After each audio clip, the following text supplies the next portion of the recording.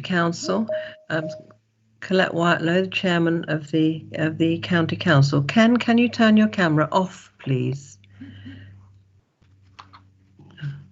Right. We'll proceed with Councillor Crofton on the screen. My first announcement is regarding COVID-19 attendance at this meeting. Due to the coronavirus pandemic, the Council will be holding this meeting electronically in accordance with the relevant regulations. Members of the public may also attend this meeting in an electronic capacity, and there is a link on the Council's website for them to do so. Members of the Council are asked to keep their microphones and cameras switched off and called to speak and to switch their microphones and cameras off once they have finished speaking. To indicate a wish to speak, members should request to do so using the public chat function. At the end of the debate on each item of business, there will be a vote. We will be using the updated voting mechanism. Members should use the electronic voting form, which will be loaded to the chat function at the appropriate time. So you must keep your eyes on the chat function to make sure that you catch that. Only those members for whom electronic voting is not possible should vote using the public chat function by indicating for, against, or abstain. I will declare the result after each vote. Officers are in attendance but will keep their cameras and microphones switched off unless called to speak. Fiona, can you turn your camera off, please? I'm just going to talk about, we're going to be incorporating some breaks in this meeting. We aim to hold a short comfort break at 11:45, business permitting, and that will be for 10 minutes. And then we'll reconvene, and then we will go for lunch at 12:45 and return at 1:15. So you have 30 minutes for lunch. Again, given that we might have to be a little bit flexible depending on where we are with the business. Right, moving on to the main agenda. Councillor, do I have any apologies for absence? For David Williams.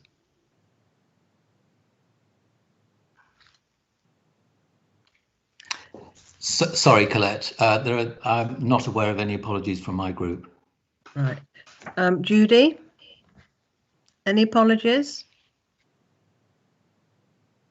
Not that I'm aware of, although I haven't checked the full list this morning, but we were all there together at our group on Sunday, expecting to be here today. Thank you. Stephen, any apologies from your group? I've got the same issue. I'm trying to check what's in the group. There's a possible apology, I believe, from Sarah Bedford, but that would appear to be the only one at this stage. I can't quite see because the group list isn't alphabetical. So. Thank you. In view of the coronavirus pandemic, any members not present at this meeting are considered to have given their apologies. Now, could I ask members to confirm the minutes of the meeting of the council held at 10 AM on the 19th of May are a correct record? If you have any objections, can you show them now on the chat function? Otherwise, I will take that as an indication that everyone is in agreement with the minutes.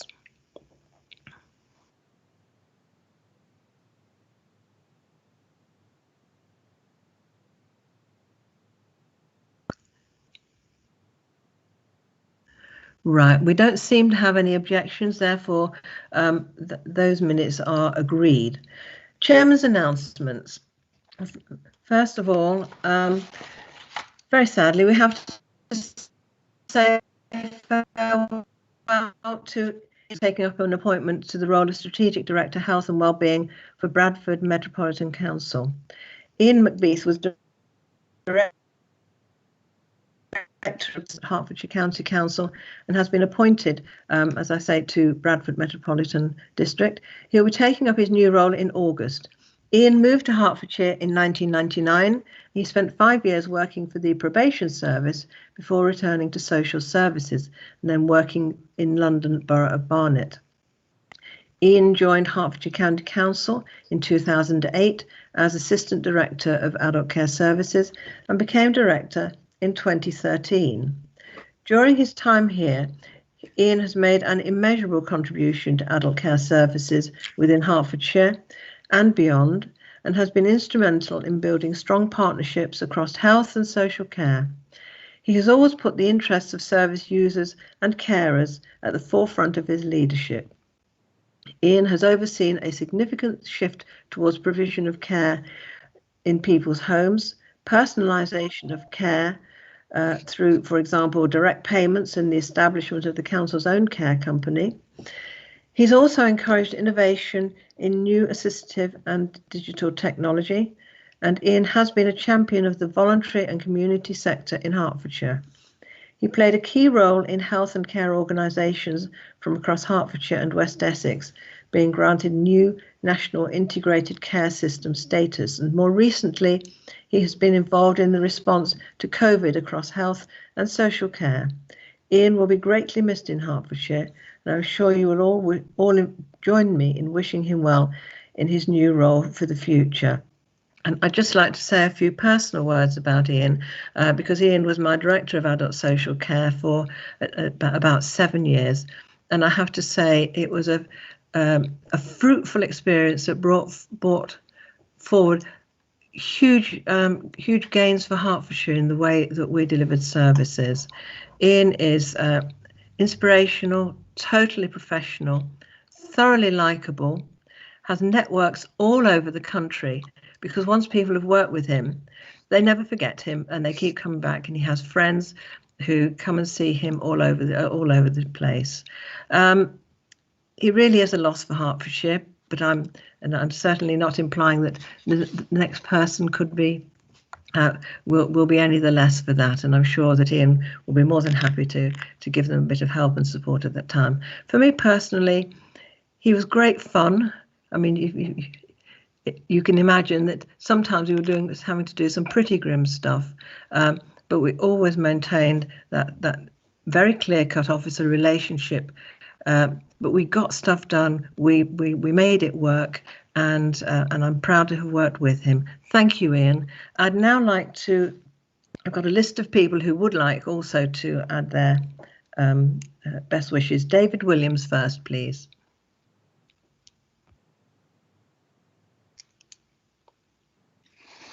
Colette, thank you. As I've mentioned to Ian, I spent a couple of years working in Leeds, and we lived in Harrogate, which is obviously very close to Bradford. And as a result, I have to confess that I am particularly fond of a Yorkshire Fat Rascal. Now, of course, that's the legendary bakery product from Betty's of Harrogate. Now, I associate Ian with two things in particular: our occasional early morning gossip in the county suite, and then the 23rd of March 2020. So yes, that was the day of the Prime Minister's lockdown announcement, but it was also the day that Ian wrote to Hertfordshire's care providers with a clear, bold, unequivocal offer setting out asks and undertakings to stabilise the care market and ensure that priorities were clear. Underwriting pay to their staff for their contracted hours in full should they self-isolate, as well as those that were on zero contracts based on their average hours, was absolutely the right thing to be doing at that time. With local government struggling with the consistency of its approach to the sector across 151 upper tier authorities, Ian's letter was shared with county authorities, the Local Government Association, and the Care Minister at the Department of Health and Social Care as absolutely the best practice for that moment. You're leaving Hertfordshire with a great legacy, not only across the care sector, but also across health, the voluntary sector, the ICS, and importantly, your HCC team. Ian, I don't know whether you've decided where you want to live yet, but you need to remember that only North Allerton, York, Harrogate and Ilkley have branches of Betty's Tea Rooms. Choose one of those great towns and I'll be there like a shot for my Fat Rascal.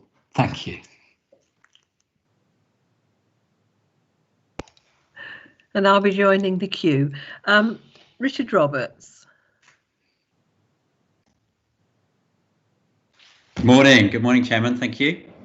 Well, I'm going to start off slightly controversially because I'm quite glad he's going, actually, because Ian has 2 I's in the name. And I have spent hours correcting the spelling of Ian, and for 18 months. So I think I'm rather pleased that I can now substitute the name Ian with Chris, which would be a lot easier. It's much closer to my heart. That said, seriously, my reaction was, you're doing what? You're going where? Why? We are going to miss him. But why are we going to miss him? Well, for me, and I think I probably do speak for the whole council, he's a caring, considerate, charming, witty, inclusive, bright, hard-working chap of the highest calibre. I remember 8 years ago, Ian wanted carers to have the same protected characteristics as other human rights. I was on the diversity board at the time. Typically ahead of his time, caringly provocative. He's attracted some of the brightest individuals in social care to work in Hertfordshire. I was going to name them, but I've decided I'm not going to now. But we currently have one of those individuals is supporting the government in its deliberations. And I think as of next year, 2 of his top team are seconded into government, which speaks volumes about the quality of people that wanted to work in Hertfordshire and for Ian MacBeath. Being comfortable with leadership has meant the strong team around him being given COVID responsibilities, such as PPE, hospital discharge and shielding, giving him time to cope with the myriad demands on his time during the pandemic. I asked him one day, well, it was after about 10 weeks, how's it going? And he said, I'm quite enjoying it, really. He was on top of his game. Ian has always been inclusive. He invited me to attend the regular board away days to discuss the myriad amount of business that ACS gets through. Whether it's extra care housing or mental health accommodation, day centre policy and much more. And with a counsellor in the room, blimey. COVID wasn't a reactive story for ACS. As David has just said, Ian squared the financial and support protocols with every provider before the pandemic hit. He set up with HCPA the provider hub and started a recruitment campaign almost immediately. Forward planning, pragmatic detail, holding to account, driving the deal, providing the care and support from thoughtful strength. The care sector, care staff providers and the voluntary sector have been supported because Ian got his ducks in a row without a lot of fuss, and as a result, we are ready for the recovery, phase 2 or whatever else is thrown at us. Ian was a great fan of the 2% precept going into care worker wages, so after a few tweaks, we did just that. We can now compete with London, attract great staff to the care sector. They can secure the careers they deserve with us. He's a trustee of ADAS, and in that role is often rounding up opinion and chucking it at government. He's not just a smiley face, you know. For me, I love the understanding that drives connected lives, that wants less social isolation, better living accommodation for older people, for LD, for those coming out of hospital, for those who want to get home and stay at home. Why does that matter? Why is that important? Because it is an ethos that tries to drive money, resource, thinking, decision-making and resilience back into the community, away from statutory services into community strength. I think it's genius. It's Ian all over. Bradford get the man, but we keep the legacy. His rounded strengths are Bradford's gain, but not our losses. We have been served by one of the best, and boy, does he owe me a beer after that. Thank you. Very well said, Ian. Very well said, Richard. Ron Tyndall, please. Thank you, Chairman. Having worked with Ian MacBeath for some time as the opposition spokesperson for adult care services, I'm very pleased to be able to pay tribute to a man who has worked tirelessly to ensure that Hertfordshire adult care services have survived austerity and continued to be fit for purpose. 1948, an English cricketer, after scoring the winning run of the last ball against South Africa, joked that cometh the hour, cometh the man. Hertfordshire was certainly fortunate that we had the right man in place with COVID-19 when COVID-19 hit. A caring man whose skills and knowledge enabled the county to be innovative with the introduction of the Care Providers Association, ensuring we all worked as a team, connected lives, making a difference for those with different learning difficulties, extra care housing, the newest stage in housing our older citizens with dignity, and of course the new strategy of assistive technology. He's a leading member of ADAS and respected by his peers. And it should also not be forgotten that he stepped into the breach when needed to work with Paul Bristow and Beverly Flowers to bring the STP, the new health organisation, to be again fit for purpose, and actually that commenced in April. Ian will be missed, and in wishing him well when he heads off home to Bradford, while we observed professional boundaries, I regret losing a friend and a colleague, but most of all, a very valuable member of Hertfordshire's senior management team. He's going to be a hard act to follow. Well done, Ian, and good luck. Ron, thank you. A member of the Labour group, I believe, wants to speak as well. Thank you, Chair. I'm going to, oh, sorry, Dreda's here. Dreda's going to do that. My apologies.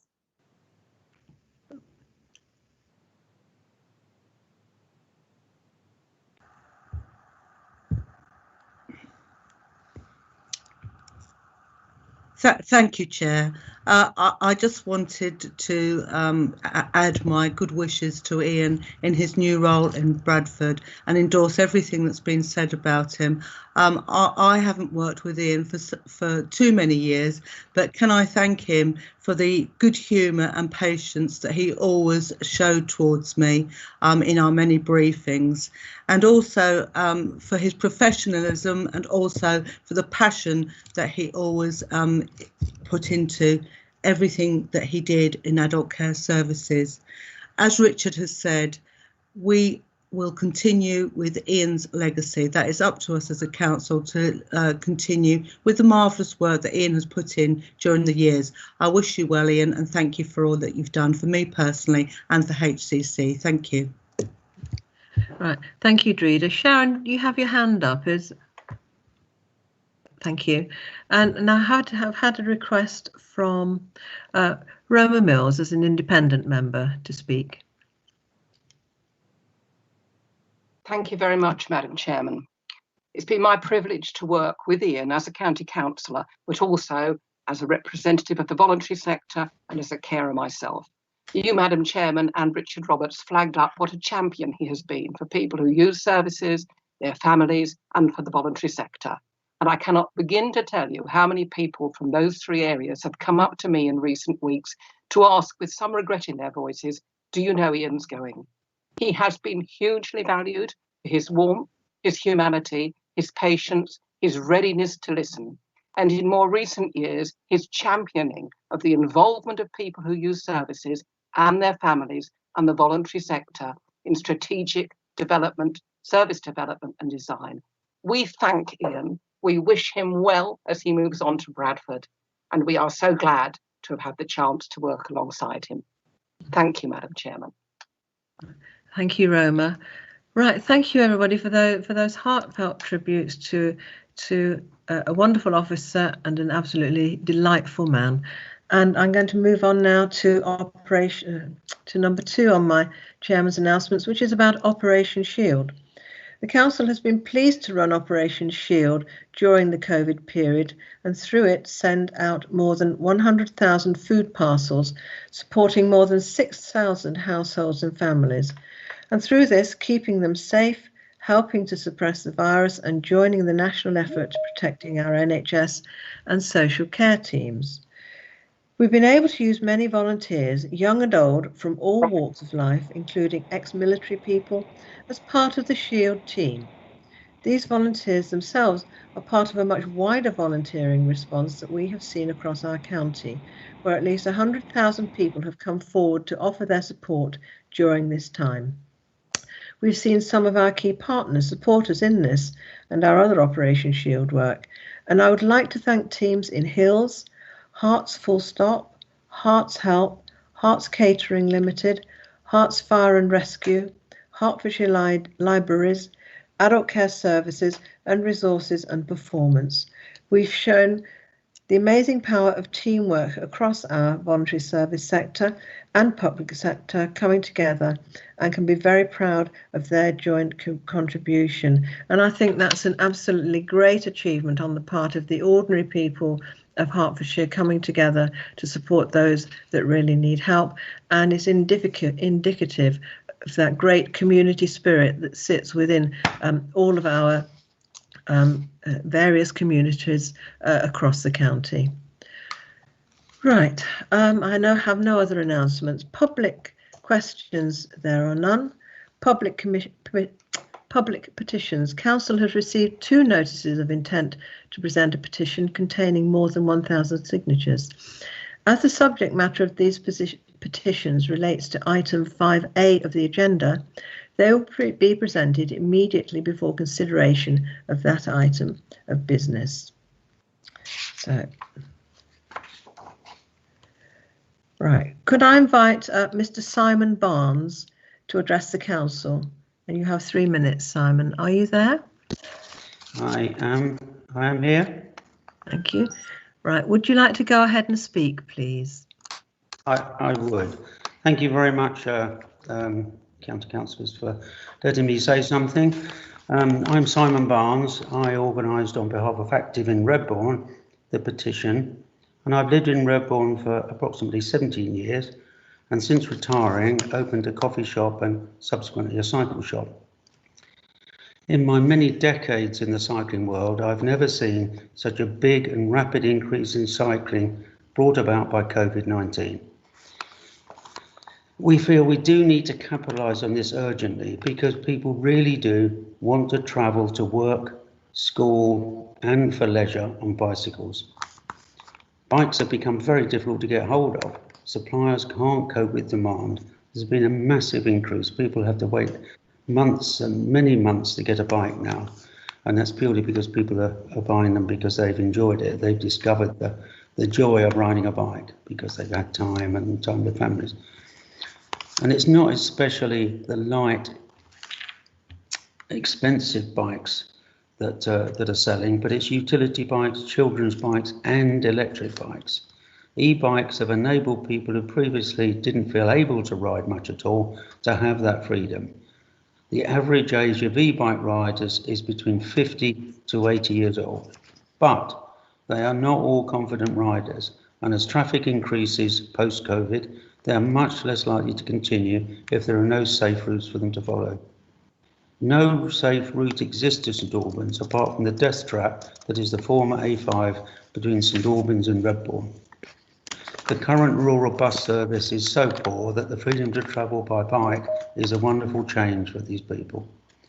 A pop-up, temporary or permanent cycle lane fits all the criteria the government's emergency active travel fund is intended for. The Active in Redbourne petition has received reports from surrounding communities and is approaching 1,800 signatures. Previous road traffic calming measures have proven challenging on this dangerous piece of road, with 18 deaths and nearly 50 major accidents recently. The cycle lane that narrows the existing road space will, by default, improve concentration and speed compliance. Thank you for listening to me. Right. Thank you very much, Mr. Barnes. Now I'd like to inform Council that in accordance with Standing Order 11, (13), one councillor and only one councillor from each political group, followed by one councillor and only one councillor who is not a member of a political group, may speak in relation to the petition. Now, therefore, can I invite Phil Bibby to receive the petition and to speak? And you have 5 minutes, Phil. Thank you, Madam Chair, and thank you, Simon, for presenting the petition. We are fully aware of the challenges along the A5183 between St Albans and Redbourne, and Councillor Annie Brewster is fully supportive of creating a cycleway and has been actively lobbying me, the directors and officers with this aim. It is recognised that this route is not one of those other than confident users would consider as a viable option for regular use. The route also has a checkered accident history and, as a highway authority, we have made a number of changes to try and improve the safety of the route over the last 15 years. However, there remain challenges as a result of both the physical nature of the road along with user behaviours, particularly as the use and nature of users changes over time. The government has awarded the County Council £1.25 million from the tranche 1 of its emergency active travel fund, part of which will be used to provide pop-up cycleways, and we are to bid next month against the £6.7 million available from tranche 2. This funding is a great opportunity to try and address these issues. However, the government guidance on the support of tranche 2 is quite clear. To receive any funding, authorities will need to satisfy the Department for Transport that they have swift and meaningful plans to reallocate road space to cyclists and pedestrians. That's both routes rather than one or the other, including on strategic corridors. Schemes that do not meaningfully alter the status quo on the road will not be funded. All cycling schemes, permanent or temporary, will need to include segregation or point closures to through traffic. Advisory cycle lanes and those marked only with white paint will not be funded. We have consulted cycling groups, district and county councillors on their views and nominations, and will shortly be putting in excess of 100 suggested schemes into priority order. Unfortunately, it will not be possible to deliver all these projects within the funding budget and timescale, so I'd like to assure you that the A5183 will be given due consideration, and we are conscious of the massive local support.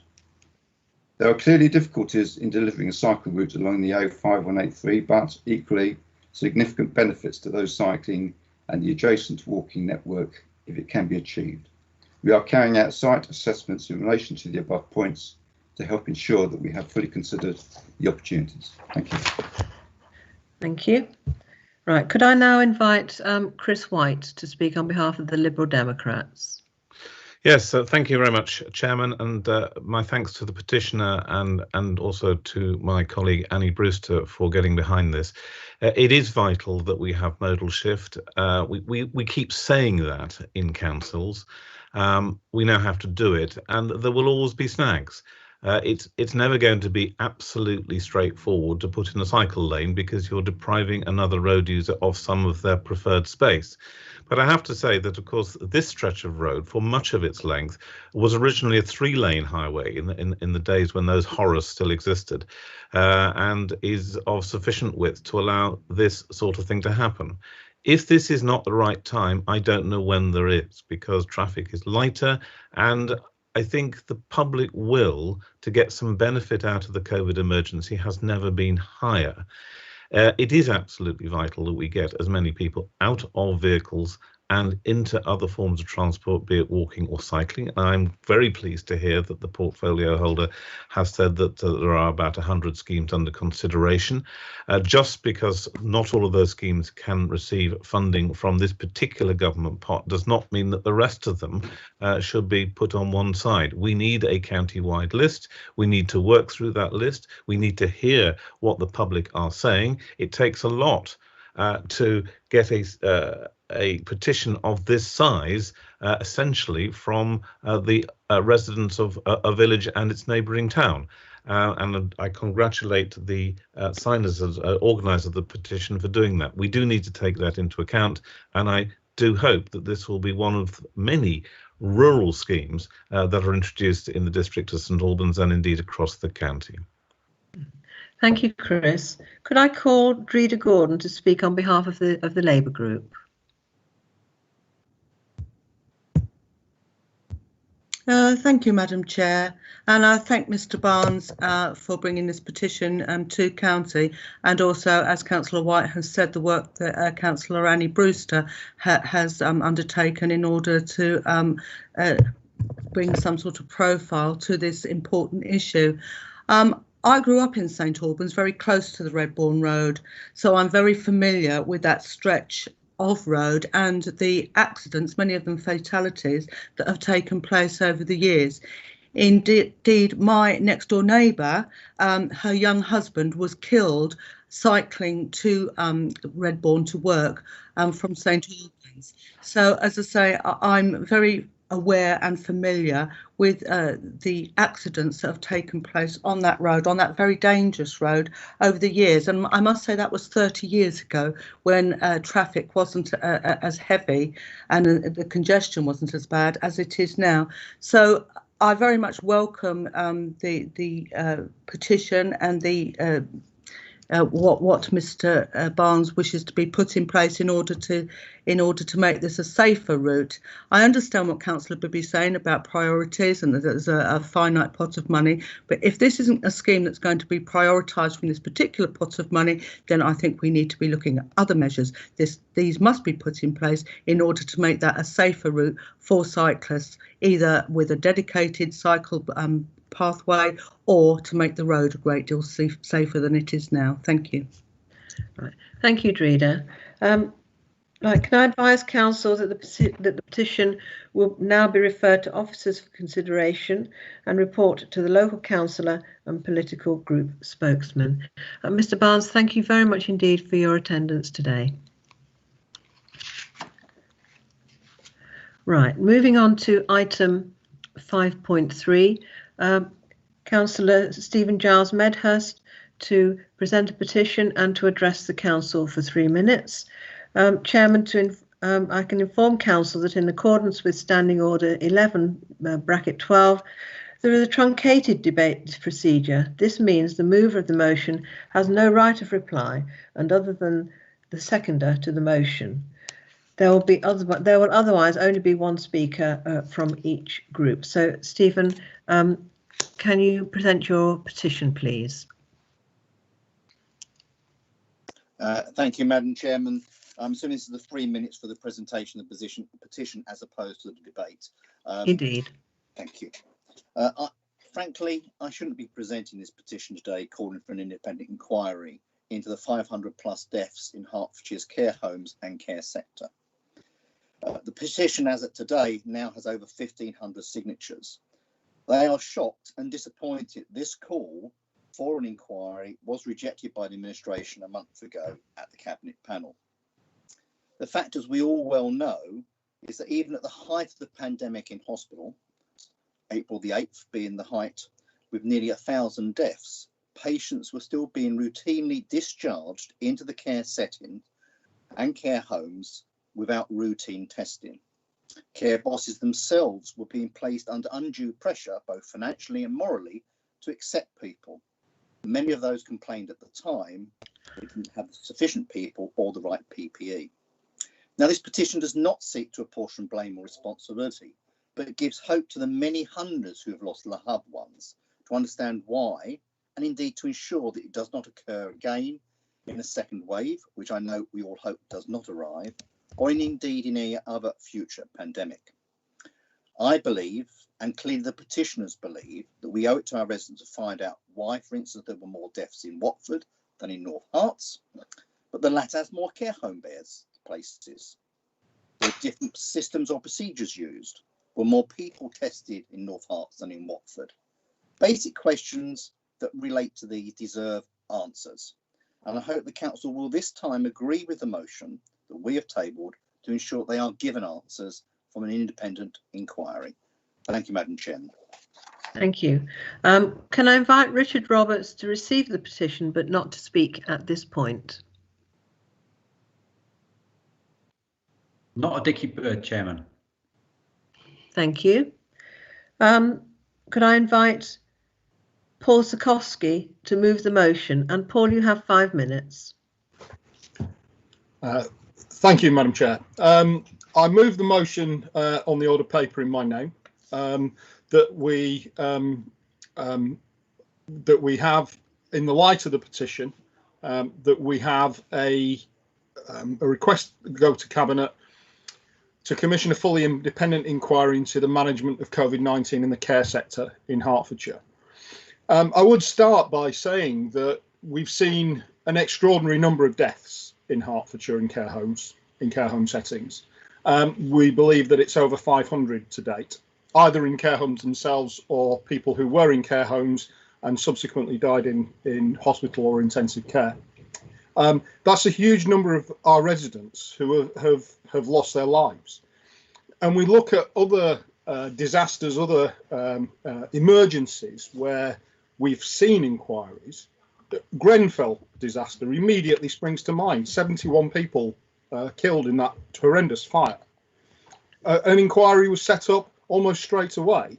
And to actually ascertain what happened and why those people lost their lives. Just 71 people, yet 500 people in Hertfordshire have passed away. And we're sitting here saying, no, it's fine, it can go to scrutiny, it can go to other places. We need an inquiry. And if it's not exemplified by the terms of reference of the Safeguarding Board's review of the situation in care homes, I don't know what is, because that review will only look at things that happened post the 23rd of March, when, of course, the guidance for care homes came out on the 19th. So it won't actually include the start point from when people were starting to be discharged. In fact, they were being discharged before that, I believe, into care homes untested. Yeah. We really absolutely need an inquiry into care home deaths in Hertfordshire to understand what processes, what procedures we need to put in place to make sure this doesn't happen again. I believe many of those processes are already in place. It's been recognised that some of the things that we did not help the situation. And the refurbishment and a reopening of the 2 care homes for discharging COVID positive patients to, that we've seen in the paperwork today for the full council meeting, illustrates the right approach. Now, the question that I would have is, why wasn't that in place from day one? And we need answers to those questions. The relatives of those 500 people who died need answers to their questions. And actually, I think a full inquiry is the only way to achieve that. I'll leave my comments at that point, and I move the motion in my name on the order paper. Thank you. Could I ask Stephen Giles Medhurst to formally second the motion but not speak? Thank you, Madam Chairman. I formally second, and obviously we'll be speaking later. Thank you. Thank you. Could I invite Richard Roberts to speak? And Richard, you have 5 minutes. Thank you, Chairman. The early peak in COVID care home deaths in April in Hertfordshire quite rightly caused alarm, distress to individuals, and was traumatic for many who worked in care homes and those responsible for care. Care home staff are to be commended for their dedication, bravery and love they gave to the residents they cared for and the families they helped to cope during this terrible time. It is quite right that we understand what happened. It is quite right that the opposition demand this of us. It is quite right that as much learning as possible is in place before we have a second peak. I was insistent that all member colleagues were kept aware of the care home situation, that MPs were kept briefed and on the detail, that transparency was the norm. This council has provided COVID updates through special cabinet panel, cabinet and member briefings. The Health and Wellbeing Board had a public session on the COVID response from partner organisations. Ron Tindall received a fulsome answer to his question on hospital discharge from Dr. Nicholas Small. Only last week, the Combined Health and Scrutiny Committee set out its demands for detailed information gathering, which will continue into the autumn. At that meeting, the Director of ACS announced that a short review will be held by the Hertfordshire Adult Safeguarding Board. This review will give care home staff a voice, take evidence from ACS Public Health and NHS partners and care home managers. Data trends will be analysed and the learning presented in public by the 29th of September. Just going back to Grenville, any conclusions so far? Months and months and months of a public inquiry. We do not have that time. This important review will not look per se at government policy on PPE or tracing, but that will be covered through the public inquiry announced by Boris Johnson last week. We do not in local government have the powers to hold a fully independent public inquiry, but lessons must be learned and shared across health and social care, because COVID is still with us. Yes, in abeyance for now, but who knows if and when it will come roaring back. We have learned much. We have already looked at trend analysis and been able to compare ourselves across all social care authorities. Out of 149, we are ranked 76th in terms of number of deaths in our care homes per care bed. Initially, we were much higher, and that is for the review to understand better. But our proximity to London was a key driver, especially in hotspots in Watford and Hertsmere. As the peak moved north, our rates appeared more normal, and we cannot be considered a national outlier now.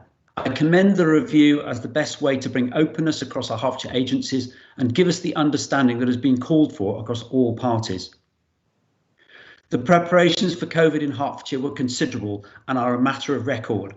Protocols and financing put in place to support the care sector, the voluntary sector, a care hub, a beefed up Hearts Help.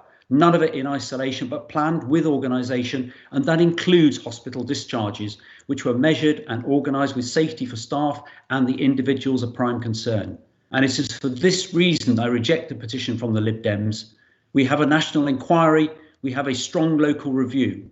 We will be stronger through our learning for whatever COVID throws at us, and all of this will be transparently in the public domain.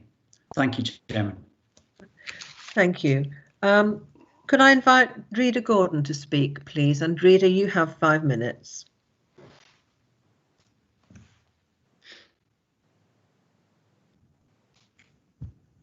Thank you, Chair.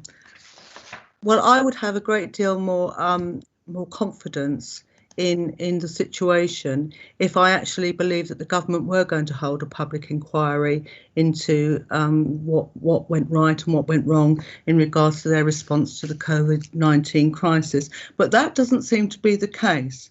What we've been told is that the government is setting up a lessons learnt unit, but this seems to be cloaked in secrecy. It's made up of experts, but importantly, they've been directed not to disclose its work or even that they're members of this particular group. So, as I say, if nationally we were going to see some sort of transparency regarding the whole handling of the issue, I would feel far more confident that matters locally might therefore be given the same sort of treatment. But that doesn't seem to be the case. So I think it's important that this petition has been brought before this council, because we need to know locally, people want to know locally, why 500 people within our county in care homes have died. Now, having said that, I want to pay tribute to the work that has been done by our staff, who have been absolutely magnificent in keeping us well briefed in what's been going on, and also staff in care homes, in care settings, who have been working extremely hard under very, very difficult circumstances and without very clear guidance from central government. And all our staff have had to work within those confines. So I think to bring some transparency to the situation locally, so that we can understand what's gone on in our care homes and in our hospitals in regards to people being sent back to care home settings, I think that's very important, because there are lessons to be learned. This is not about accounting blame on people. This is about accountability. This is about learning from the experience and putting that learning into use if we have a further outbreak. Thank you, Madam Chair. Thank you, Dreda. Could I invite Ron Tyndall to second the motion? Sorry, to second, please.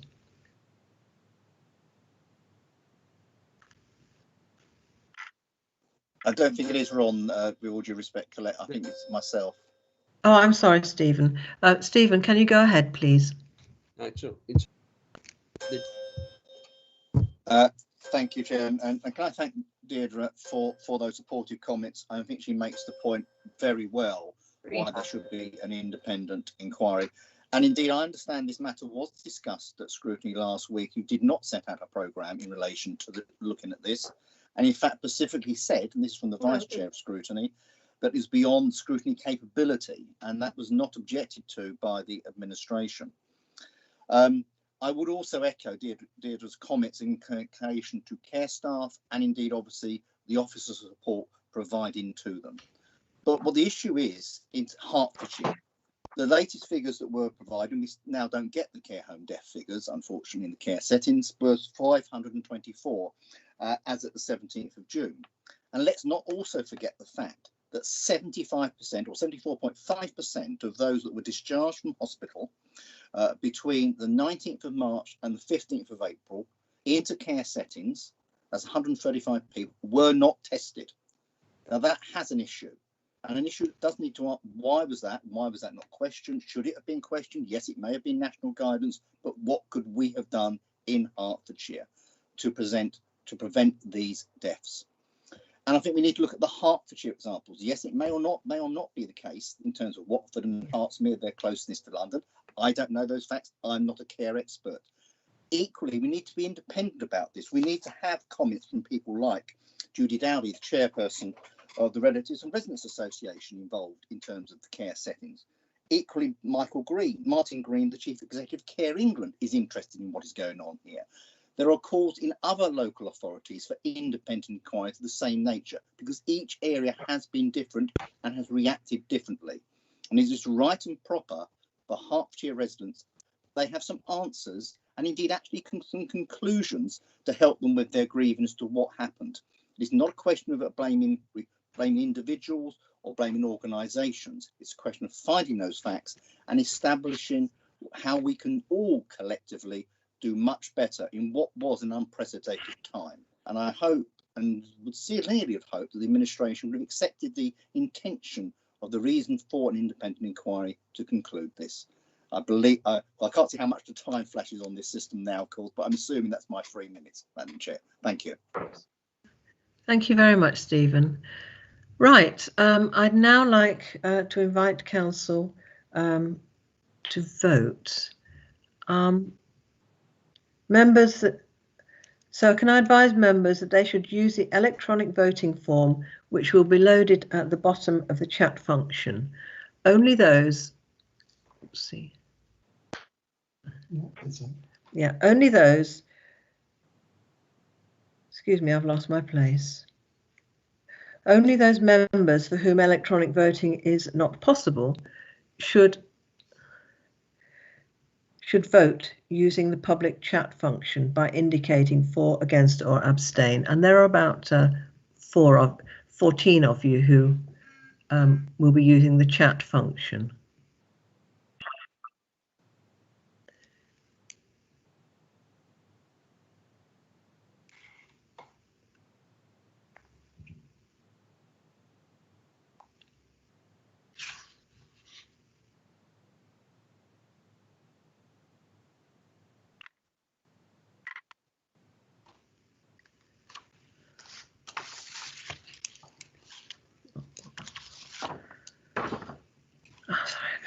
What?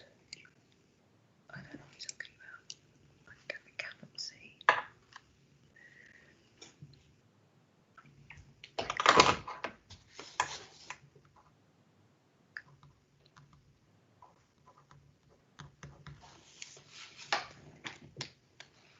Against.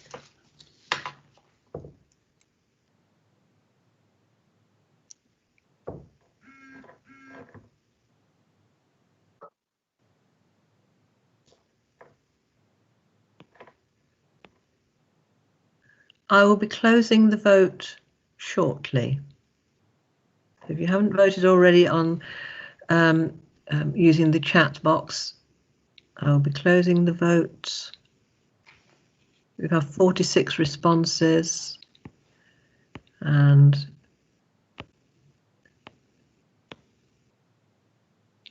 still coming in under chat.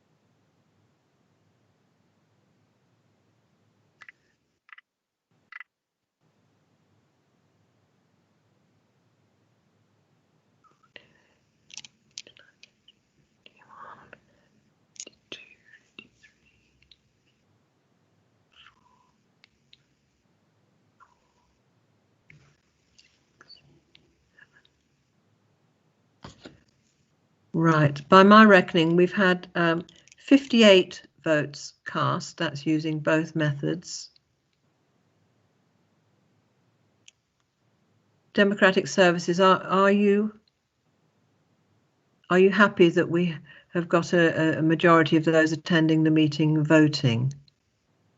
Can you type in the chat box, please?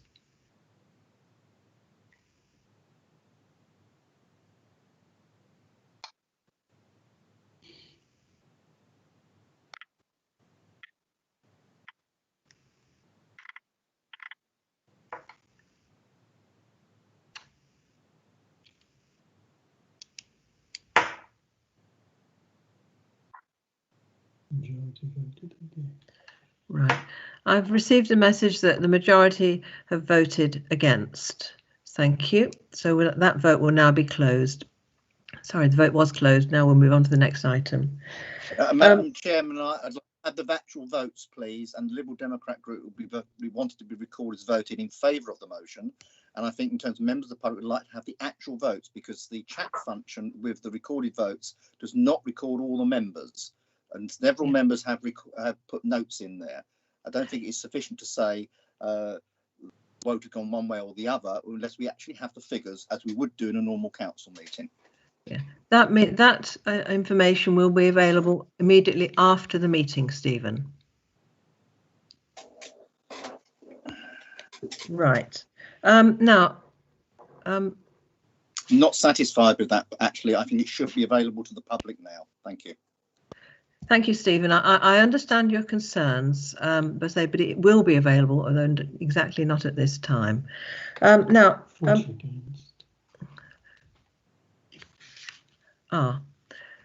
right, I have one figure.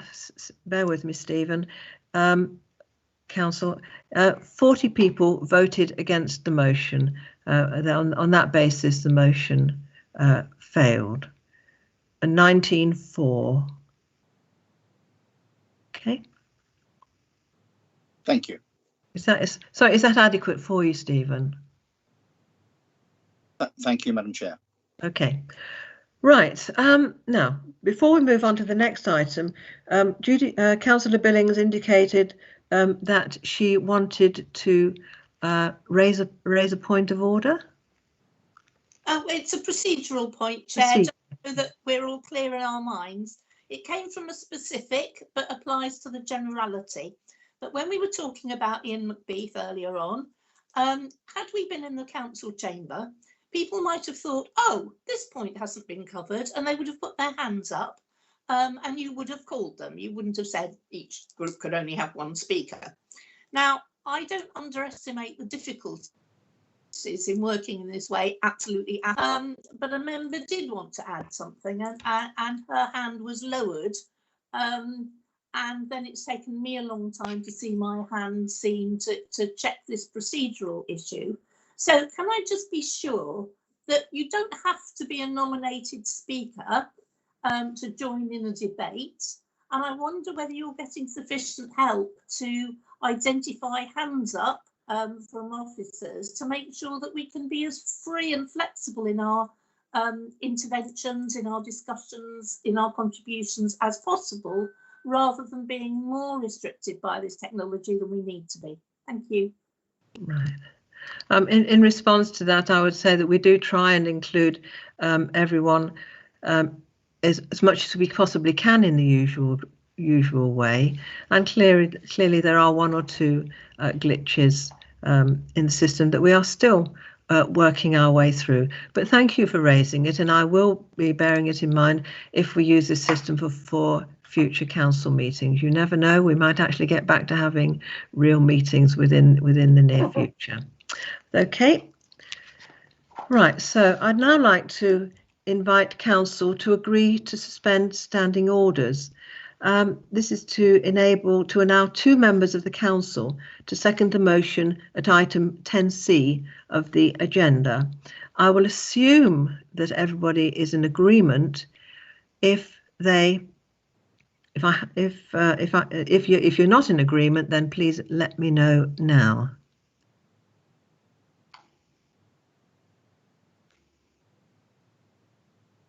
Fine, so that is agreed. So 5.6, the leader of the council to make a statement regarding discussions that have taken place regarding local government or organisation, and I understand that this will be incorporated in his speech to move the executive report. So there will be an opportunity to ask questions of the leader in the executive report in the executive report question session. So therefore, can I ask the Leader of Council at 5.7 to present the report and move the motion?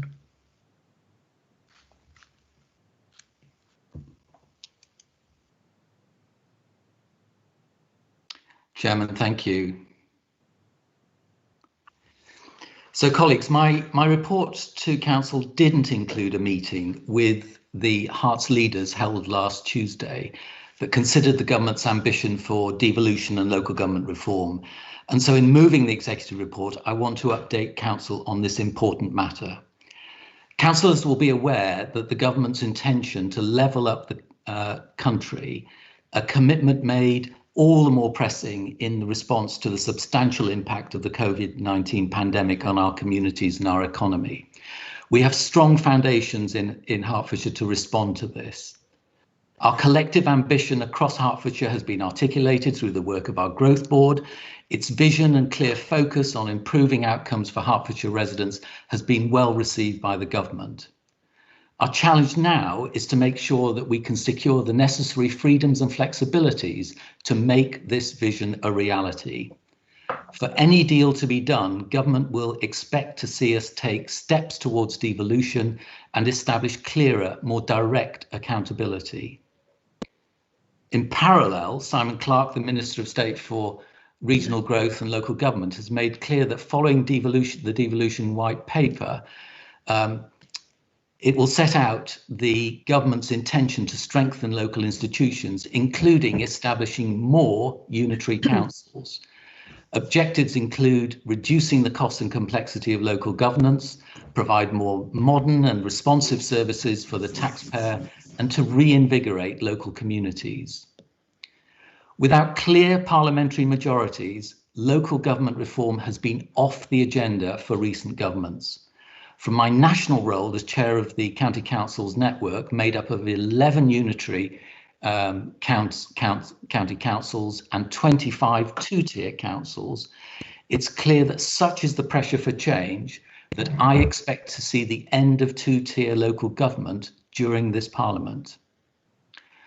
Earlier this month, given the autonomy Hertfordshire's proposed growth deal would bring, government officials understandably raised with us the issue of accountability and our views about devolution. With the timetable and focus of the devolution and local recovery white paper now becoming clearer, and we expect it to be announced on the 7th of September, the Minister for Local Government recently signalled that becoming unitary is a prerequisite for devolution.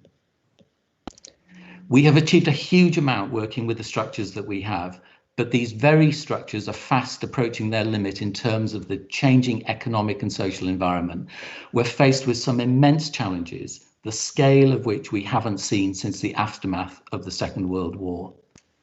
The impact and ongoing response to COVID, the incoming recession, its impact on jobs and livelihoods will drive the need for sustainable growth, housing, and opportunities for our residents. It's incumbent on us to provide clear collective leadership to Hertfordshire as a place, a strong and clear voice, advocating for Hertfordshire, securing funding and investment by presenting Hertfordshire as a modern, attractive, forward-looking environment. There is cost and complexity and overlap in the current system. There are 526 councillors receiving allowances in Hertfordshire. We can deliver improved and more efficient services, joined up agendas such as social care and housing that at present require 10 different sets of relationships to be developed. We know that structural reform could also result in substantial savings for the public purse, placing Hertfordshire in a more secure situation in the face of an uncertain financial outlook. So on Tuesday, Hertfordshire's leaders met to reflect on the two key issues. First, the government's expectations in relation to the potential growth deal and our proposals for devolution and embedding greater accountability. Second, the expectation that the devolution white paper will frame policy proposals that will result in more areas wishing to take advantage of the benefits of unitary local government. I've shared my analysis with our opposition leads. It's disappointing to me that Hertfordshire's district and borough leaders seem intent on ruling out options without any consideration of the savings and efficiencies that can be secured for our residents and any appreciation of the impact of disaggregating key services.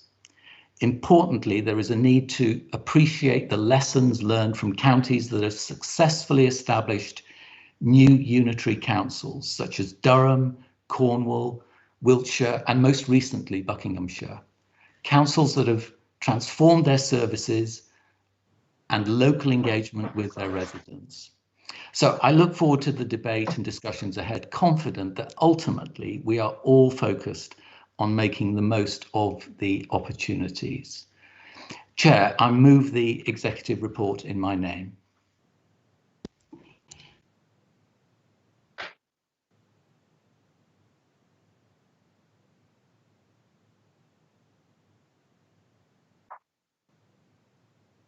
Muted, you're muted. Colette, you're muted. Sorry. Thank you, Chairman. Sorry, Leader. The motion doesn't need to be seconded. I'd now like to move on to advise the council in accordance with stance. Sorry, Judy, you wish to speak on a point of order. Yeah, my point of order is that the Leader of the Council has just made an enormously important statement, a massively biased statement, which is right because it's a political statement. Are you really saying that we can only debate this through one or two questions at question time on the executive report? Can that possibly be the case when something so important has been said that's so refutable? Thank you. Here. Can I just say this is a statement, and there will be an opportunity to ask questions later. However, a much fuller and wider debate will obviously be taking place in the future with regard to the statement. And the statement was made, I believe, in because it has come forward so quickly, and the opportunity to ask questions was because the short run up to this means that it really isn't appropriate to discuss it in this meeting fully at this time. But there will be further opportunities. As you say, this is such a huge subject. This could almost be a special meeting on its own. Not that I'm suggesting that. So if you can bear with us, there will be an opportunity to debate this fully when everyone will get a chance to make statements and so on in a formal setting. Right, thank you, Judy. Stephen. That's not really quite helpful when it's such an important thing to ask about two questions. There are 78 in the room at the moment, and it seems extraordinary to allow a statement of that sort, but not the debate that needs to follow from it. Fine. Stephen. Can I thank you for that? I'd also, in terms of your suspended standing orders to allow the Leader to make an extraordinary statement, had the comments on that statement been in the executive report, the ability would have been to the opposition to table a motion enabling a debate on this, and that has not been allowed for. I do consider this completely out of order. And I'm mindful now, given the statement that's just been made, which I believe to be rather one-sided, whether a special council meeting needs to be called to discuss the statements that have been made, and whether the information that was made available to Judy and myself last week in relation to potential financial savings, for which I have attempted for a week now to get information relating to this, which has not been forthcoming, will then be made public. It's all very well for the comments to be made in this manner, but the ability to not question the administration onto those comments is, to say the least, regrettable. And the fact that we, yes, have the ability to ask one question, and indeed one question only on question time for the leader of the council, does not give this sufficient and democratic airing. Right. This item this issue was taken under strict officer advice, and I'm advised that we have followed the correct procedures. However, there will, as I have said before, there will be an opportunity to debate this much more depth than I think could possibly take place in an ordinary council meeting. I will be going away from this meeting to discuss the wider issue and get advice from our legal team. But at the moment, you have, as you say, it is a limited opportunity to ask questions of the leader at executive questions. But that is all that will be available to the opposition members today. But in the near future, we will looking at mechanisms to enable that much wider debate to take place. And can I also say that clearly, as we're moving towards the autumn, when the ministerial statements will be made with regard to the future of local government, it might be more appropriate to air this view then, although I'm sure that many members will be lobbying their members of parliament before that date. Right.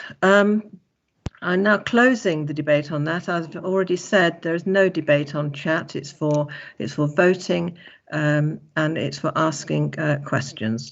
And clearly, you know, we need to move on now. And I'm sorry that it's not that you don't feel that the statement was welcome, or that it was perhaps not in the right place.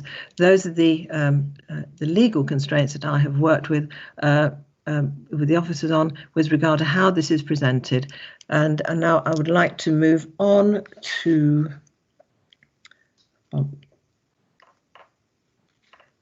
item 10.c. So in accordance with standing orders, I've determined that the motion at 10c of the agenda will be debated at this point in the meeting. Normal rules of debate will apply. The speaking times for this item of business will be as follows. So the mover of the motion will get 5 minutes and the seconders will get 5 minutes. All other speakers, including the mover of the motion, when exercising their right of reply, 3 minutes. Right, so David, can I ask you to move the motion, please? Colette, thank you, Chair. Colleagues, this motion draws on the statement that I issued on behalf of the Council in June. The death of George Floyd has had far-reaching consequences, none more so than the sharing of the lived experience of so many of our fellow citizens in terms of unequal opportunities, unconscious bias, non-inclusive cultures, and indeed racist experiences. They have been salutary, they've been shocking. And then there's been the recognition of the alarmingly disproportionate impact of the COVID-19 virus on our BAME communities in this country. Locally, we must recognise that the Black and minority ethnic residents that we serve have their own lived experiences, and that will include their experience of the services that we deliver to them. Equally, our BAME staff have their lived experiences too, including their experience of the opportunities and the culture of this council. It's important to recognise and acknowledge that in the face of the pandemic, many are undertaking frontline roles for us in key social work and care roles. So I was very pleased that at the time of the greatest anxiety, a really well attended question and answer session was held for HCC's BAME staff, and that we've been able to launch the Council's new workforce diversity and inclusion strategy. This is an important read for all our members.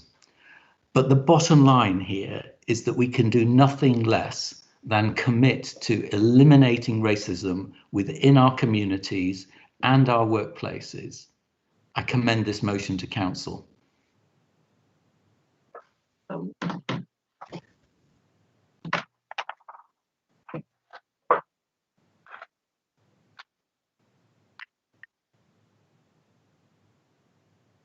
Colette, you're muted.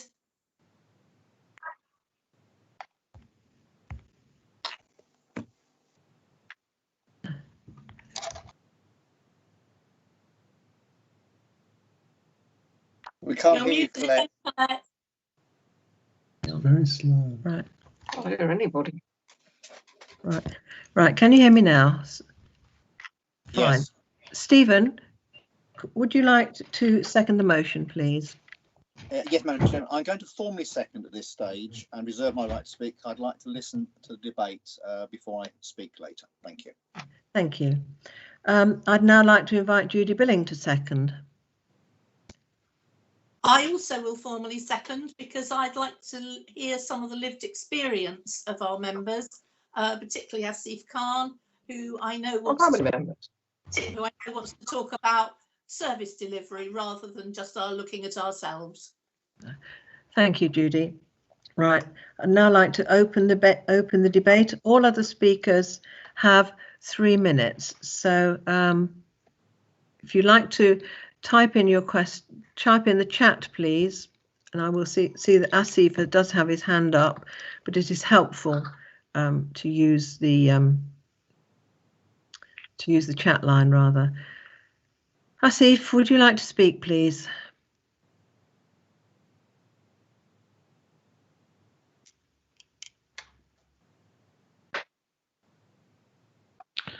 Thank you, Madam Chair.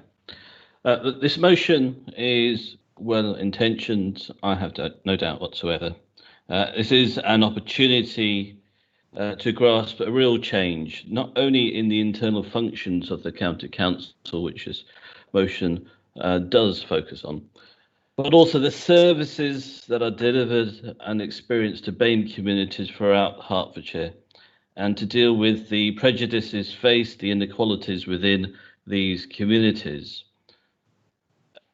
As a BAME councillor, a lot of the communities have, across Hertfordshire, contact me about their experiences about service delivery. And experiences that myself I have faced, living and being born in Watford and Hertfordshire throughout my life. Inequalities about education attainment, ensuring that more BAME senior managers in education and schools, primary schools and secondary schools, and why aren't there more of these in these positions to deal with education attainment? The health inequalities that exist within these communities, and what are the services needed to ensure that these health inequalities are overcome? Things like coroners and registrar services for communities. Are they meeting the needs of the communities and the complex and sometimes religious necessities that they have? Winning the confidence of communities, at times young people. These are real experiences that need to be overcome. For example, I know strictly the police doesn't come under this, but there is a big lack of trust with the police, especially amongst young people, and how we work together as a council with the police service to ensure that this trust is overcome. Poverty within communities, BAME communities, is high. How do we deal with these economic inequalities as a county council, especially, for example, lowest economic productivity is amongst Asian women of, for example, Pakistani or Bengali backgrounds? How do we deal, and how does the county provide services to ensure that these are overcome? Does social services understand the family structures within the communities that it serves? Much of my casework does deal with that. Or the disproportionate, as David Williams mentioned, the disproportionate impact of BAME communities of COVID. Are we going to implement the recommendations, the 7 recommendations of the report beyond data, understanding the impact of COVID-19 on BAME communities? What I wanted to do is ensure that as a council, as a county council, we would work to make sure that we get the services required to deal with these inequalities and many more, and understand and listen to representatives within the community and how this can be overcome. Your time is up. Thank you. Right. Can I remind everyone that when you're speaking, your camera should be on. I've now got, and also, could you please put in the chat box if you wish to speak, because if the hands up come up and you just get a list of other speakers, it doesn't tell me who they are. So I've now got Margaret Eames Patterson.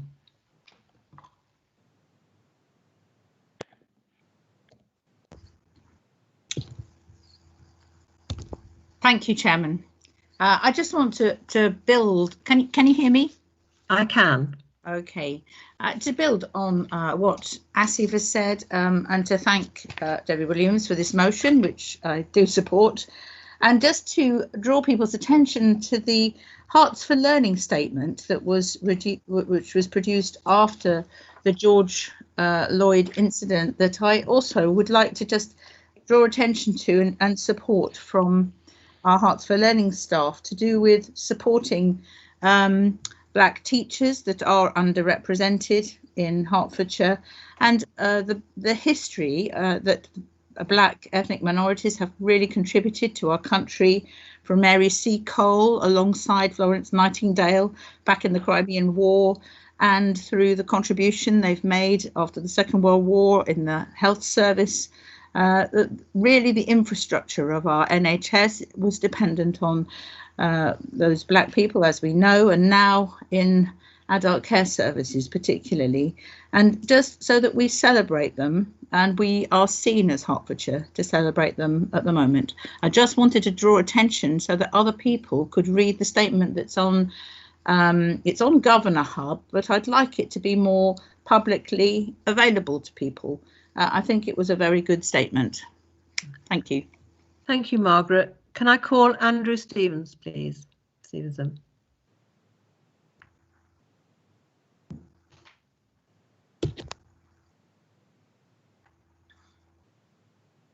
Andrew, I understand you want to speak. Andrew Stevenson. Well, it wasn't quite on this issue, but well, then not now. Then, with regard to yes, okay. Right. Can I move to Paul Zakowski?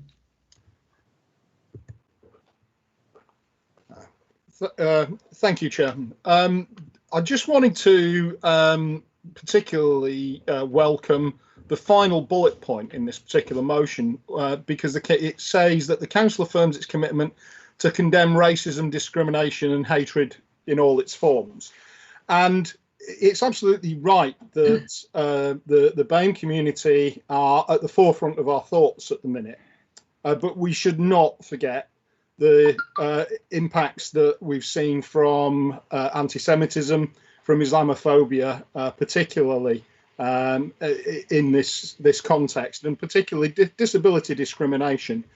And I'm glad that the Council is reaffirming its commitment to address racism, discrimination and hatred in all its forms. And I particularly welcome that portion of this statement. That's all I wanted to say. Thank you, Paul. I'd now like to call Teresa Heritage. Thank you, Madam Chairman. I'm speaking. I was about to say I'm rising to support, but I'm speaking to support this motion. And in particular, can I just say a few things around the work that YC Hearts does with the young people of the BAME community. Historically, YC Hearts has delivered specific projects to young people, and these projects at the moment continue in Watford with the Watford Afro-Caribbean Association. At this project, it's jointly staffed by YC Hearts workers and volunteers from the association who are trained by YC Hearts. We found, however, over the years that the representation of young people has been falling, and as a response to that, we are beginning to talk to young people to see what they actually want.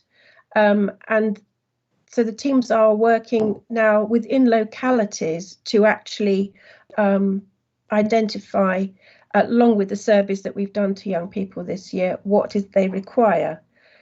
During the Black History Month in October, YC Hearts will be encouraging positive discussion and a recent response to young people. So what I can say to members is, hopefully, fingers crossed, we've got a children's and young people panel coming up in October. We'll have this as an item on the agenda, and I would really appreciate those members representing communities where there are perhaps some large communities of BAME young people to correspond with me and tell me what they're hearing, because we do try and facilitate our services to meet all the needs of our young people. So I just wanted to say that. So thank you. Thank you, Teresa. I've now got Roma Mills, and Roma doesn't have a camera, so it will be sound only for Roma. Over you go. Off you go, Roma. Thank you very much, Madam Chairman. Like Asif, I would certainly see the goodwill and good intention behind this motion, and of course we'll be supporting it. And however shocked we all were by the awful death of the unfortunate George Floyd, this wasn't new. We are very, very well aware of the disproportionate number of deaths of Black people in police custody, both in the United States and in this country. And I think until we stand up strong against the overt racism, we're going to get nowhere near challenging the unconscious bias or discrimination that also exists in our society. And I would cite that in 2000, the year 2000, the Black Bishop of Stepney was stopped outside St Paul's Cathedral by the police and searched. He said it was the 8th time he had been stopped. Okay, that was 10 years ago. But last month, a Black football player from Bradford City was stopped by the police and searched because there was a fear that he might have drugs in his big expensive car. No drugs were found. This is a continuing blight on our society, particularly aimed at the Black community. And it is easy to be cheap and vicious towards Black people. Look at the abuse that Diane Abbott has suffered. In 2017, there was a comic tweet, I don't think, of an ape with a note against it, the Diane Abbott look. And this was retweeted by a councillor who was subsequently addressed about it with the note, come on, let's have better lipstick on that. This is overt, and we see it every day. We see it in social media and we see it on Twitter. Perhaps we need to look very carefully at our school curriculums and at our history, and not limit Black history to 1 month a year, but to open it up to get a real feel of this country's background in the slave trade and in the abuse of people from minority ethnic groups across the world. And once we start addressing that, we might start addressing the overt racism. Thank you, Madam Chair. Thank you, Roma. Can I now call Terry Douris, please? Thank you, Madam Chairman. I really just wanted to endorse what Councillor Eames Peterson had said with regard to the Hertfordshire for Learning item and a note that came out, and to give my commitment that I will seek to have that more widely distributed to the general public, because it is a very important note and it does speak volumes for the work that we are doing to encourage equality across the piece. Thank you. Andrew Stevenson. Yes, I did have a small contribution to this topic and fully support the motion, but wanted also to pay tribute to the Black and ethnic entrepreneurs. And we've had a multiple winner in Hertford of the entrepreneurs scheme I set up for entrepreneurs from the Black and ethnic community, who's made a wonderful contribution to our community. And I just felt it might be appropriate to interject a positive note in the marvellous contribution that people from all walks of life and parts of the community can make when they're allowed a good opportunity to contribute from an entrepreneurial perspective. Thank you, Andrew. Richard Roberts. Thank you, Chairman. And can I thank Andrew as well? His comments are resonating as a really positive vibe. Thank you very much. I just want to be associated with this statement to speak very briefly. We know that our BAME community has been adversely affected during the COVID crisis, and we know that many of those people work for us or for our provider associations providing care within the community. That community needs to be listened to have its concerns understood, and any decisions made about BAME, about addressing the Black Lives Matters, which is an anti-racist statement, which this is, needs to be done with the community and not for the community. And I think that's the main point I wanted to make. Thank you, Chairman. I think there is the danger, as Roma Mills says, of unconscious bias. And I think those days, bearing in mind that our workforces across children and adults, and right through the private sector as well, in Hertfordshire has a very high BAME community. We must be very, very cognizant of that in how we make our decisions together. Thank you. Thank you, Richard. Terry Hone. Yeah, thank you, Chairman. I just make a comment, if I can, about the Fire and Rescue Service. Doing a number of things, of course, for the BAME, as well as for equalities, female, male, etc., and diversity, LGBT. So, but one thing that's happened is the Chief Officer is currently being reverse mentored by two colleagues from the BAME background with the intention of helping him to understand different perspectives within the service and make more inclusive decisions as a leader. So he's taken the opportunity already to move down that road, as amongst other opportunities in the Fire and Rescue Service, to develop a more diverse Fire and Rescue Service and more participants from the different communities. Thank you. Thank you, Terry. Are there any other councillors who wish to make a contribution at this point? No? Fine.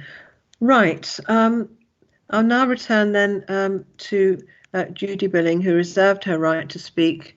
Judy, you have 5 minutes. Thank you, Chair. I probably won't need 5 minutes, but it's been an emotional few days for me, having had the most astonishing opportunity in the States, both in 2008 campaigning for Barack Obama, but in 2010 as well, to have the most amazing Representative John Lewis explaining the civil rights movement to my very white little grandson, who was 10 at the time.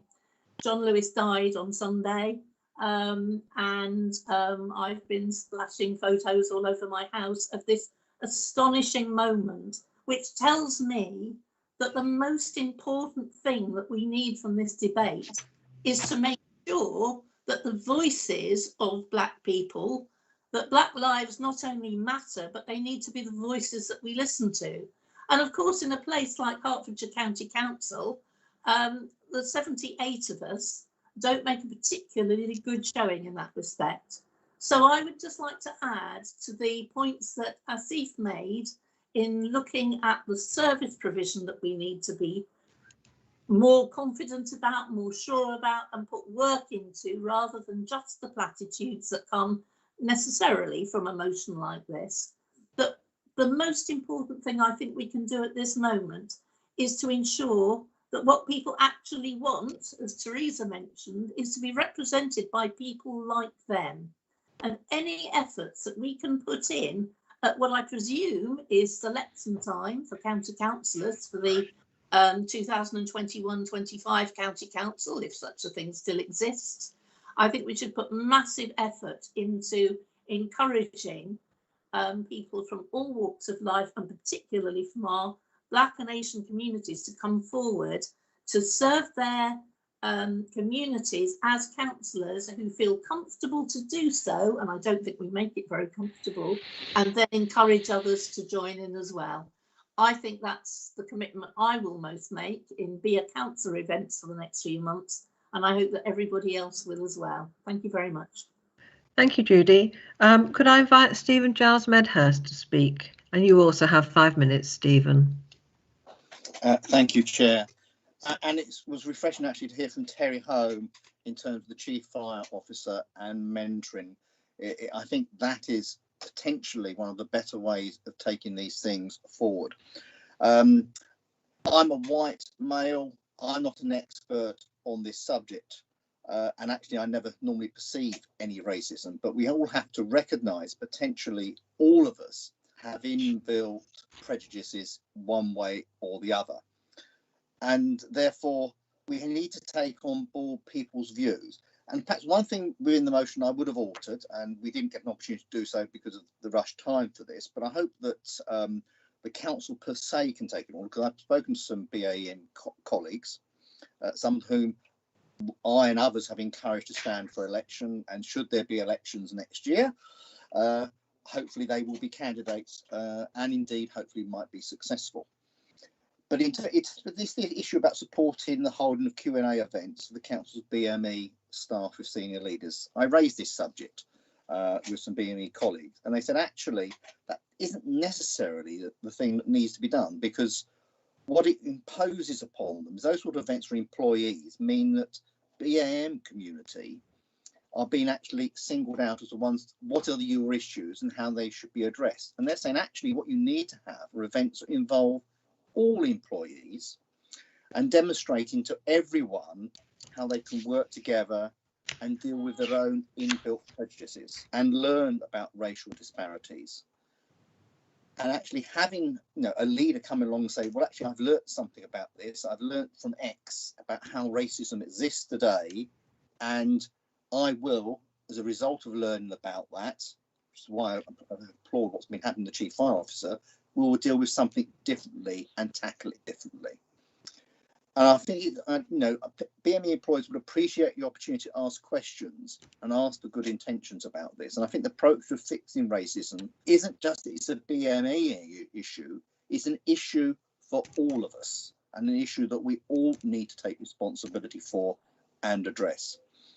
And it appalls me when you hear of a bishop because of their colour, a sports person because of their colour, Olympian because of their colour, have been stopped unnecessarily. And indeed, in the case of one, they changed their vehicle. They had a black Mercedes with blacked out windows at the back. My car's blacked out windows. I've never been stopped. I wouldn't be surprised if someone of a different colour were driving my car, they would be stopped. That is appalling and totally unacceptable. And indeed, it's that sort of thing we have to tackle clearly in this country. It's more prevalent in certain other countries, as we are well aware, hence the mention of George Floyd in terms of this motion, and other appalling instances that have occurred elsewhere. But also I want to echo something of a Watford Olympian has said, Anthony Joshua, in his speech, the Black Lives Protest, and I've written it down here, or copied it down here.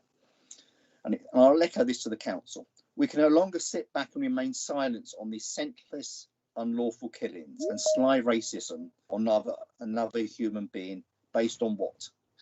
Only their skin colour. We need to speak out in peaceful demonstrations just like today, as we have done in Watford. But we must not use a demonstration for selfish motives and turn it into rioting and looting. Now, Andy Joshua was criticised for coming to Watford by some people in the media and some organisations. But I think what he said there is quite right, poignant, and indeed an echoing of how we need to move forward. We need to understand the issues. We ourselves need to address them as individuals. And equally, as I've said on other occasions about other things, if we see other people either tweeting something that's unacceptable, posting a comment on social media, whether it's been a comment, as has been mentioned about Diane Abbott, we need to roundly condemn that and ask for it to be taken down, and indeed the individual to be spoken to at the very strongest terms, if not prosecuted, for impatiently antisocial behaviour against someone else. So we as individuals need 30 to take seconds, responsibility. Stephen. Thank you, Colette, and thank you for taking that on board for the reminder. It's very helpful to have the reminder. So clearly this motion, I do hope, will be passed unanimously, but actually it should be more than just the words in the motion. It needs to be action from us all. Thank you. Right. Thank you, Stephen. Are there any right? We've finished that part of the motion. I'd now like to move to the vote. So So can I advise members again that they should use the electronic voting form? I think David has the opportunity to reply. If you like, let him. David, I'm so sorry. Of course you have a right. That's okay, Colette. And you thank only you. have 3 minutes. Yes, thank you. I won't take 3 minutes. And thank you, Stephen, for prompting Colette there. It's been really interesting to hear the debate and discussion. I particularly value the contribution from Asif in terms of highlighting the issues about service delivery. We must remember how we touch so many people's lives in Hertfordshire. And when we are undertaking that service delivery, we need to understand how that experience is lived by the people that we are making the service available to. Also very useful to be reminded about the issue about family structures, which can be so different to what many of us are used to. I'd also like to thank Margaret for the comments about, for highlighting the issue of Black History Month. Black History Month is very important to our Black residents. It happens in October. It's something for us all to celebrate and recognise. And given our responsibilities for libraries and archives, etc., there's a real opportunity for us to make a contribution. But the other thing I think I'm taking away based on the comments of Asif, Stephen and Judy in particular is, given the lived experience of our residents and our staff, how do we as senior management in education, in our strategic management board, in cabinet, in council, how do we understand and appreciate those lived experiences? And I think that's a real challenge for us to find ways in which we, often being not very diverse, can get a much better understanding of the ways in which our residents' lives are affected and how they can be improved. So thank you for those contributions. And Chair, I am very pleased to move the motion and I hope it will be supported by all members of the council. Thank you. Thank you, David. Right, now if you look at your chat box, members, I'd like to advise members that they should use the electronic voting form, which will be loaded to the bottom of the chat function. And I'm voting as we speak. Only those members for whom electronic voting is not possible should vote using the public chat function by indicating for, against or abstain. So if you'd like to start placing your votes by the methods that are available to you, hopefully we will get more people involved. But of course we're operating under, we're not quite sure who's in the meeting and who's out of the meeting at various points. So off we go. Chair, can I ask a question? You can. Thank you. How do we know when we voted? Because I've put in my vote and submitted it, but and I've also, because of my Irish heritage, and I like to vote early and vote often, I've done it again, and it hasn't said to me, you've already voted. Right. Are you pressing the submit vote button? Yes. Right. So it's the last one that counts. So it's the last. It's your last vote that counts. Thank yeah, you. But mine hasn't come out at all. Nothing come up, and I've registered. Right. Can you see the item 10C motion voting form? In the chat box. If it isn't visible, then you have to scroll down, because all the messages coming underneath will have pushed that form out of your view, possibly. So if you can scroll down, then you should be able to see the where you can vote for item 10C. I don't, to be honest, Colette, I don't think this system's working perfectly. I've advised my group to only use the chat and not use the form. The vote that was recorded on the last thing is clearly inaccurate. I've got it down as 25 people voted for the motion on the last item. Officers have said it's 19. This system of using chat, which failed on test yesterday with me, I don't think it is suitable for this meeting. Fine. What I would say, Stephen, is that it failed with you because you're not on Herts County Council kit. I think there are about 6 of you who are using non-county council kit. Clearly, that has had an impact. I've got nothing coming up whatsoever. I did it yesterday and it worked, but now it's not coming up. Right. There's nothing coming on this thing at all. Right. Okay. So I'll type what I would then now suggest is that if anybody is against this motion, please vote using the chat box now. No, I only want the right. Hang on. Let's. Right. Okay. Do we have anybody in this meeting who wishes to vote against the motion? Now is your opportunity to type in the chat box.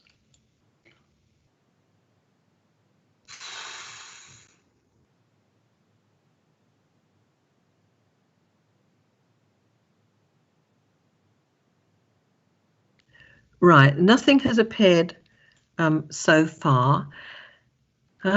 So therefore, Democratic Services, can you, having listened to what I've just said, can you tell me definitely that this vote has been carried?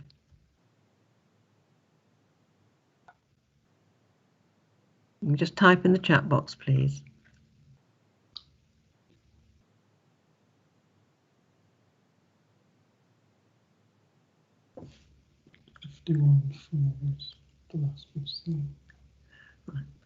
The last number I saw was 51 responses, all of which were in favour. Therefore, that is a majority. I agree with you that this isn't particularly satisfactory, and we will be addressing it.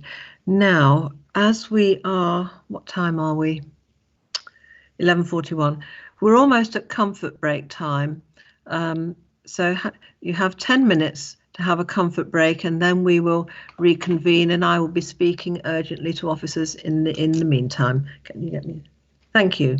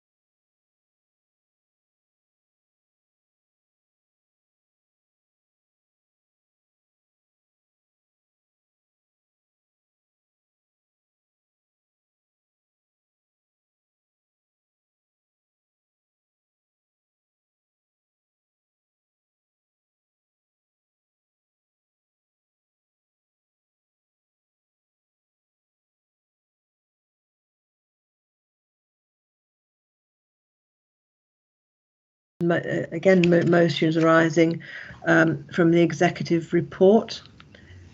There will be a 2-hour period for debate on the motions, and if we get close to the 2-hour time limit, I'll explain how the motion, which is then under debate, or any that have not been moved, will be dealt with. In the meantime, in relation to the motions below, the 2-hour period will start to run as soon as I have invited the Liberal Democrat group to move the motion at 5B(1). And could I ask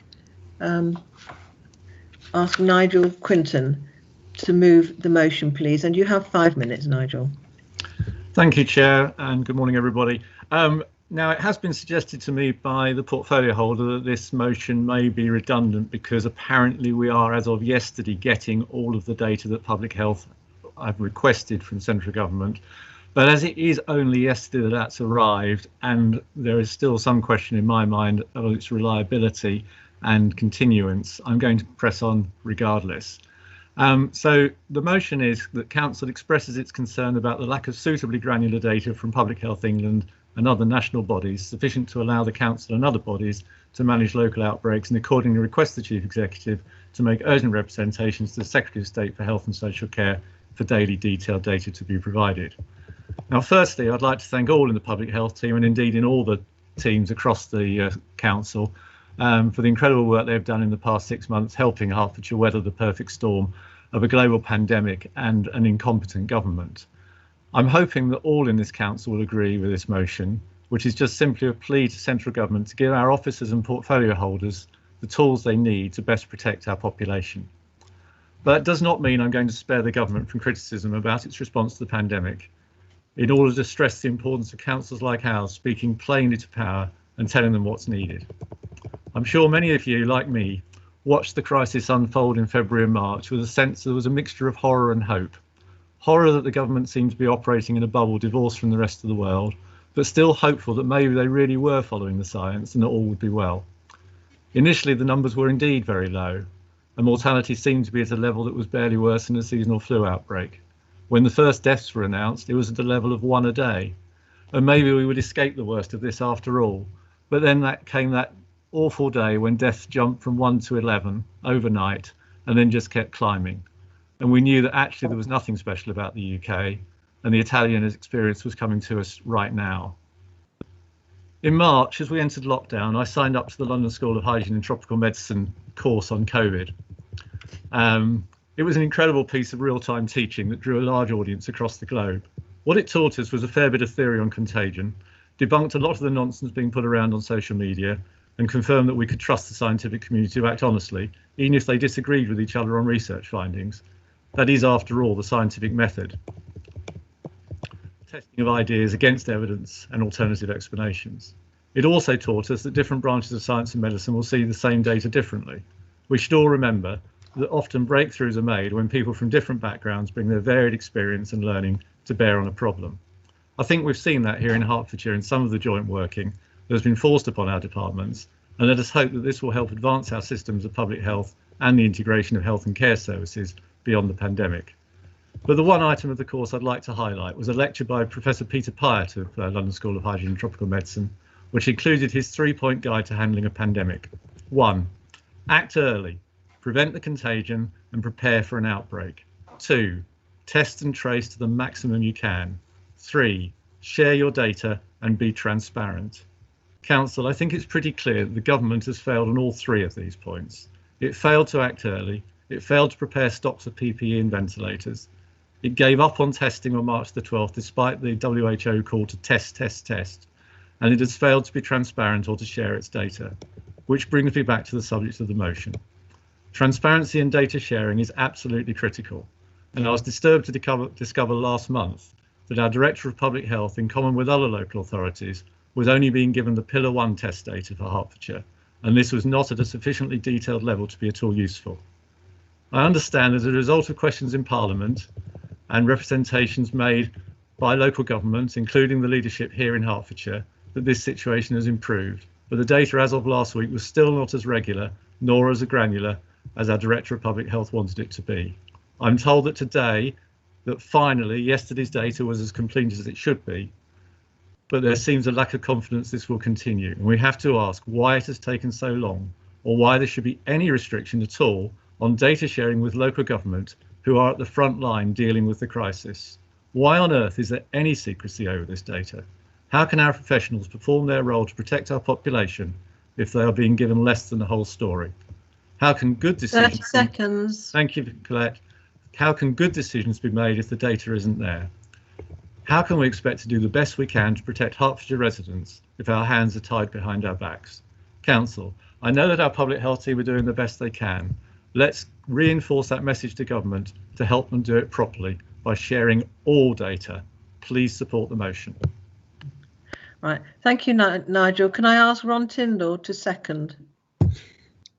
I second the motion, Chair, and reserve my right to speak. Thank you. Right, I'd now like to invite debate, and I'd like to invite, first of all, Tim Hutchings to speak for 5 minutes. Thank you, Madam Chairman. I won't require 5 minutes. I mean, I've listened to what Nigel has to say with great interest. Some of it was actually about the motion that he's put forward, but I feel that I do need to address in broad terms the other points he made, and I think it goes back to something to the previous debate about an inquiry. At some stage there will be an inquiry, and we'll look at all this and what's happened in great detail, and we'll look at decisions that we made with context, and on the basis of the outcomes as they will be in due course. He makes his comments, I think, with his own cockeyed version of hindsight, and of course without the pressure of responsibility. So I'm quite appalled actually at what he's just said. However, getting back to the motion, the Secretary of State prior to last week, I would agree to some extent that the amount of data and the frequency of that data we received was insufficient. However, as of last week, the Secretary of State made an announcement that in fact we will be getting more and more data. And as of yesterday, we were written to by Duncan Selby, who's the Chief Executive of the Public Health England, who tells us that standing local arrangements between Public Health England, Directors of Public Health, from as of yesterday, will share fully identifiable test case and contact tracing data via a dashboard, which the Directors of Public Health will support in their investigation of the COVID-19 outbreak. He went on to say this includes NHS Digital providing full postcode and later demographics in their dashboard. Public Health England are also further developing their tools for both local authorities and Directors of Public Health. This tool will allow the full visualization of the data that they receive daily through the PHE dashboard. Work is ongoing jointly between Joint Biosecurity Centre and Public Health England to develop a set of analytical products that will aid in early detection of outbreaks as well as the next best action to take. It seems to me that nonsense now to ask our Chief Executive to write to the Secretary of State to ask for that very information. It really is, the motion really is redundant, and we will not be supporting it. Thank you, Chairman. Thank you, Tim. I'd now like to invite Margaret Eames-Petterson on behalf of the Labour Group to speak. And you have 5 minutes, Margaret. Thank you. Sorry. Am I on? Yes, you are. Thank you. Thank you. Oh, thank you, Chair. Oh. I think it's stable now. Video not on. We can see you. Okay, thank you. I wish to support this motion, and I also did my MSc at the London School of Hygiene and Tropical Medicine. But following the delays in reporting of the COVID positive results, particularly in Leicester, which prevented timely control of an outbreak, resulting with lives put at risk and the resulting lockdown and all the economic consequences of that, that was Pillar 2 statistics that were withheld for over a week. Now, It is the Pillar 2 statistics that I wish to comment on. I don't believe Public Health England are withholding any statistics, but we do not want this to happen in Hertfordshire, and we do not want a lockdown in Hertfordshire. And it has been the governance of the timeliness of the reporting of the Pillar 2 statistics, and in particular, the testing outsourced to Deloitte, that we are concerned about. There have been delays in reporting all over the country on that, and they don't give the same granularity, as far as I am told, as Public Health England. It is likely to be causing further inequalities in testing and possibly inequalities in health and possibly deaths in the future. We need more transparency about the Deloitte testing and granularity of the tests. And I would like Hertfordshire to lead the way. We have a good public health department. They have done their very best with the testing, but if they are not given the data, and postcode data is not enough, Tim, we do need individually linked data, and we need as much data as we can get to make sure we stop an outbreak. So I will be supporting this motion, and I would like us to lead the way in getting the Secretary of State to act in the right way for this outsourced data.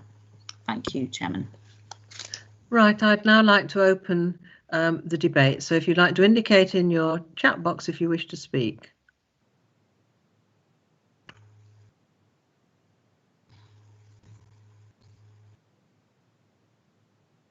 No, nobody wishes to speak. Right, can I then go to, to Ron Tyndall, the seconder, to speak. Ron, you have 3 minutes. Thank you, Chairman. First of all, can I say that while we struggle to return to normality, this will rely heavily on controlling the virus, which is still prevalent in our communities. At the heart of this control is the need for local authorities to have real-time granular data to understand what is happening in their localities. Anything less is worse than useless, because false impressions are then given of the situation that faces us and can lead to deaths. In the various comments, I note Tim Hutchins, Councillor Hutchins, veered away from the actual motion himself, commented that and criticised Councillor Quinton, but then agreed that to some extent it was right that data was insufficient. Now, we have the data agreed as of yesterday, but unfortunately this government has a bad record of making announcements and then spending some time to get the detail and the process right. And so therefore I cannot expect them to be any different on this occasion. Margaret put it well, with saying we need as much data as we can get in order to save lives. And I would argue that that letter that is requested in the motion is much needed. Then obviously the individual details can be changed to fit the circumstances connected with the announcement yesterday, but it could easily be sent tomorrow, bringing the question up to speed. It certainly could. I would argue that the Director of Public Health, our Director of Public Health, could easily amend it to be fit for purpose, and I would urge every member to support this motion. Thank you, Ron. I'd now like to ask Nigel Quinton to exercise his right of reply, and you have 3 minutes, Nigel. I'll be very brief, as there's been little debate, rather disappointingly.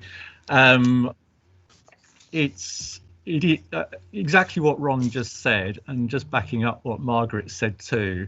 There are questions still about the universality of the data that will be being provided, and I think as Ron says, and I was going to say anyway, what we put in just needs to be written in reflection of the exact circumstances we have. But the key point is that there should be no restriction between what bodies nationally have and what the bodies that are doing the work on the ground here in Hertfordshire, and in districts for that matter, need in order to carry out their function. It is unbelievable to me that this is not more widely recognised across the country. And I'll just go back to, you know, the basic tenets of public health and dealing with a pandemic: openness, transparency, full data sharing. This is what the professionals tell us. This is what the epidemiologists, what the public health experts tell us. And we really have to listen to the experts. So I do hope that Conservative colleagues will rethink and support this very simple very simple step to get that message firmly across to national government. Thanks very much. Thank you, Nigel. Right, we now move to the vote. And as I've previously said, can everyone use the chat box to type in their vote? So it's item 5B1. And so you can vote for, you can type in against, you can type in abstain.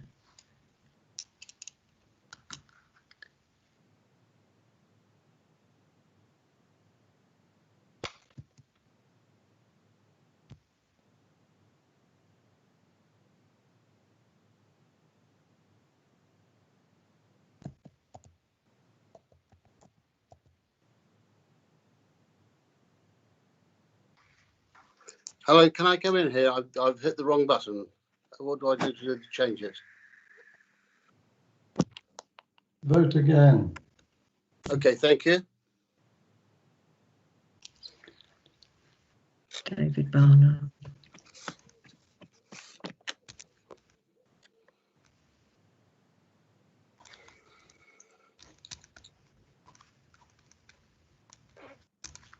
David, your camera is still on.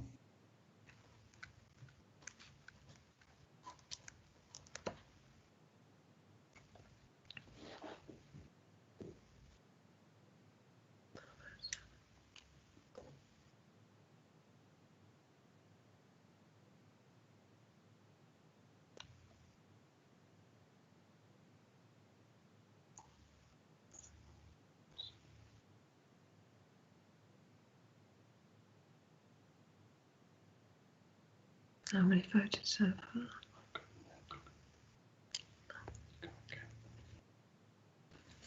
Could you have a try?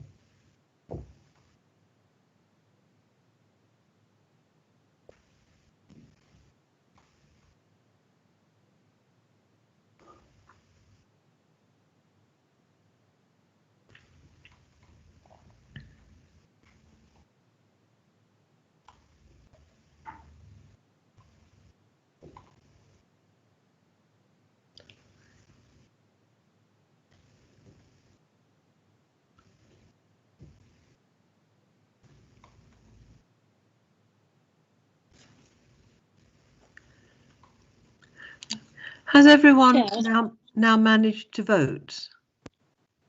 Chair, can I ask a question, please? No. I just wanted to ask whether the time that's taken to calculate the vote is removed from the time for debating, because it seems to me we don't have very long to debate things at council anyway. And it seems as we are trying to be flexible around the way we operate, that time should be taken out of the actual time for debating motions. I'll let the officers work out the implications of that, and I'll get back to you, Sharon. But thank you. It's a point worth making. Right. Has everybody managed? No. Has anybody not managed to vote? Me. Who's me? Richard Smith. Richard, how would you like to vote? There is nothing on the chat that allows me to. There's nothing about item 5.8 or 5B1. Right, Richard, are you in the chat box? Then just type in the new message line and type what you wish your vote to be. Okay, thank you. I've typed in type new message. Yes. Right. Vote.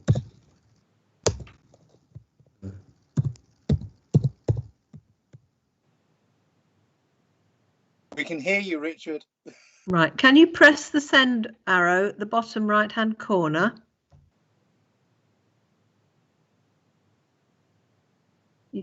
No. You've typed in your message. Can you send? Can you put your finger on the little blue arrow in the bottom right-hand corner, just below the underlining of the new messages chat screen? And then that will. It's not working. I'll type again if you like. Just hit enter.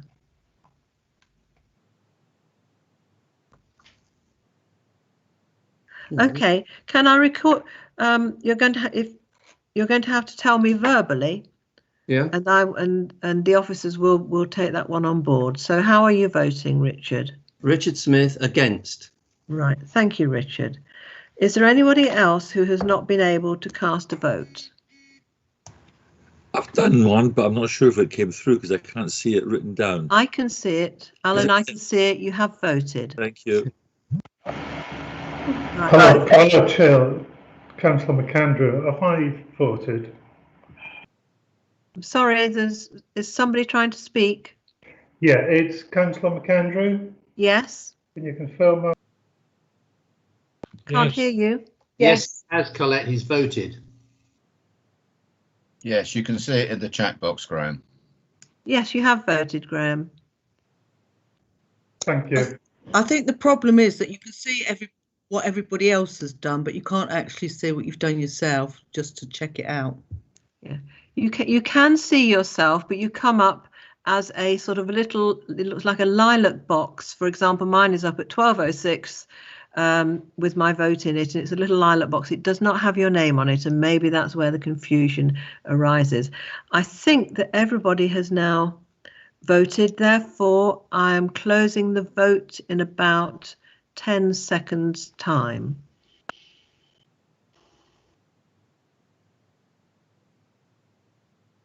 Vote is now closed, so the officers can now tally up the votes, please.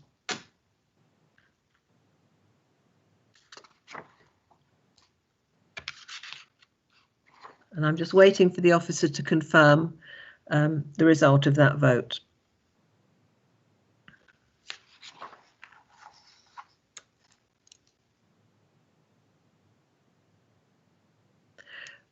Right, the majority are against.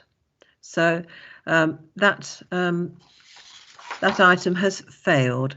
Moving on to item 5B. What were the figures, please, Colette? I don't have the figures yet, Stephen, and I need to move the meeting on. They will come up shortly, and I'll let you know at the appropriate time, or you might see them in the chat box. Right, moving on to item 5B, little I.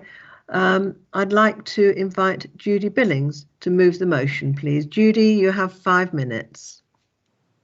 Thank you, Chair. Could you just confirm for me, because I'm slightly stumped, about whether you want me to embrace my thoughts about the amendment as well, or whether we do that separately? We'll do that separately, please. Okay, in which case I'll be as brief as I can. And I'd like to start by thanking the teachers, the head teachers, the teaching assistants, the caretakers, the cleaners, the ancillary staff, and all the unions involved in our schools, which never closed, but which worked for many months in awful circumstances. And actually, for a lot of staff in schools, having very few children there was quite soul-destroying and difficult for them, and not the easy ride that some people thought that they were having. Now, it has been announced by Secretary of State Williamson that all pupils must attend school from the beginning of the autumn term. And I think he went on to say that all pupils should be looking at the front when they did so, which kind of added to the slightly nebulous absurdity of some of the statements that he makes. And there is therefore a great fear that this could leave some children, young people, schools and families in danger without a clear plan that covers a range of possible scenarios. And we know, as leaders in our communities as people who are parts of families which have in them children, grandchildren, teachers, that there is still a huge amount of anxiety about the form that the pandemic will be taking when we come to the autumn and the work that needs to be done. Now, I realise that a phenomenal amount of work is going on with children's services staff, Hearts for Learning, the schools, the NHS, and all the other organisations involved in getting ready for school in September. But we don't know what it's going to be like. We don't know what a second generalised spike would be like, and local ones affecting different parts of the county. These plans should include proposals to support those schools, pupils and children where social distancing isn't possible. We have ancient Victorian schools that make it very difficult, and we need to really communicate, not in fuzzy press releases and boastful kind of statements of our own brilliance, or indeed in the mood of the county council today and the last week or so, which seems to be more and more that it sees itself as an agent of government. As a local councillor, I see myself in a very different capacity than as an agent for government. And if I hear any more comments this morning, as I heard from Tim Hutchins a few minutes ago, about some of us not having the pressure of responsibility, I really will blow a fuse, because if Tim believes, and if anybody, if Terry Douris believes that all county councillors don't face the pressure of responsibility, they are very much mistaken. We are all responsible to our communities. Now, Terry kindly wrote to me yesterday telling me the ways in which he found this motion unacceptable, and telling me that it was political. And I would just like to say that he, like I, are politicians. We take our values with us in the work that we do in our communities. And I think that we still have an enormous amount of work to do to convince many of our communities, those who've been worst affected. We talked about Black Lives Matter earlier, and that's an issue which is present in our schools, the uncertainty of parents, of teachers, and of even some children in going back to school.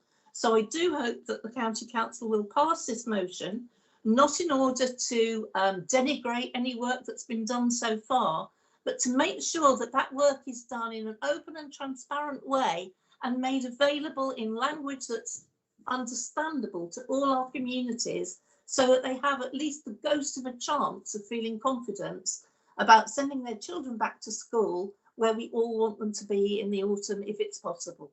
Thank you very much. Thank you. I'd now like to invite Asif Khan to second.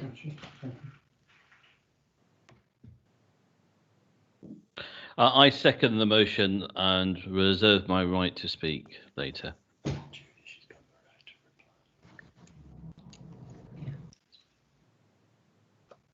Thank you, Asif.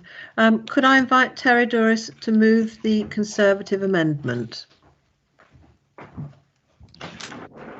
Thank you, Chairman. I'm very sorry that the Labour group felt unable to support this amendment, which reflects the amount of work that has been undertaken. Of course, we all want the very best for our children and the whole of Hertfordshire's population, and it's churlish to suggest that this is purely the domain of the Labour group. Since lockdown commenced, the government have maintained free school meals for all entitled children, thus recognising the need to maintain the status quo in these areas, and this has exceptionally been extended to cover the summer holiday period. That covers the first point in Judy's motion. We all recognise the importance of education, especially in closing the gap between advantaged and disadvantaged young people. The previous Education Secretary spelt out this clearly in his speech to Reform last year. We recognise that there will, for some young people, be the fact that 5 months lost could impact in their later life, which is why Hertfordshire County Council, along with HFL, have worked hard to support and offer guidance to schools to provide the best possible in-school and distance learning. This is why the government has allocated £650 million to provide for catch-up going forward. Delivery of learning has continued, and I applaud teachers and support staff, and of course parents and carers who have assumed the role of tutor whilst being in lockdown. I also acknowledge the excellent National Academy and BBC Bite Size, which have contributed to the learning opportunities during these very challenging times, and our music service, which has completely rebuilt their operating model to meet the current situation. Education colleagues at Hertfordshire have worked assiduously to provide schools with information in rapidly changing situations, and HFL have developed supporting products to enable home learning, and since the beginning of June, schools have welcomed back children in reception, years 1 and year 6, back to school. And I am gratified to note that Hertfordshire have consistently had the vast majority of our schools open for these year groups, and also for vulnerable children and those of key workers. Secondary schools have also opened their doors for children in pre-examination years 10 and 12, and in some other cases single visits, but throughout this time it was disappointing to read of unions seemingly trying to undermine the delivery of this service. Let us not forget that one of the spokespeople to oppose schools reopening in Bishop Stortford, one Chris Spence, apparently an Essex teacher, but more importantly the defeated Labour Party candidate at last December's elections. So much for Labour support. And the inciting of schools in Bishop Stortford by members of the International Workers of the World Group, by whipping up an atmosphere of fear and anxiety and damaging the educational prospects of young people. But where was the Labour Party in standing strong to support our young people? Where was the clear national leadership of that party to encourage children to return to school? Throughout this whole period, we have been guided by Public Health Hertfordshire and PHE. Tim Hutchins, I'm sure, will say more about that. And going forward, we have a clearly defined local outbreak plan. But thank you, Judy, for reminding us all of the fact that throughout COVID-19, we have worked with our schools community, we have worked with Hearts for Learning, we have worked tirelessly to support our special schools and the young people who attend them. It's been a challenging time, and I have no doubt that the autumn term will bring a number of new challenges, some of which may come upon us with little notice, but we are ready to continue giving support and guidance to our schools, as we have done pretty much throughout the last 5 months. I am very proud of our Hertfordshire schools and everyone in our schools community. We have provided responses to questions at the special cabinet panel, and I'm sure that we will continue to update at the first Education, Libraries and Localism panel, scheduled for early in September on the 8th of September. The call for a special cabinet panel, as identified in Judy's motion, is simply a chance for Labour to grandstand. We don't need that distraction because we are getting on with educating Hertfordshire young people. And that is what matters. Please support the amendment. Thank you, Chairman. Thank you. Right. I'd now like to invite the first nominated speaker from the, forgive me, colleagues, I believe that we've now moved to debate the amendment.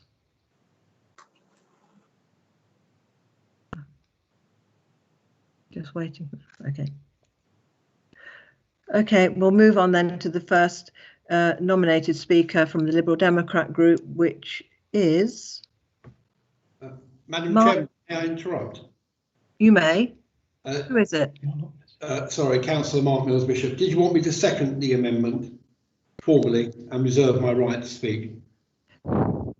Yes, I did, Mark. I'm so sorry. I'm getting ahead of myself. Thank you.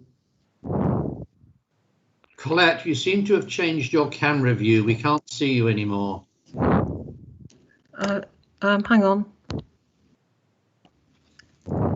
I'm sorry, I don't know what's happened. That's better. You're back on screen now. Oh, okay. Jolly good. Again.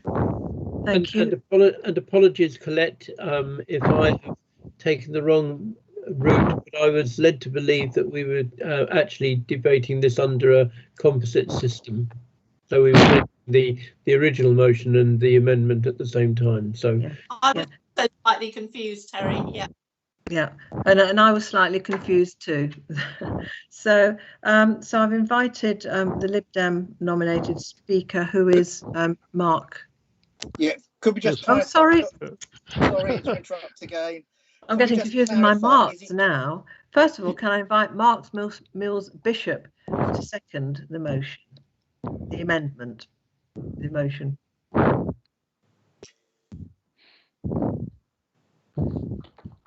Mark? I think you're on mute, Mark.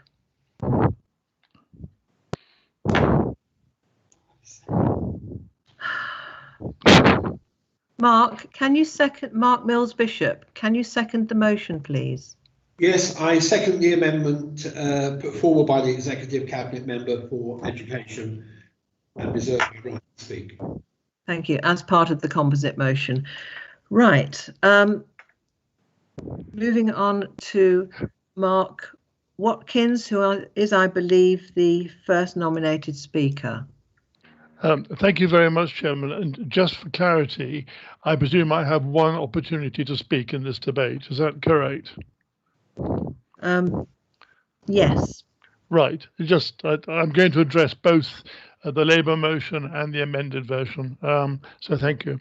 First of all, can I just reiterate what Terry and Judy have said in terms of the praise to be given to HFL staff, to county council staff, and absolutely to the schools who had to face an incredible challenge and pressures that they've never known before in trying to continue to deliver some form of education to our children.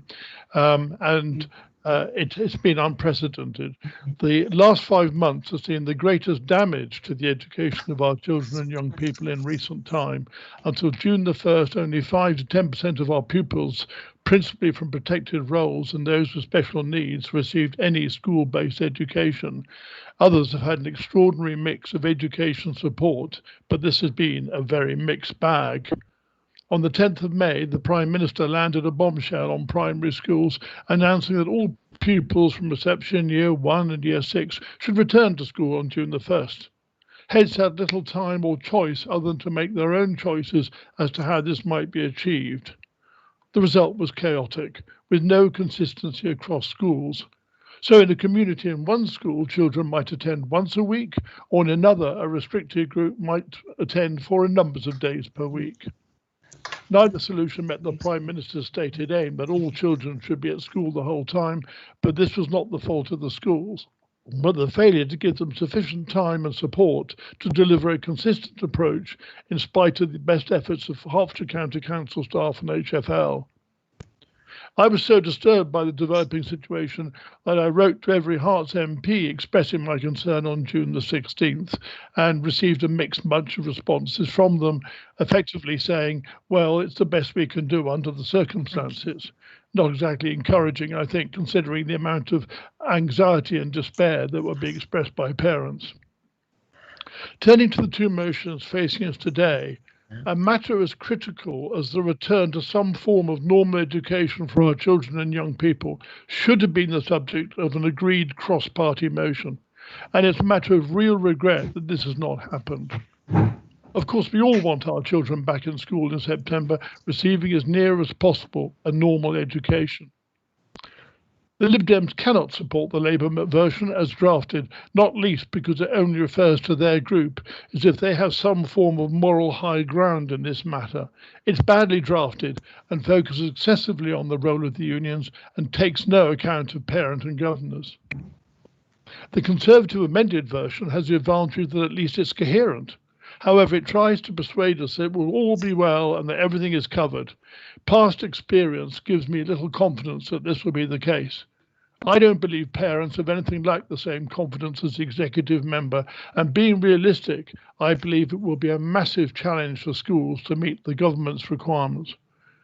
What parents and families will need is clarity on what each school will do and consistency between schools. I don't consider that the amended version delivers this, so my group will abstain. Thank you. Right, thank you, Mark. I'm now going to open the debate. So I have Tim Hutchings, you'd like to speak. You have 3 minutes, Tim. Yes, thank you, Chairman. Well, first of all, obviously, I'm supporting Terry Douris's motion and would like to associate myself with his comments. And up to a point, actually, I was going to associate myself with Mark Watkins' comments, but sadly, I think he went a bit astray in the end. But what I think we all agree on is that the last few months have been damaging to young people. We need to get them back to school. I don't think there's any doubt about that. And I think we would all agree that there's going to be some challenges in it. All different school buildings are different, school sizes are different, whatever. So it's very important that we actually make sure that we give them all the help we can. If I go back to the beginning of the crisis, we set up a helpline which was very effective. I was very proud to go out with Terry to schools and speak to them to reassure them that we understood the challenges that they had. And I think that went down quite well. We met with head teachers. We took a whole range of things on board. Since then, YC Hertfordshire has done a very significant survey of young people. We held a webinar for young people. And again, the message came through them loud and clear. We need to get back to school. So what are we doing about it? Well, we're working very closely with the schools.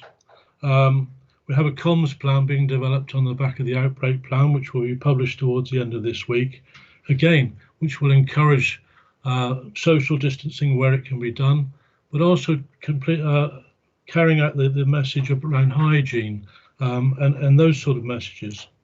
And on top of that, we're putting in place, we've contracted for additional testing for schools, so that if and when a problem arises, we should be on top of it very, very quickly and be able to get out, support that school, support the individuals concerned, and support the parents in their natural concerns. So I think what Terry is proposing is right. I don't see it as being political. I see it as being a sensible way forward, and I see it benefiting the young people of this county. So I'm very happy to support the amendment. Thank you, Tim. Could I ask Margaret Eames to speak, please? Thank you, Chair. Can you hear me? I can. Thank you, Chair. I just want to support both Judy and Mark Watkin in what they have just said, in that there is much anxiety among parents and actually amongst staff as to what's really going to happen in September. I have heard Tim and Jim McManus now tell me a bit more about the school cell and about additional training for teachers if they suspect a COVID positive pupil or a family, because schools are an incredibly important place for getting out the right message as quickly as possible about COVID-19.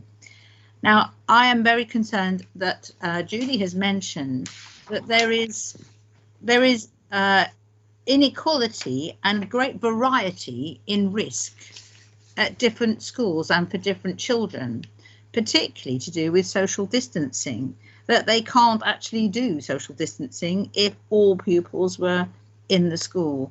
And one very practical thing I was going to say is, because I sit on Hatfield Town Council, we are trying to make our halls available to help the schools to expand their social distancing possibility. And I think this should be encouraged, that parish councils and other town councils that may have halls available should really be helping schools to plan how they do responsible social distancing, because it isn't just get the children back to school, it's get the children back to school safely, and it is that we need assurance about. And I would like the assurance of the executive member that support for use of extra halls would be afforded by the county council and help every school that is probably the older fashioned schools that are Victorian and have less space available, to really help them to plan a safe re-entry for the children. Thank you, Chair. Thank you. Teresa Heritage.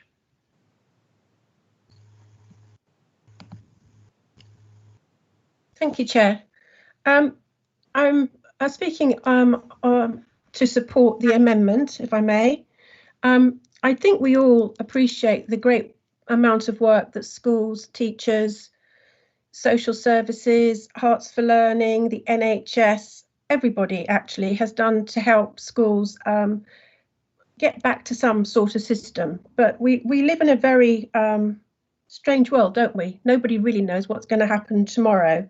And I think because of that, it's really difficult for council to actually call upon something specific for every situation, because we don't know what the situation is. What we do know is that our education team, with public health, with Hearts for Learning, with our educational psychology service, with YC Hearts, with the strategic leads for mental health in all our special schools, for school nursing, the voluntary sector, NHS providers, and actually the school teams themselves and members are doing their very, very best to bring some normality back into the life of young people. So every school is different in Hertfordshire. We have an outstanding educational system, but we also have a very varied system. We have our own local authority schools, we have academies, and we have the private sector. Every situation calls for something different. Head teachers have the autonomy to run their school as they wish. So Hertfordshire County Council can provide support in all formats to all schools, but it's up to the head teacher to take that on. And I would say probably 100% have, but delivering it in the way that they can best to deliver for their own pupils. So I don't think we can call for absolute consistency. I think we have to adapt to change how we work with the schools, but I can absolutely assure every member today that I've been following this closely with Terry. We've been working very much hand in hand during this period, that every school gets the support, including special schools. All of our children looked after have been supported, although they may not have gone to school, but they have had a home education. And I think it's very important that we are consistent on this matter. So I will be supporting the amendment. Thank you. Thank you. Richard Thake. Thank you, Chairman. I have to say, Chairman, I'm quite concerned. I wonder whether Councillor Heritage has actually got an insight into the writings that I was just scribbling there, because every word that she said about the consistent approach, which is entirely desirable, was precisely what I was going to say. One size will not fit all here, and autonomy amongst the head teachers, senior leadership teams and the governors is something that's vital, so that because of the diverse nature of the schools. The thing then, in which case I will say, to replace what I was going to say, is essentially that we are very fortunate in County Council. Every single councillor was given an additional £5,000 as a COVID-19 budget, in essence, a sort of personal budget which they could disperse. And I have used much of my money to assist schools with additional purchases such as hand sanitisation, mobile hand sanitisation and hand washing facilities, for example, to deliver what the head teachers and the governing body want to do in terms of social distancing. So a lot's being done, and I think, frankly, I would clearly feel that the original motion was very one-sided, and I'm going to support Terry Douris's amendment. Thank you. Thank you, Richard. Roma Mills.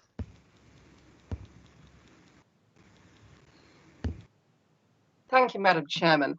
I would like to take issue with Terry Douris's somewhat petulant and unnecessary attack on the teaching unions. I think it's been very clear from the start that the National Education Union and the Association of Head Teachers have put safety at the heart of all their arguments and all their concerns. Safety of pupils, the pupils' families, teaching staff and all the other staff who work in schools. So I find that unacceptable. I'm also surprised that in the Conservative amendment, they've removed reference to all the unions involved in the school service. So what about school secretaries, caretakers, the cleaning staff, people who work in the dining rooms, the midday supervisors? Are they not to have an organisation to speak up on their behalf and address their safety concerns as well? I find that unfortunate. Thank you. I'm also surprised at Mark Watkins' comments about the Labour motion focusing so much on the unions. I think they're mentioned once in 3 or 4 paragraphs. Thank you, Madam Chairman. Thank you, Roma. Josh Bennett-Lovell. Hi, just a quick comment to say that I don't have camera function availability on my remote machine, so I'll just be a voice. I'm probably going to say something very similar to Roma now. I think what Councillor Duras has said is absolute rubbish, and I think it's quite insulting for teachers in our county. If he thinks he can criticise the unions without criticising the teachers and the support staff who make up their membership, then he is sorely mistaken. I know many NEU members, teachers and teaching support staff in Hertfordshire who would be angry with what was just said about them. The NEU membership at no point opposed school reopening unconditionally. As Councillor Doris well knows, opposition was made to the unsafe reopening of schools, clearly detailed in all of their safe reopening plans. Now, I'm sure Councillor Doris will have been against the unsafe reopening of schools too, although perhaps this would be an obvious time to clarify this if not. And why, he felt the need to criticise a Labour and NEU activist from Essex, only he will know. I think in trying to make a well-crafted political attack on Labour and the NEU, what he's really done is just spout a whole load of inaccuracies and insulted many hundreds of teaching staff across the county. Somewhat shameful, but perhaps unsurprising. I think it's simply incoherent to heap support on teaching staff in one sentence and then criticise teaching staff unions for arguing against returning to an unsafe workplace in the next. No school, indeed no workplace, should be reopening without being safe to do so. And it's right that local teaching staff were saying so. I'll be supporting the Labour motion. Thank you, Josh. Nigel Quinton. Thank you. I just wanted to say a few words about the discrepancy between what the national guidance is, which is what's up on the Hertfordshire grid, and what actually both the motion and the amended motion are saying. Because the advice from central government seems to be that everything will be returning to normal. All children will be back at school from the beginning of the autumn term. And yet, I think all colleagues, it seems, across the chamber agree from the amended motions wording that we need a range of planning for a range of scenarios, including rises in cases and potentially a second spike. And I think that goes to the nub of the question here. The question is not, everyone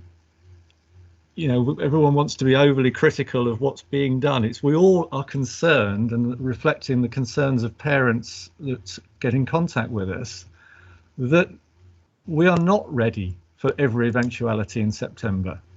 And certainly my experience from local schools is that they are uneasy about the situation and how they will cope.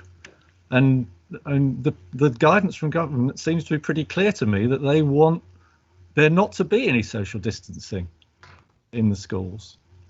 So that's just the point I wanted to make. I'm afraid, from our side, we find both the motion and the amended motion difficult to support. So I think we will be abstaining. Thank you.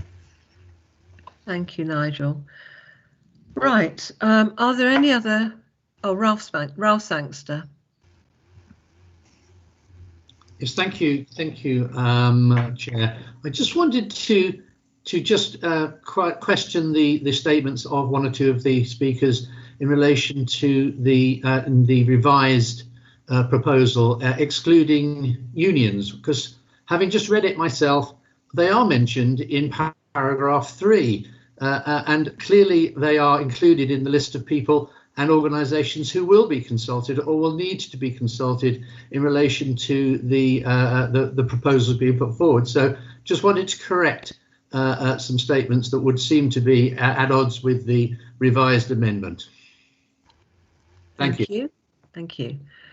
Right, if there are no other speakers, right, so I'd like to invite Mark Mills-Bishop's point of personal explanation, Madam Chair. Can I have a point of personal explanation, Madam Chair? Because it's Roma Mills. Can I have a point of explanation on what I said? Because the last speaker has suggested that I said that there was no reference to teaching unions. I made the point that in the Labour motion, there was a reference to all the unions that represent people who work in schools. The Conservative amendment just refers specifically to the teaching unions, and I raised concerns on behalf of school secretaries, caretakers, dining provision staff, cleaners and lunchtime supervisors. Thank you, Madam Chair. Thank you, Roma. Right. I'd now like to invite Mark Mills-Bishop to speak in reply, and you have 3 minutes, Mark. Thank you, Madam Chairman. And can I say, first off, quite a lively debate. I ought to declare a personal interest in that my wife and son are both teachers at primary schools, and my son is a head teacher of a primary school. In speaking to the amendment, I do so against the backdrop of the past few months being an unprecedented time. The public health emergency has touched the lives of many people, and not least our children and schools. And history will recall how we all came together, took up the challenge, shared the difficulties, and got on with the job for our schools. I share the view that Councillor Heritage made and the remarks by Councillor Fake, because we should reflect on the amount of the hard work done, the cooperation of many people, officers in children's services, public health, Hearts for Learning, and other partners, all other partners, to ensuring that schools have the best advice, quality guidance on safety and continued learning. I also, Madam Chairman, pay tribute to teachers, all support staff and the wider school community. And there is a lot, and we've heard that from colleagues, who have made extraordinary efforts, many in schools since the lockdown at the end of March. Schools have had to manage incredible change, stretching around many complex issues, ensuring that children and key workers could attend school so their parents and carers continued doing vital work. Also vulnerable pupils, in order that they did not and should not sit behind in their development and training. The challenge taken up and the work done cannot be underestimated. With additional year group children returning and continued tutoring of pupils in remote learning, as well as providing a secure, happy and safeguarded environment. That is all testimony to a unified profession, a vocation of caring and sharing for children. But I do know, and colleagues know, the work is not done, and the next few weeks will involve more work to make the seemingly impossible possible.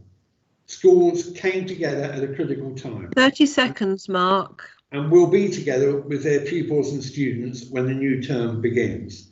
I share and I ask all colleagues my confidence and your confidence that all students and pupils will return in September safely as one community family. We got on the job, we got on with the job, now let's get it started with renewed confidence for all pupils, all students in September. I support the amendment. Thank you, Mark. Can I call Asif Khan to speak, please? Thank you, Chair. I think the motion, I want to focus on one aspect of the motion that the Labour Group proposed, is important. Important that it recognises the concerns and fears by many people within and many parents and young people. People need to be aware of the asymptomatic symptoms that many children might have. There are BAME communities who live in joint families, and it isn't about the children per se, but the symptoms being brought back to joint families. And in the report by the government, actually makes about COVID within BAME, within the BAME community, it says stakeholders express deep dismay, anger, loss and fear in their communities about the emerging data and realities of BAME groups being harder hit by COVID-19. Pandemics and others exacerbating existing inequalities. We've got to be absolutely clear that when we are advising, communicating to parents, especially BAME parents, that we need to ensure that schools are safe, not just for the children, but for themselves as well.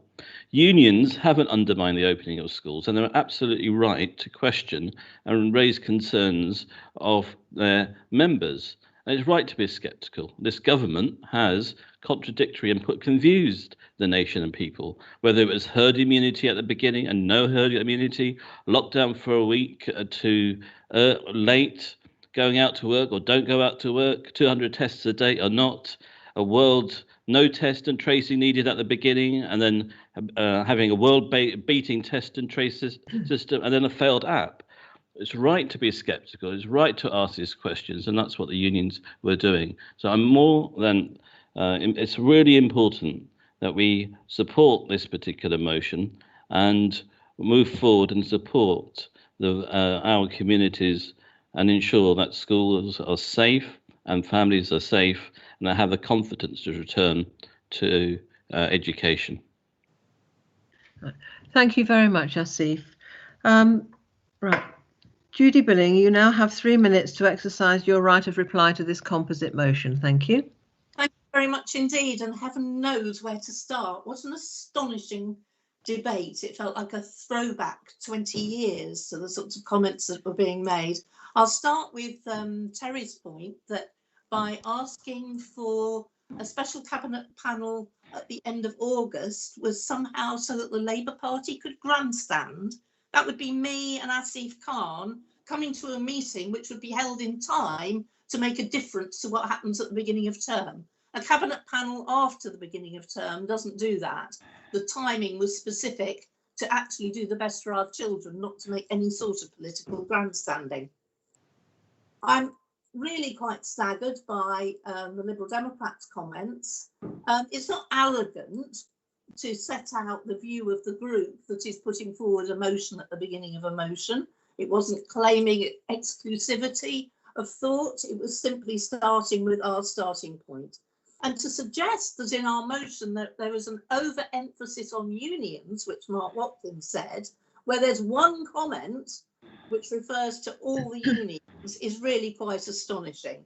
I pick up also Roma Mill's point that by replacing all the unions in the amendment with the teaching unions does seem to me a fairly grotesque insult to those unions working with staff who are doing much of the hard labour, the hard work in making the schools as safe as they possibly can. I cannot understand why there has been such a visceral political response to this motion, which was about bringing together all the good work that's been done, but make sure that the communities that we represent feel the same confidence that apparently the administration of this county council feels in all that they do. I think it's important to take people with us. I think it would have been important to have a special meeting to discuss plans before the beginning of term, and I'm really disheartened to hear the sorts of remarks of arrogance, incoherence, and grandstanding from the other political groups. To suggest that the Conservatives' amendment is coherent when it says we note the government has announced that all pupils must attend school to dispel the 30 seconds have is quite astonishing. It's the least coherent comment I've read in a council document for a very long time. I do ask you to support the Labour group's motion and reject the watered down amendment that does nothing for anybody. Right. Thank you, Judy. Right, we will now move to a vote. Can people please refrain from making comments either verbally or on chat? The chat and your verbal comments can be heard. If you were in a council meeting in the council chamber, you wouldn't be allowed to react in that way. I can understand why one would wish to, but it is inappropriate. Right, now can we move to the vote, please? And we're going to be voting on the Conservative amendment. We will be using the chat box to vote for or agreed, or vote against or vote abstain. And we are voting on Councillor Douris' amendment. Thank you.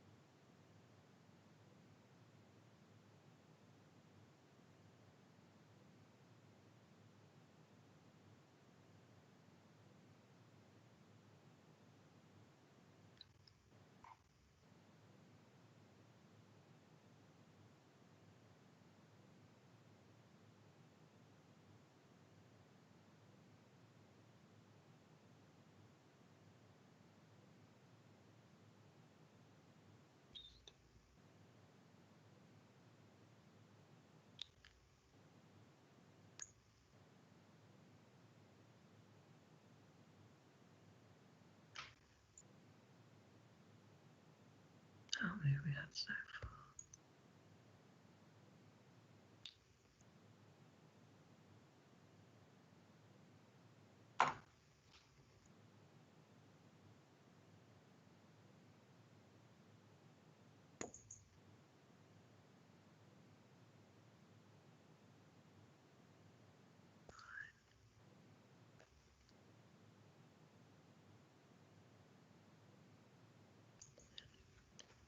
Has everyone exercised their right to vote?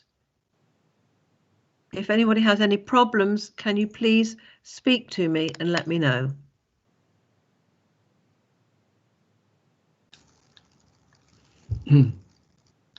Chairman? Yes? I have written once again because I couldn't get the voting thing up. So I've written to give, I've sent you a message to support the Conservative amended motion. Thank you, Richard, and I have received that. Oh. I am now going to close the vote. Thank you. While we're waiting for that vote to be counted, I can confirm for those of you who might have missed it in the chat box that the vote on 5B little I was 26 for and 51 against.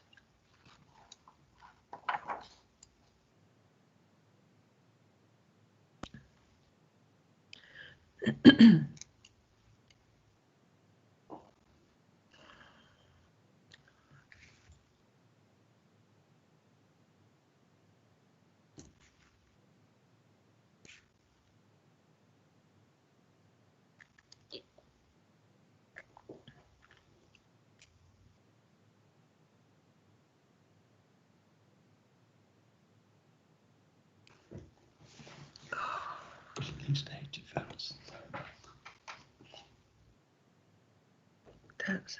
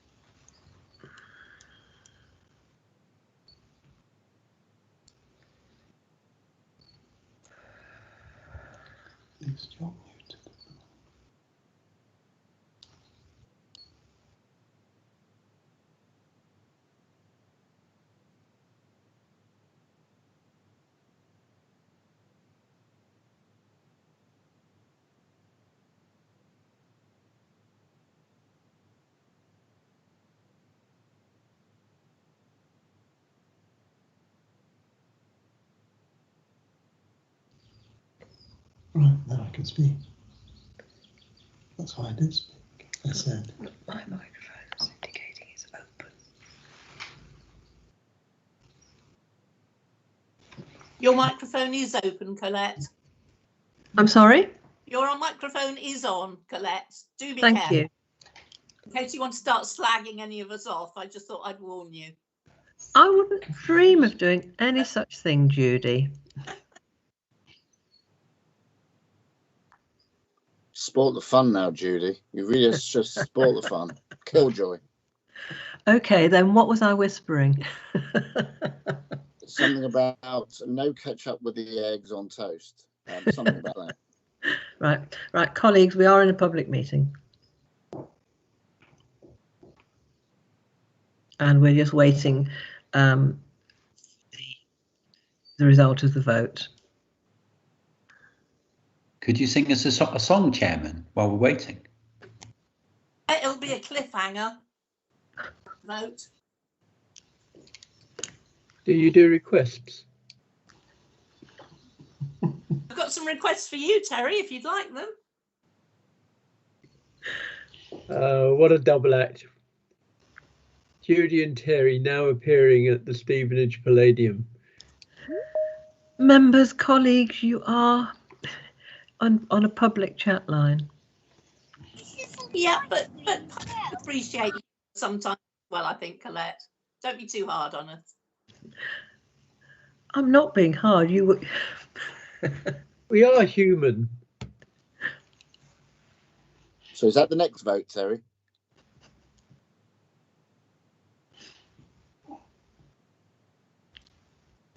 That may well need amending.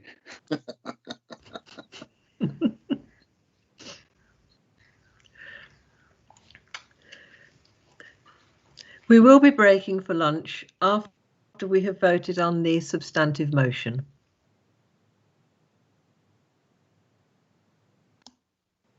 Can we get Steve Charteris a new abacus? Right. So the amendment is carried and they're just looking at the numbers now. As we have to take another vote immediately, I suspect that we will get the numbers probably after lunch, I would suggest. Right. Back to the agenda. Could I ask Council to vote on the substantive motion? And again, this will be through the chat line only. So if you vote for, if you are for the substantive motion, if you vote against, if you are against the substantive motion, or you can abstain. Thank you. Colette, is it the substantive motion as amended? No, we've already voted on. Okay, fine, thank you. So I'm so sorry. Yes, of course.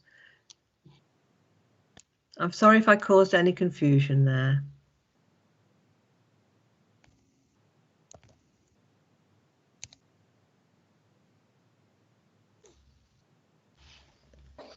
Well, it's nice, Colette. We do get a nice close-up picture of your chain, which of course we don't get to see in the chamber so nicely.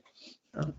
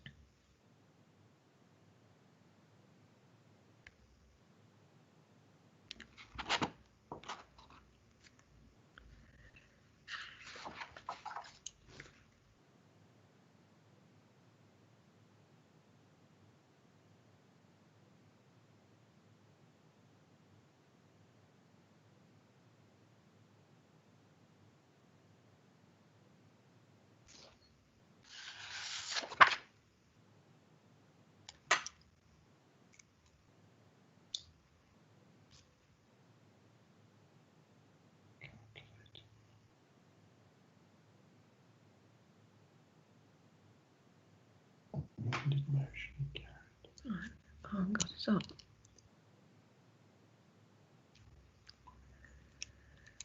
Right, the amended motion has been carried. Thank you, members. The numbers will be available after lunch.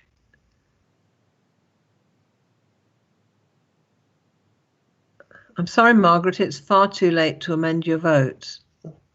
She did it a while back. How long has it been up? It was done earlier. Right. What time was it take? Can you? No idea. Hang on. Hang on, let's have a look. 103. So you voted at 103. Is that when you corrected it, or when you changed? When did you change it? I changed it. I don't know the time when I changed it, but I think it was 104. It's what? Yeah, 104. Okay, that's fine then. Thank you, Mark. Then don't worry, that will have been included in the figures. Thank you. Okay. Right, we're now going to adjourn for lunch, and could I suggest that we return at 20 minutes to 2, so 13:40 hours. Thank you, members. Chair.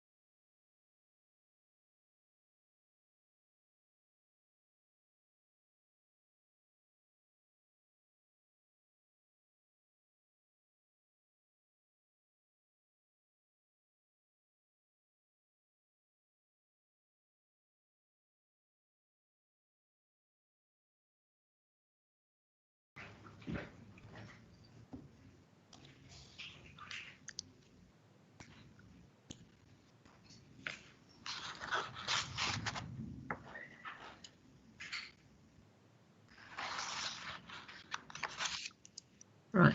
Good afternoon, everybody. We are now back in session to continue with this council meeting. I'm sure you've all looked at the chat. The results of the votes were 51 for the amendment, 9 against and 15 abstentions. And for this substantive motion as amended, 56 for, 1 against and 21 abstentions. Right, we've now got, moving on to item 5B.3. Several people have asked me about whether we can extend this period for the motions, which is 2 hours, because of the time taken to vote. I would say that if we had been having recorded votes, it would have taken almost as much time. However, there are only 2 items left in this section, and if we start the second one prior to 20 minutes before the end of that, then we will continue it, and then I'll review where we are with whether we can in fact extend. But I'm hopeful that we should get them in. There are 53 minutes left of the current debate. So without further ado, can I call Steve Jarvis to move, please? Thank you, Chairman. One of the things that we all have noticed during the period of lockdown with the substantial increase in the number of people walking and cycling and the resulting improvements in air quality, and I'm sure that's something that we are all committed to trying to see continue to the maximum extent possible.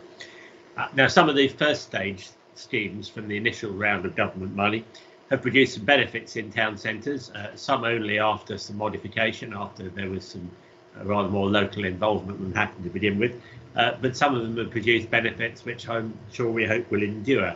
I mean, it's perhaps a pity that the eventual award from the Department of Transport for Hertfordshire was reduced by 25%, because there were not sufficient schemes that could be implemented of the right quality at the right time. But that's behind us now. We're now faced with the prospect of a further round of funding, which I hope everyone agrees is a real opportunity to deliver some of the objectives that we've all agreed in terms of health and support, in terms of making it easier for people to walk and cycle around the county, and to discourage the use of private cars to the extent that we can.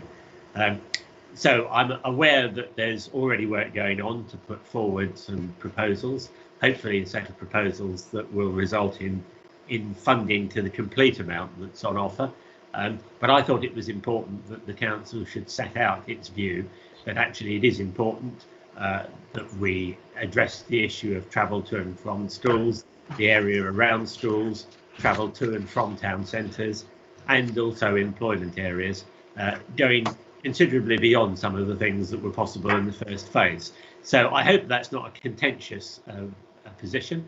I hope we can agree this and confirm what I hope the council's wish for what I hope our officers are already doing in putting together a comprehensive set of schemes to provide the very maximum increase we can in terms of capacity for both walking and cycling across the county. So on that basis, I'd like to propose the motion that's on the order paper in my name. Thank you. Stephen Giles Medhurst, you're down to second. Can you do so, please? I will formally second and reserve my right to speak, Chairman. Thank you. Right. Derek Ashley. When your mic is on and I've started speaking, there's a lot of background noise because Steve was muffled out because your mic was still on. Thank you. Okay, sorry. Well, Stephen, my microphone is on all through the meeting, so clearly maybe there are other microphones. There may be someone else's in that case. Thank you. Yeah, right. Derek Ashley, please. Yes, good afternoon. We'll be supporting this resolution. I think it quite helpfully highlights the policies that we're trying to pursue under LTP4. And indeed, had I thought of it earlier, I might have suggested that rather than noting the funding, we actually welcome the funding. And if at this late stage the mover wants to put welcome instead of notes, then we'd support that as well. But having said all of that, we will be supporting the resolution. I do sometimes wonder when we get Liberal Democrat resolutions what the purpose is. other than to gain some column inches. So I do look forward to a press release from the Liberal Democrats saying how they forced the Conservative administration to support the policies of the Conservative administration. But having said that, we will support. Thank you. Asif Khan for Labour, please. 5 minutes. Thank you. I won't need 5 minutes. We too support this motion as well. It's important that funding is used in some of these key areas. For example, the 20 miles per hour zones, using funding from a central pot is very important at the moment. It's locality budget schemes, although they are very popular with residents. I think it's important that funding is used to ensure a modal change. That's very welcome. So we shall be supporting this. Thank you. Right. Thank you very much, Asif. Do we have any other speakers? Phil Bibby, I see you've raised your hand. You have 3 minutes. Thank you. I'll take very much less than 3 minutes. Fully support the motion. Obviously, it is something that we are committed to. I just want to make one point of clarification, though, on school streets. Very important that our children and their parents travel to school safely, but we found that some people have sort of made suggestions on how to calm traffic, etc., outside schools, and when we've approached the school, they have said, no, we don't want that. So what we are doing in effect is encouraging schools to dust off their school travel plans, form new plans, amend them accordingly, and we will actually support what they want us to do to make the travel to school safer. Thank you, Chair. Thank you, Phil. Stephen Giles Medhurst.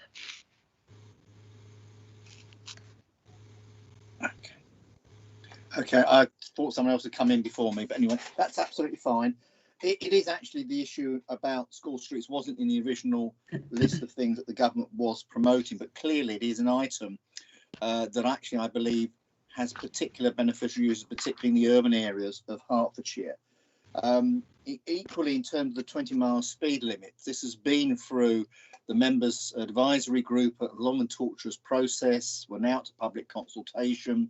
Certainly, as certain other members will know, particularly in the Watford area, Watford has passed a unanimous motion at Watford Council, basically wanting a 20-mile-an-hour limit on the residential roads within the town.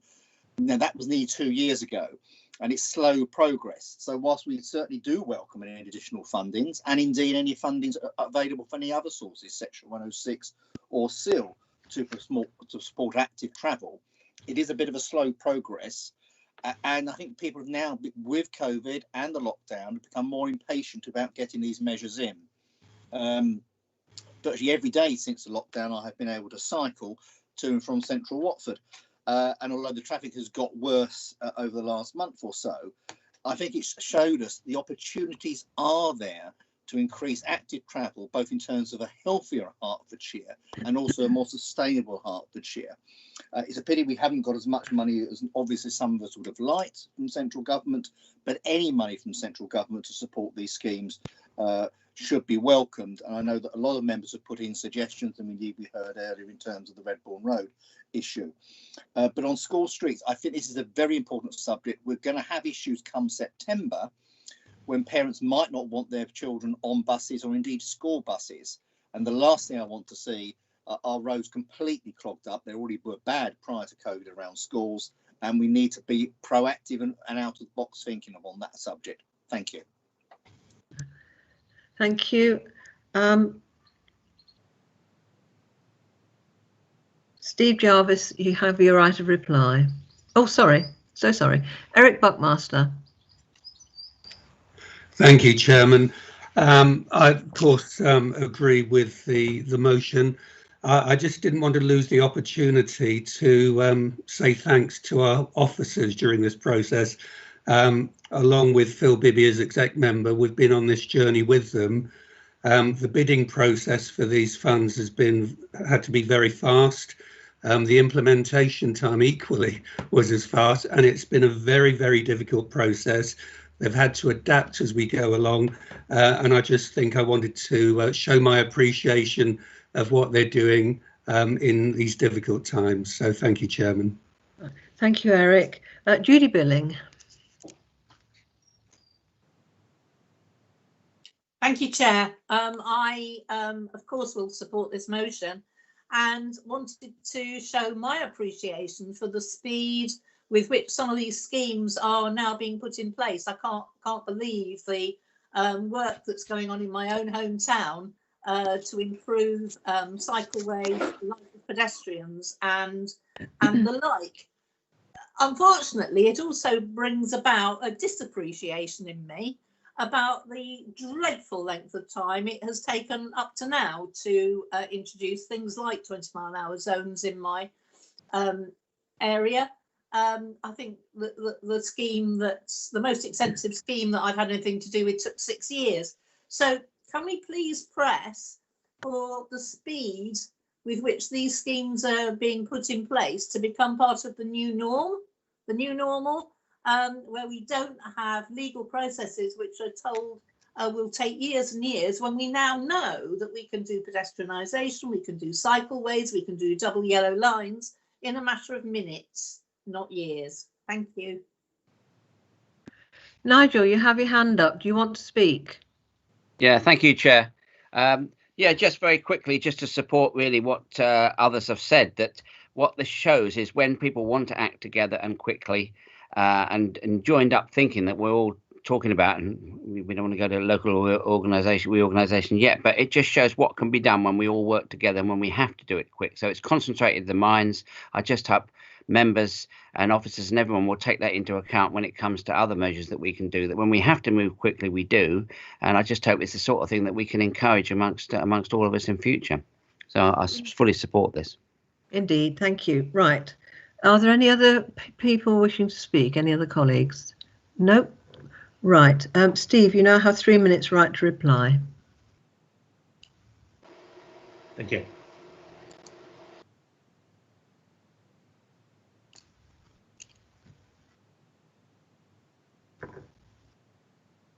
Can't hear you, Steve.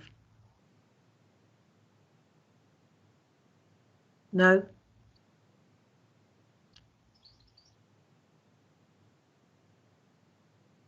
You're muted, Steve. You're muted. Press your unmute button. Yes. Thank you. I can hear you now. You can hear me now, yeah. Yes. Yes, it still says I'm muted at my end, but if you can hear me, that's okay. So I'm pleased that there's such widespread support for this motion, and I very much agree with the comments made about ensuring that things don't just revert to the way they were before, and that we learn the lessons of how to do things quickly. I think the reason that it's important that we pass this motion, even though it may have been the administration's policy anyway, is to be absolutely clear that the council's committed to this.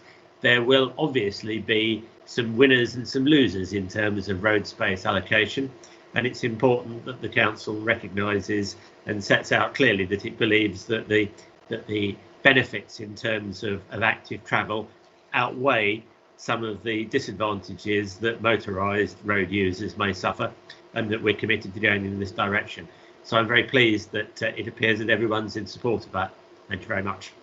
Thank you, Steve. Right, now members are going to ask you to vote. So again, go to your chat, and if you are for the proposal, then obviously you write for. If you're against, if not, abstain. Yeah, okay, right.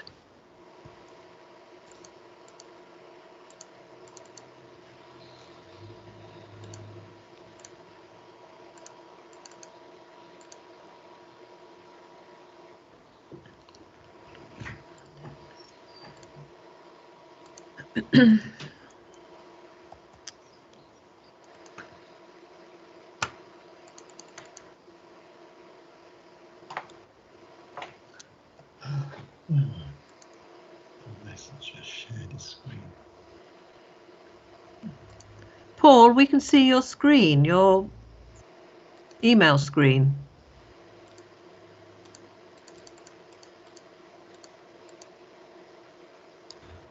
Sorry, in the voting melee, everything just pops up at you and you just can't get in there. But I'll try and. There you go. That should have done it. Sorry. Thank you.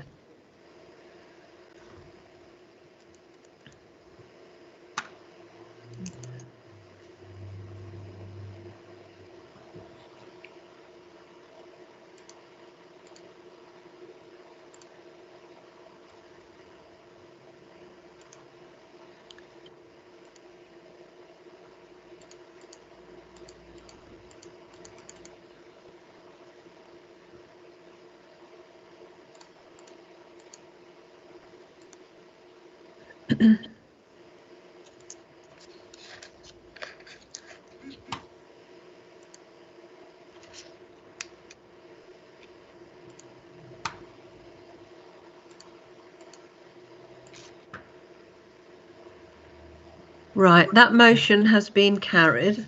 Again, we'll get the voting figures later.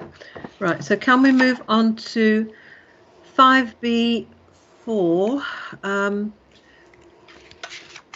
which Nigel Bell to move the motion. You've got 5 minutes, Nigel. Thank you, Chair. Can you hear me? Yes. Okay, and thank you, colleagues. I don't apologise for obviously mentioning some points that were raised earlier on in earlier debates and obviously on the petition debate.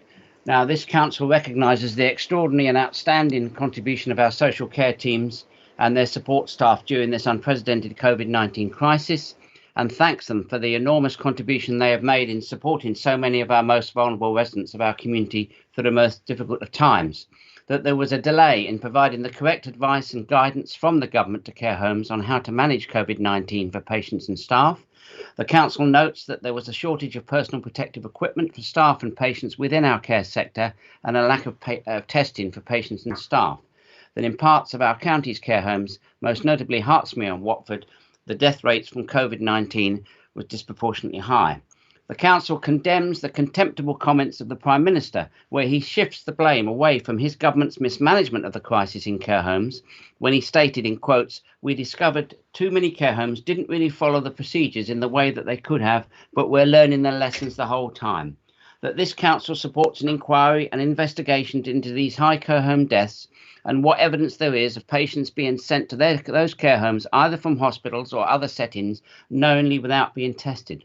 That the leader of the county council writes to all care homes based in Hertfordshire, thanking their workers for their truly heroic efforts throughout this period, and also to take urgent and decisive action to ensure that all care staff in the county receive at least the real living wage of £9.30 per hour, inclusive of travel time between places of work, receive proper sick pay and are not subject to 0 hours contracts.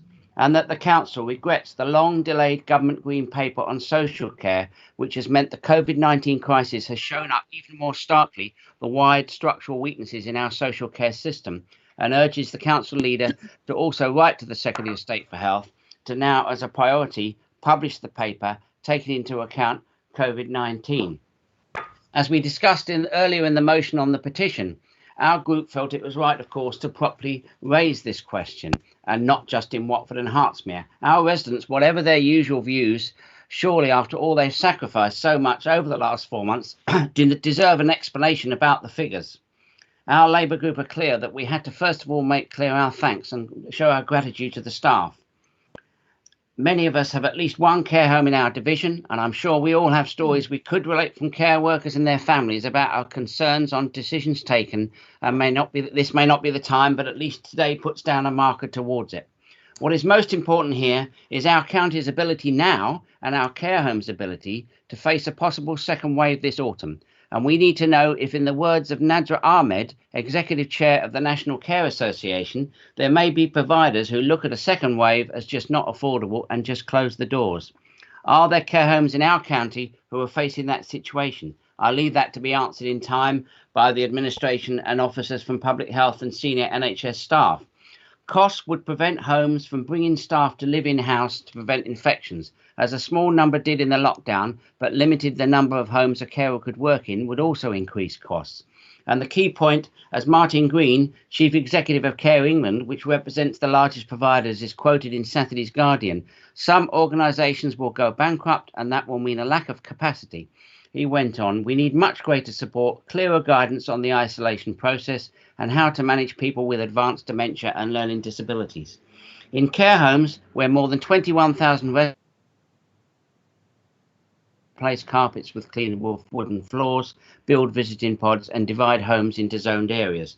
With over 77% of beds in care homes in England provided by private companies, it's financial problems that could hit many, and we need to ensure those in Hertfordshire are able to cope or put measures in place to help them and our residents. This brings us to what we feel is our obligation to show we really care about our care workers by making sure that those we have responsibility for are paid at least the real living wage and we receive proper full sick pay and not exploited by 0 hours contracts. So as we can see from the whole lockdown episode, the weaknesses in our social care system, thank you, demand urgent action on a new social care system. And it's even more urgent that the leader of this council writes to the Secretary of State for that green paper to be published urgently. Thank you. Thank you, Nigel. Dreda Gordon, please. And you have 3 minutes, Dreda, to second. Chair, I second formally and reserve my right to speak. Thank you. Right, could I invite Richard Roberts to speak on behalf of the Conservative Group? And you have 5 minutes, Richard.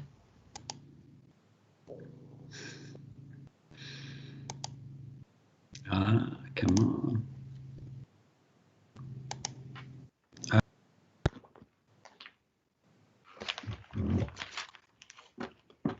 Nigel, can you turn your camera off, please? All right.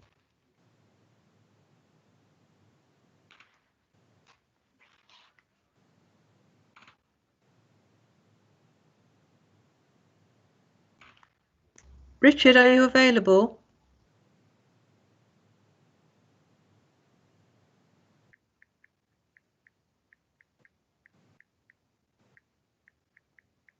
Richard, off you go. Thank you. Sorry, Chairman, I got my system got locked up. I seem to have about 3 Teams meetings going on at the same time. My apologies. Nigel, thank you for your presentation. I never for a moment doubt your earnestness and the desire of your group to represent both Watford and wider Hertfordshire and concerns that has happened over the last 3 to 4 months.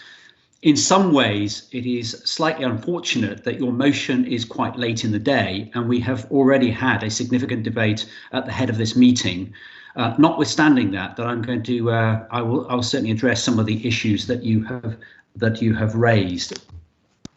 I guess I and my colleagues have repeatedly paid tribute to care given in all settings: hospitals, nursing homes, care homes, supported living, domiciliary care, that is care in people's homes, both in-house through Hearts Home and our care agencies. They are all valued partners in this pandemic. There are key places where care is given, including Nevets and Fairways. The government public inquiry will pick up the key issues on testing, PPE and guidance. And the short review, as we discussed earlier, held by the Adult Safeguarding Board with significant experience in independent scrutiny across our health and care sector, will in quick time provide publicly available findings as stated in the response to the petition motion. The leader of the council can write to whom he wishes, including the hundreds of care providers in the county, but there are many settings for care, and our broad cross-council support is effusive as we commend this magnificent professionalism in so many settings and by so many agencies. As Ian MacBeath might put it, we couldn't have asked for more from our care homes or care agencies throughout this pandemic. In terms of wages, you will know, Nigel, that we put some £19 million in uplift for the care sector in the last budget process. Of the 2% available to us by the government for adult social care, we put the whole lot into wages within the care provider market. And that equals some £12 million. I don't think there's another council in the country did that, appreciate that recognition for care workers in quite that way. Our focus was on domiciliary care, but it was also right across the sector. Just as an aside as well, we are moving away contractually away from specifically timed paid for slots with our care providers and moving much toward bands of time and flexibility around when care is given, both at home and after hospital. So that should negate some of your concern around zero contract hours and how people are paid to get to and from care settings. I too would welcome any colour of government paper on social care, and we would have the word of the Prime Minister in this regard on the steps of number 10. His commitment is welcome for what is a highly sensitive matter, and I would expect to see developments this autumn, and I think that would be an appropriate timescale. There are elements in your motion I support, but there isn't a focus to it or a coherent narrative to tie into. So in the round, I cannot support it. You have quite a smorgasbord here of agenda. I've dealt with most of it. I don't agree with all of it, and therefore I'm going to recommend to my group that we don't back your motion. Thank you very much. Right. Thank you, Richard. Could I invite Ron Tyndall for the Liberal Democrat group, please? And you have 5 minutes, Ron. Thank you, Chair. In supporting this motion, I would like to pay tribute to the dedication of Hertfordshire care staff and join with the condemnation of the delays by government in providing the appropriate guidance at the time it was needed. This failure was compounded by the saga of PPE supply, which was only mitigated by the intervention of county staff. Given the lamentable failings of the Prime Minister to provide what has been needed and his attempts to deflect responsibility, I particularly want to call attention to the need to apportion responsibility where it belongs. The long-awaited Green Paper has gone the way of Part 2 of the Care Act, courtesy of David Cameron, and given the future is uncertain in the hands of this government, I welcome the call to implement the real living wage in the care sector, which will go some way to encouraging recruitment in a sector which currently across the country has 120,000 vacancies and likely to be more after Brexit has been implemented. Can I just mention also, in aside with Richard's recent comments, tributes do not pay the bills, and a reliance on the word of the Prime Minister is somewhat risky, I think, in quite a lot of sectors. And so I would like to see something concrete coming forward, and I support this motion. Thank you, Ron. Right, are there any other speakers? You have 3 minutes. John Hale, you've indicated. Thank you, Madam Chair. And I would also like to add my thanks to all the care workers and ancillary services who have supported us during the last few months. I was particularly taken with the section on the motion about the government's green paper on this. It is a matter I have raised in the council chamber on more than one occasion in the past. And whilst I accept that the Conservative members within this chamber have done a tremendous amount of work in the social care area and obviously are very concerned about it, the same does not seem to apply to their members of parliament. About a year ago, the current Prime Minister, in his first speech as Prime Minister, said, "I am announcing now on the steps of Downing Street that we will fix the crisis in social care once and for all. And with a clear plan, we have prepared to give every older person the dignity and security they deserve." That was a good 5 months more before the current crisis. This government has let down the elderly and those the rest of the population that needs social care time and time again. We were promised a green paper in 2017, in 2018, in 2019. When are the Conservatives going to deliver on this? It is a shameful failure. Thank you. Roma Mills. Thank you, Madam Chair. I'd like to also add my voice to the gratitude being expressed for the hands-on social care workforce in Hertfordshire, which remains, even with the added money that's gone into try and up their hourly pay rate, remains one of the lowest paid groups in the county. I think when we looked at the budget earlier this year, there was a recognition that one of the main risks facing adult care services is the fragility of that very care market.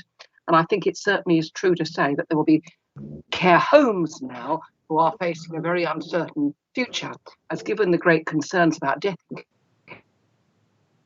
care homes, many places are not to seek a care home placed out for an elderly or disabled relative. I think we know they're real issues there. I think in terms of domiciliary care, yes, many domiciliary care workers have put in extra time and support to the people they visit. But I think it's also true that that part of the sector has survived.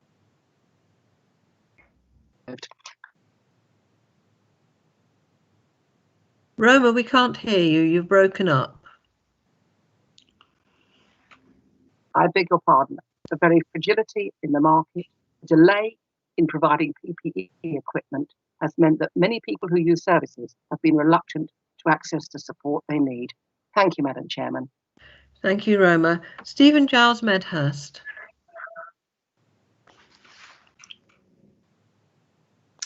Thank you, Madam Chair. Clearly, this side is supporting this motion, the sentiments within it, and also the comments within it. I echo all the comments that have been said in terms of care workers and care staff, and it's regrettable, to say the least, that comments by the Prime Minister criticise care staff in a rather cack-handed way, as indeed have several other politicians, trying to shift some of the blame for the deficit in care homes. I know these were later amended somewhat, or misspoke, I think was the phrase used. But equally, you just got to look at the articles that have recently appeared in the Times. For instance, care homes forgotten yet again. Article on Saturday. 3 extra billion for contingency planning for the NHS. Not a penny mentioned in that statement for care homes, in particular in terms of preparing for a second wave. No money in particular addressed to 30 seconds, Stephen. Younger adults with learning disability, autism and complex needs. That needs to be tackled, and it's regrettable the government has not sort fit to do so. Thank you. Right, are there any other colleagues who would like to contribute to the debate? No. Therefore, can I invite Dreda Gordon to exercise her right to speak?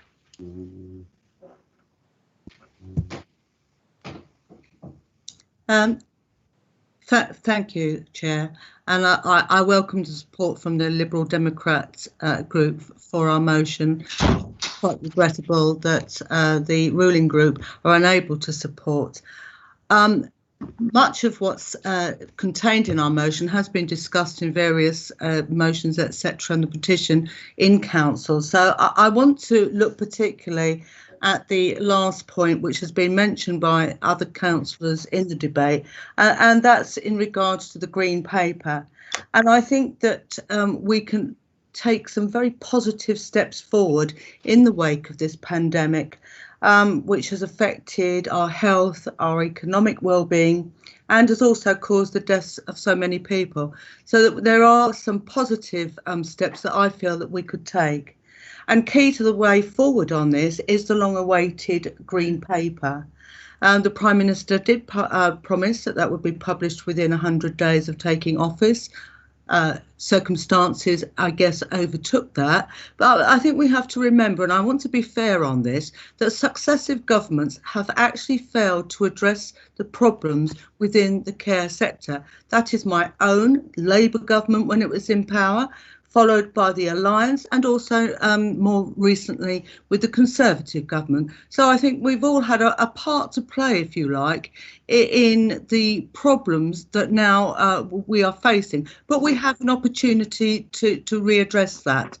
And the cause that is dear to my heart and to my group's heart has always been the nationalisation or the renationalisation of the care home sector, and that is a move that has been supported by Unison, who say that they would support the renationalisation of the care home sector. And before the Tories start getting their garlic out at the mention of a trade union movement, could I also point out that the Tory peer Ross Altman is also supporting that, and she said that nationalisation will be a stabilisation of the sector's finances. It would make the financial position sustainable over the long term. So I hope when we have a wider debate on the future of care, when this Green Paper is finally published, that we will take on board those comments, and that we will look to include all the points in regards to pay and conditions of service and the future, and the future of the care home sector as we go forward. Thank you, Chair. Thank you, Dreda. Can I call Nigel Bell with your right to reply? 3 minutes, Nigel.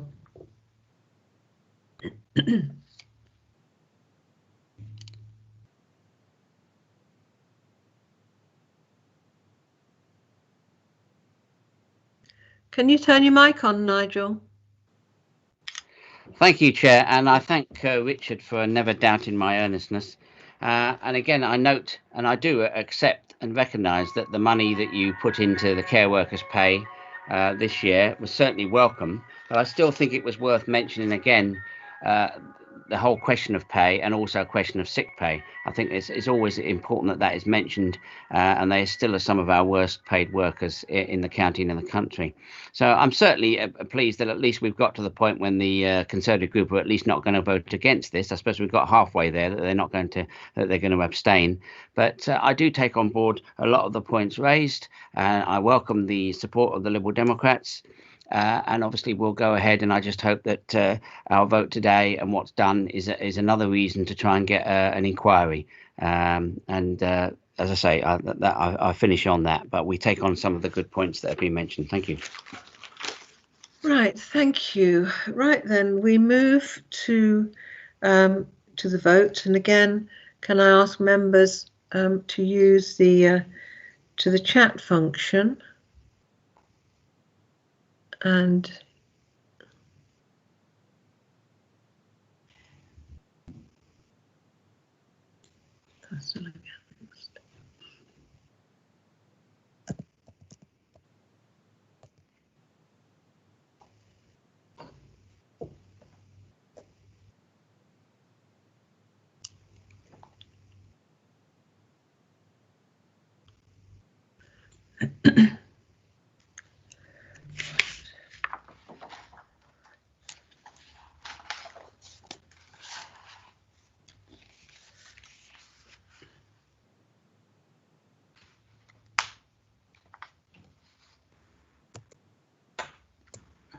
Madam Chairman, Richard Thake. My chat box seems to have frozen on me. I'm unable to vote. Would you please take a verbal vote from me? yes, I will. And you're voting against, Richard? I am against. Right. Okay. The officers will note that. Colette, Michael Muir. Yes. Can I vote verbally against, please? Yes, you can. Thank you. Chairman. Yes, Richard. It's me again, Richard Smith. I have done you a little message to say I'm against. Same problem. Yes, you have. Thank you. You have, and it's registered, Richard. Thank you.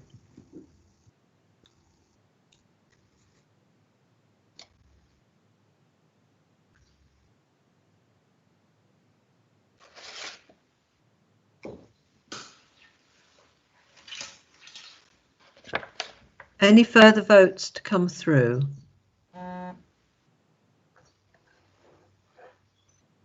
Oh, Richard's managed it. Well done, Richard.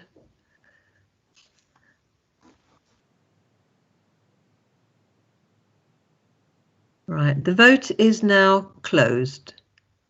And I'll just make sure that Michael Muir's vote it has been noted and will be recorded. Right, thank you, colleagues. We now move on to item 6A on the agenda, which is questions to executive members. And as usual, you get, when you're making a question, it's 1 minute, and then you can ask a supplementary. And each member will have 2 minutes to respond to the question and 2 minutes to respond to any supplementary questions. So, first of all, I'd like to go to the Leader of the Council, and I'd like to ask for a Liberal Democrat member to put the question. That would be myself, Colette. Okay. Okay. Will the Leader of the Council acknowledge the views expressed by the leaders of the district councils in Hertfordshire and work with them to achieve a workable model for 2 or 3 unitary councils, given the government statement made today by Simon Clark to Conservative councillors, saying they wanted unitaries of between 300 to 500,000 people only?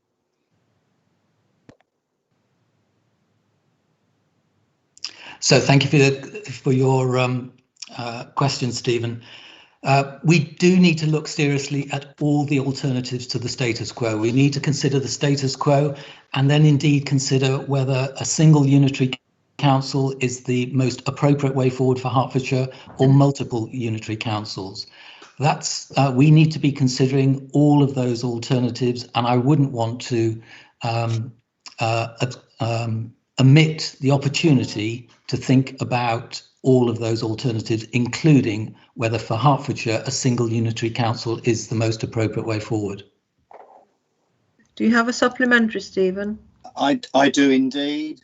Thanking the leader for that answer. Given the information that's been now provided both to myself and Judy Billings, and I believe other councils have seen sight of it, which indicates gross year savings for one unitary council of 142 million and two unitary authorities of 105 million.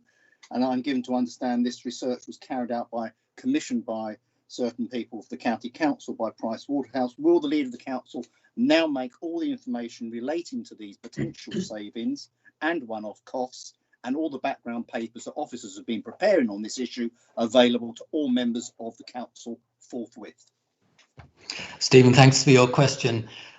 I think everybody needs to recognise that we need an acute understanding of the financial implications of any alternatives to the status quo.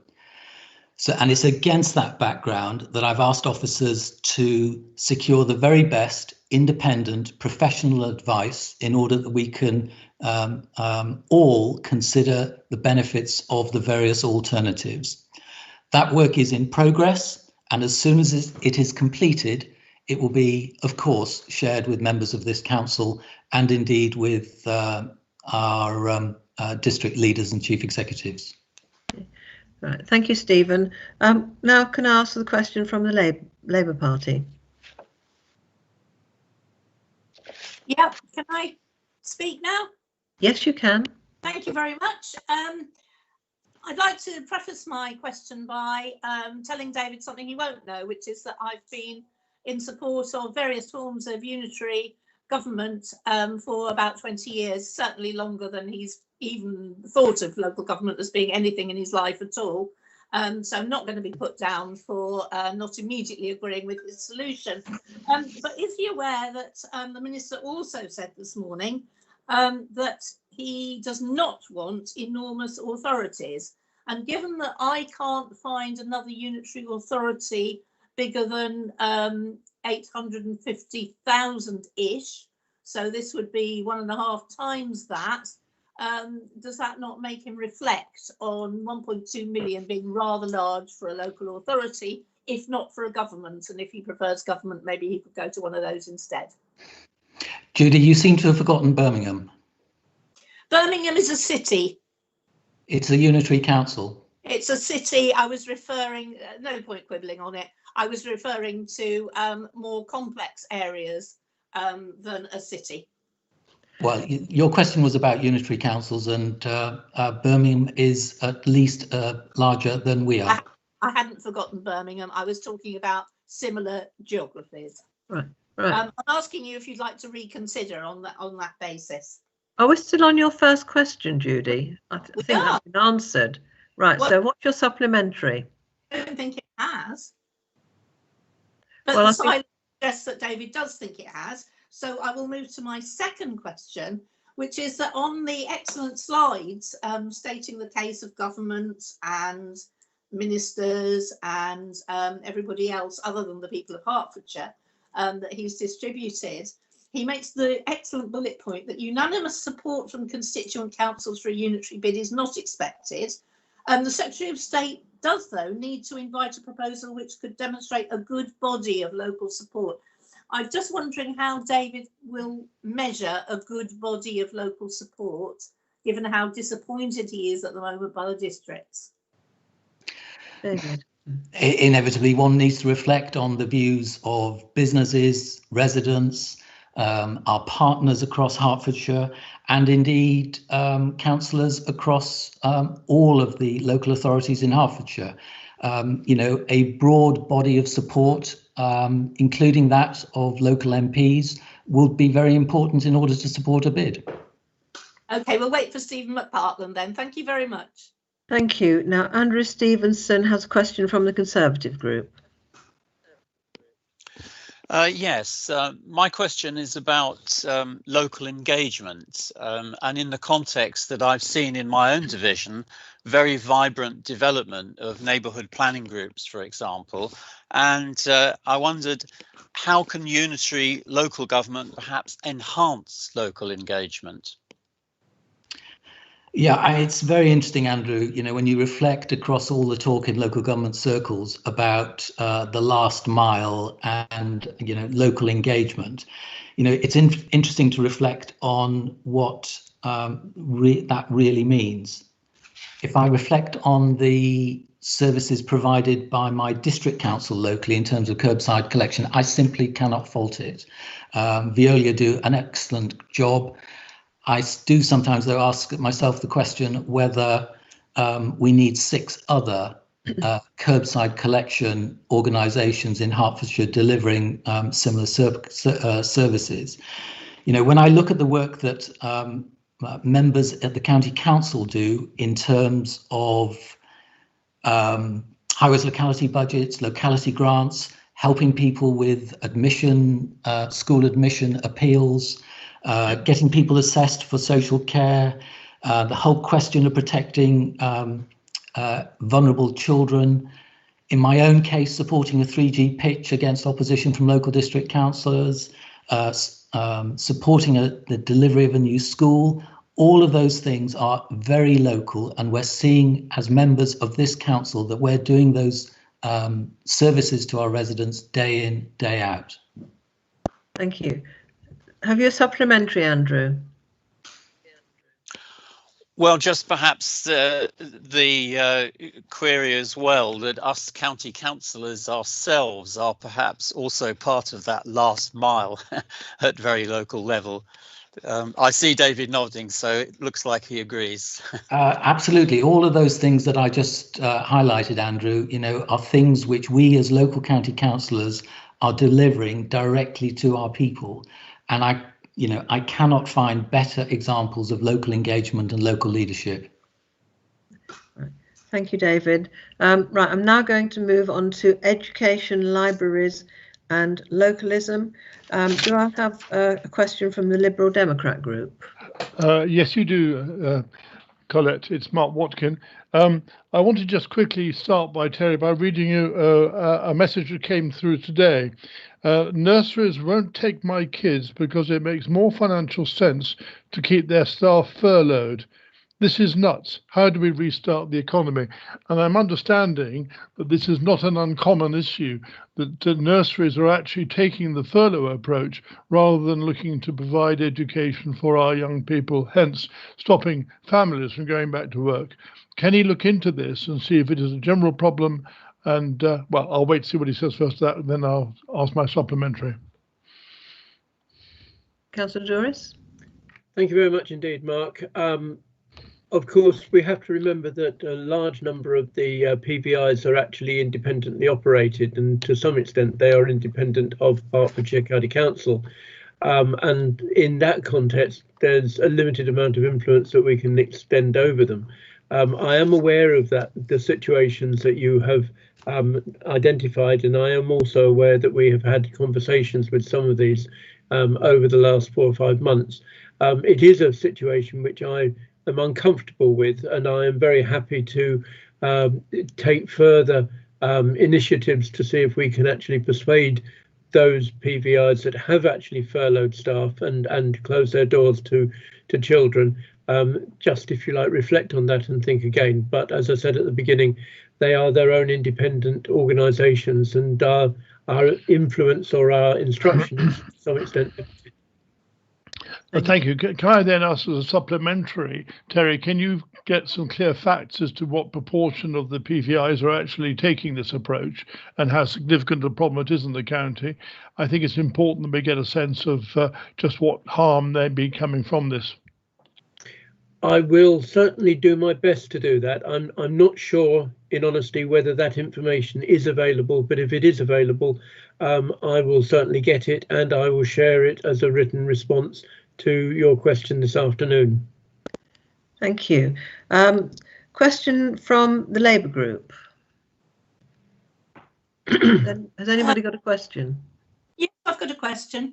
I wouldn't dream of asking Terry a question about education, because that would be obviously regarded as political grandstanding, but I'm happy to how the reopening of the libraries he feels is going. Is it going at sufficient speed? Because quite a lot of local residents, particularly those I think who've been very much affected by lockdown and have been shielding, are really bursting to be able to get back into some sort of space in libraries. Thank you very much indeed. I'm sorry, my hearing's going. I'm not sure whether you said grandstanding or bandstanding, but never mind. In terms of libraries, it has to be said that those library members who have been vulnerable could have been able to take part in the home delivery service. In terms of the opening up of libraries, as you know, we have now got, or we will have by the end of this week, 16 libraries that are doing ready reads. It's worth making the point that we've had over 1,000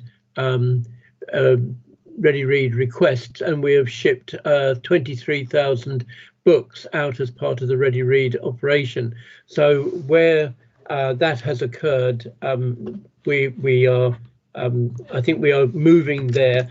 It is a slow process. It's actually a great deal more complicated than one would imagine in actually being able to open up libraries for a whole range of reasons, not least of which is the transfer of the virus and the protection and safety.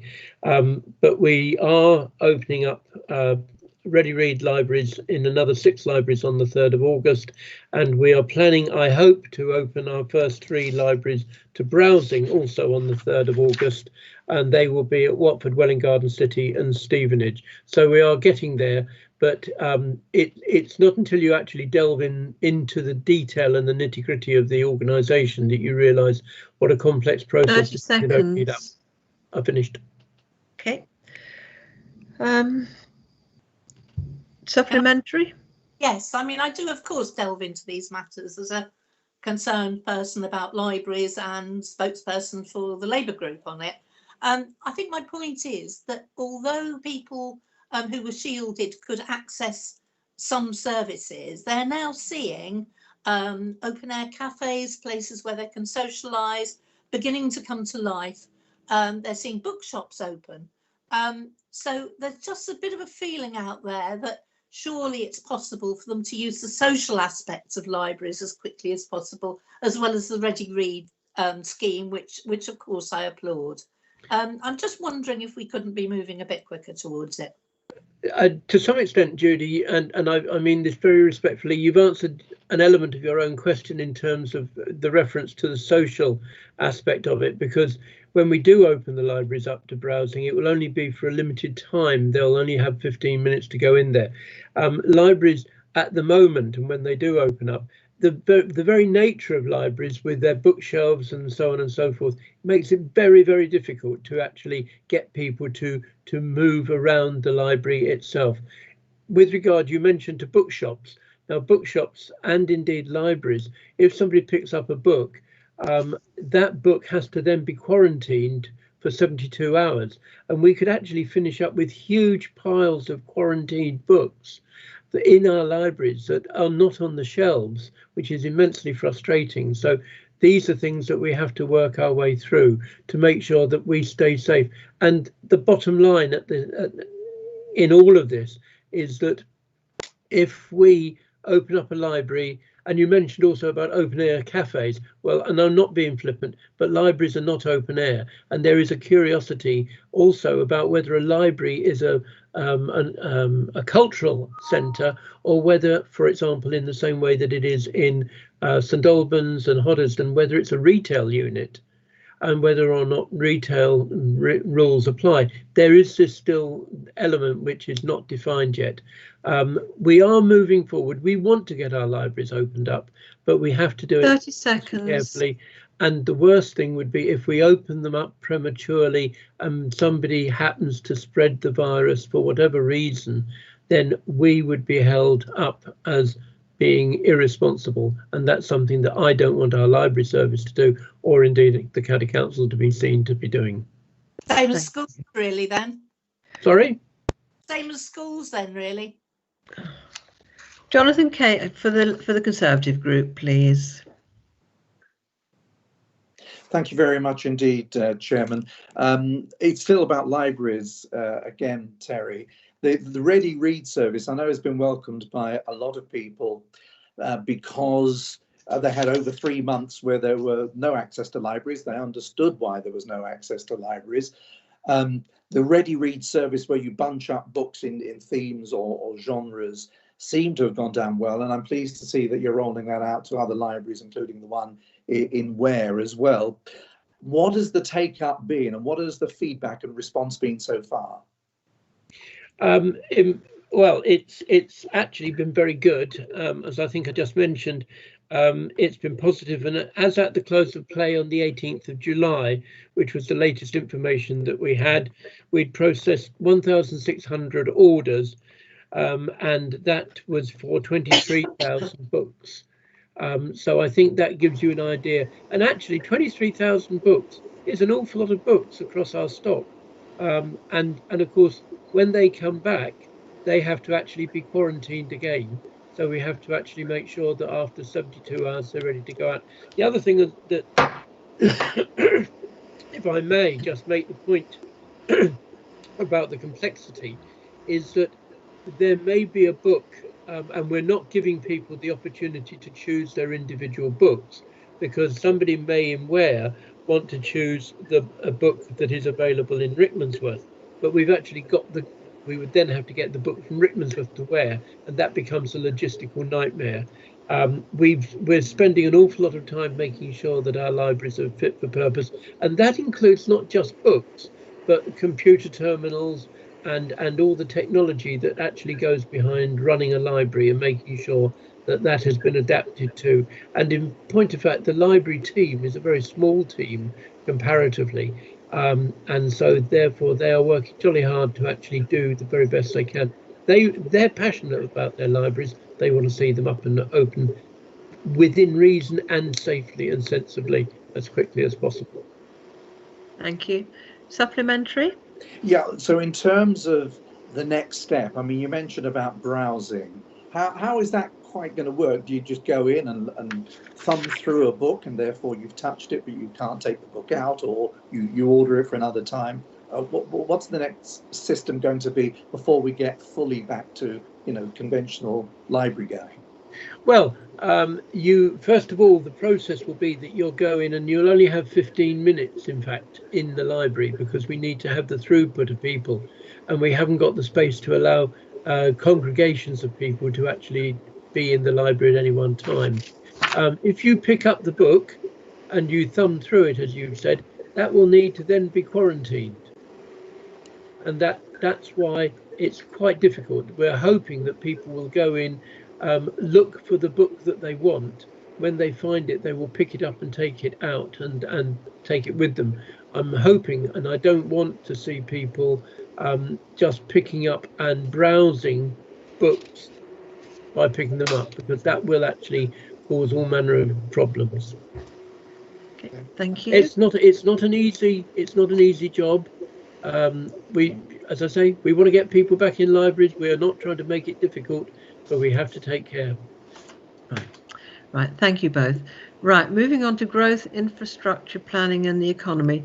Do I have a Liberal Democrat member for Derek, please?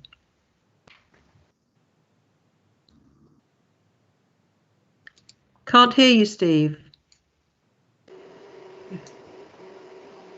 Can you hear me now? I can. Sure. Earlier we talked about the opportunities to make progress towards the LTP forum objectives with the funding provided by the government. But it seems likely that there will be a continuing change in travel and working patterns, which I guess we all hope will endure for a very long time. I'd like to ask the executive member what amendments and changes he intends to make to the growth and travel plans to reflect what we're hoping to happen in that respect. Well, the growth and travel plans are heavily biased towards LTP4 objectives as they are.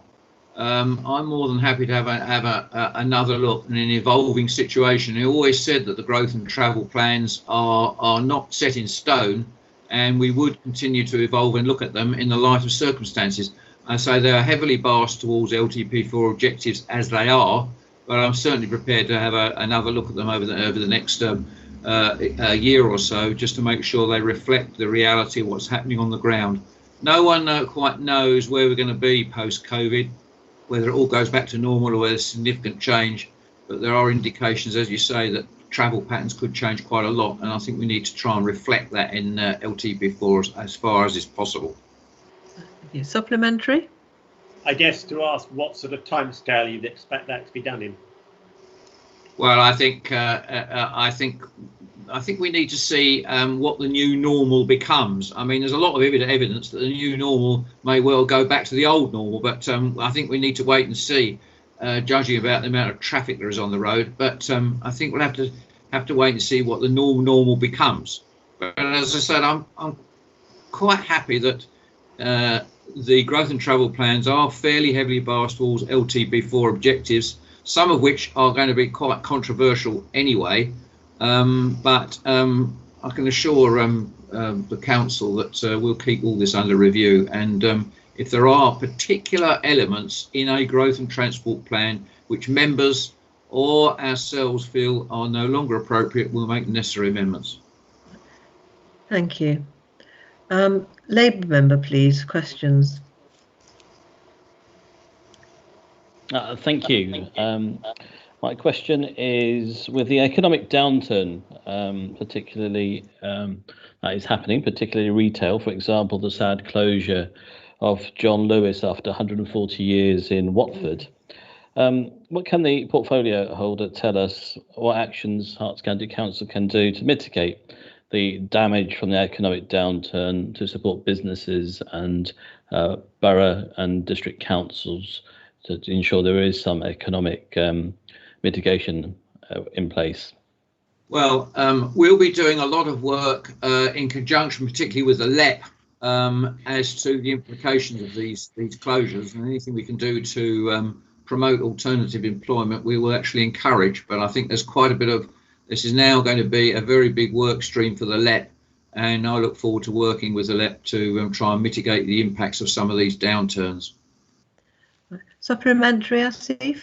Thank you. And so what does a portfolio holder think of Dominic Cummings' proposals to change permitted development planning rules, which will allow more commercial properties to be turned into residential and to almost bypass a lot of the planning, local planning committees to enforce some planning? Well, it rather depends on the circumstances. I mean, all the indications is there'll be and we don't know for a fact yet, there's going to be a massive downturn in the requirement for traditional office space. Even in my town at the moment, the commercial office market, even before COVID, was taking a downturn. So I think there could well be a lot of redundant office accommodation that has to be recycled somehow or another. And quite clearly, I mean, if there's still a demand for housing, then I think it'd be perfectly reasonable. I mean, I do actually have concerns that, of course, the local authorities do need to ensure that these permitted development rights deliver for us the Section 106 infrastructure requirements, and that's my one big concern. Okay, thank you both. Now move on. Does a Conservative member have any questions for Derek? No. Right, so moving on to highways and environment, Phil Bibby. The Liberal Democrats, question for Phil. Gosh, I nearly missed my opportunity, didn't I, Colette? Yes. It is disappointing that the executive member has failed to mention in his report to council that extra central government funding for highways maintenance, which increased funding for this year for England from 1 billion to 1.5 billion, and that Hert's share of that additional funding was just over £11 million. And from what spokespersons have now been told, the county, instead of using the money for what it was intended, 30 i.e. seconds. our roads and footways, they plan to use it to support road building projects. Given the money was intended to mend roads and footways, does he not consider it an insult to both residents and the government? Phil? Yes, thank you. Yes, I know we're disappointed in this as well. We haven't actually closed the door on this kind of spend for the £11 million. Unfortunately, economics are economics, and we don't know how this is all going to end out. But we are committed to these three major projects, and the COVID costs have come out to about £11 million, although that is reducing. Until we know we can cover that from other means, which may or may not happen, we are having to hold this money contingency. It's just basically prudent financial management on our part. We have been open about this. We've actually briefed you, as you say. I'm not so sure it necessarily needs to go into the executive report. Thank you. Supplementary? Yes, I noticed that the executive member mentioned the word contingency. Of course, there are substantial contingency funds for projects that do overspend.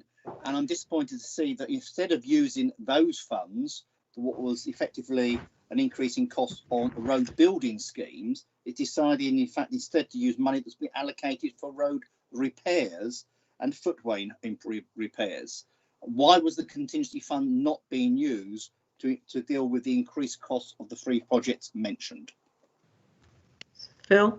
We have yet to finalise how we're going to fund all this. We are working very closely with Stephen Pillsworth and Scott, etc., to find out how these can be funded elsewhere. Before we can commit, I really can't say why we're going to do one thing rather than the other. We really need to keep an open brief and keep our options open to make sure that the council isn't put into financial jeopardy through these additional costs, really. Thank you. Questions from the Labour group? Chair, I'll be taking this one. Can I ask that in the proposed speed management strategy, it put down that the mean speed for introducing a 20 miles per hour zone will be reduced from 25 miles per hour to 24 miles per hour. Wouldn't this make the introduction of 20 miles per hour zones more difficult? Phil? We don't anticipate them being more difficult. We just try to make it more transparent as to when they can be agreed and in what circumstances. You need to bear in mind that if you stick up a sign and say this is a 20-mile-an-hour limit, speed's only reduced by less than 1 mile an hour. So the effect of a 20-mile-an-hour speed limit is quite minimal. There's a lot of perception, obviously, from cyclists and walkers, although it's interesting to record that parents still feel reluctant to allow their children to walk to school, even if there's a 20-mile-an-hour limit. The speed management strategy has been developed with a cross-party MAG approach, and it's considered reasonable what we're proposing. Thank you. And a supplementary, Asif? Yeah. I mean, it does logically will make it more difficult because some roads might need other proposals to reduce speed if it is. Oh no, it's just 1 mile per hour. It would do. But does the portfolio holder does agree with me that they are popular with residents, 20 miles per hour? It is about perception, and it is about that psychology of when you do see a 20 miles per hour zone, written on the road or in the sign, motorists do tend to slow down. I do agree they are popular with members and the public. There is the perception, a positive perception for cyclists and walkers. We're trying to make it clearer as to when they can be agreed.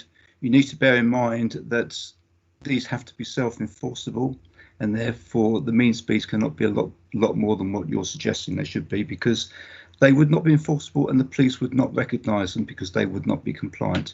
And that is why, to have a 20-mile-an-hour area, street or zone, you do need to have engineering measures in place if the environment of the road doesn't lend itself to those speeds in the first place. You can't just stick up a sign limit and expect someone to actually observe it, because it's just not going to happen.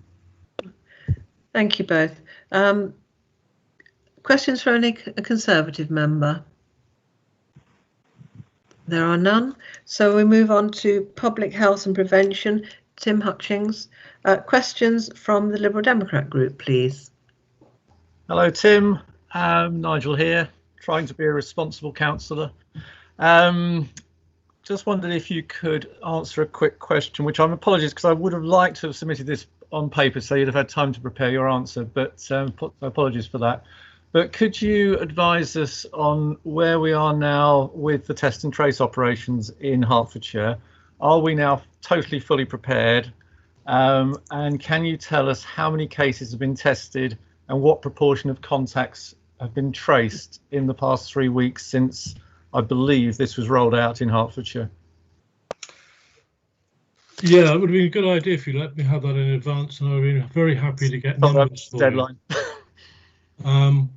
What I can say is that we've contracted out for more tests with schools. We've contracted out for more tests across the county. But what I'd rather do, if I may, is give you a written answer to that question with precise numbers. Beyond that, I'd be guessing. But I think in answer to the general premise behind you, I think we're pretty well prepared and we've got sufficient capacity for what's required. Okay. Do you have supplementary? Yes, I suppose it goes back to some of the discussion previously. I mean, are we getting... How is that being handled? Because I understand that the testing's mostly being done by is being NHS led. Is that correct? And therefore, how is that data being fed back to us? It's been done by a variety of sources, including NHS. I mean, if you have specific questions about the testing and the outcomes, I'm very happy to provide the answers to it.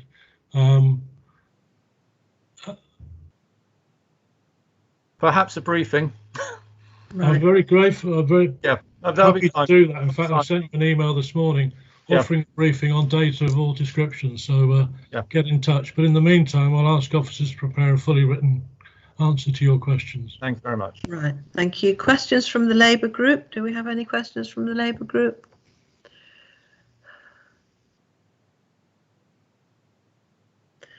There are none. We have a question. Sorry, my computer keeps going wrong. It's Lynn. Hang on, I'll try and get it.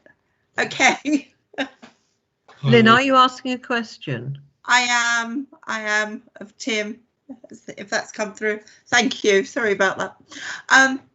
Just before I start, can I just pass on congratulations from all of us to everything Public Health have been doing, because I think they've been amazing under really some heavy workload. But my question is also about testing. As someone who's been tested for CV19 under Pillar 4, will the exec member ask that Herts County Council receives the results for these large numbers of volunteers who take the test so that an more accurate data can be deduced? Well, first of all, Lynn, thank you for your kind comments. Yes, I would very happily take that back to officers, and similarly with Nigel, get a briefing note on testing in the county, the numbers that are coming back and the time it's taken to get results. So yes, happy to take that on board. Thank you. Thank you. Supplementary, if I may. Yeah. Do you join me in agreeing that the decision that workers who've had their tests paid for by their employers will not now have to pay tax on these tests?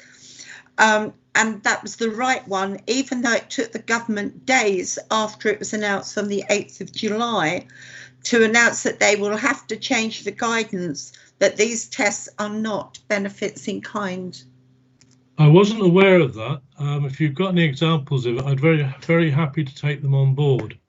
I mean, one of the many messages that we need to get out to the public is that if you are symptomatic, you need to get a test. So the more we can encourage them to do that, the better. So please let me have any examples and I'll certainly take that up with the Secretary of State.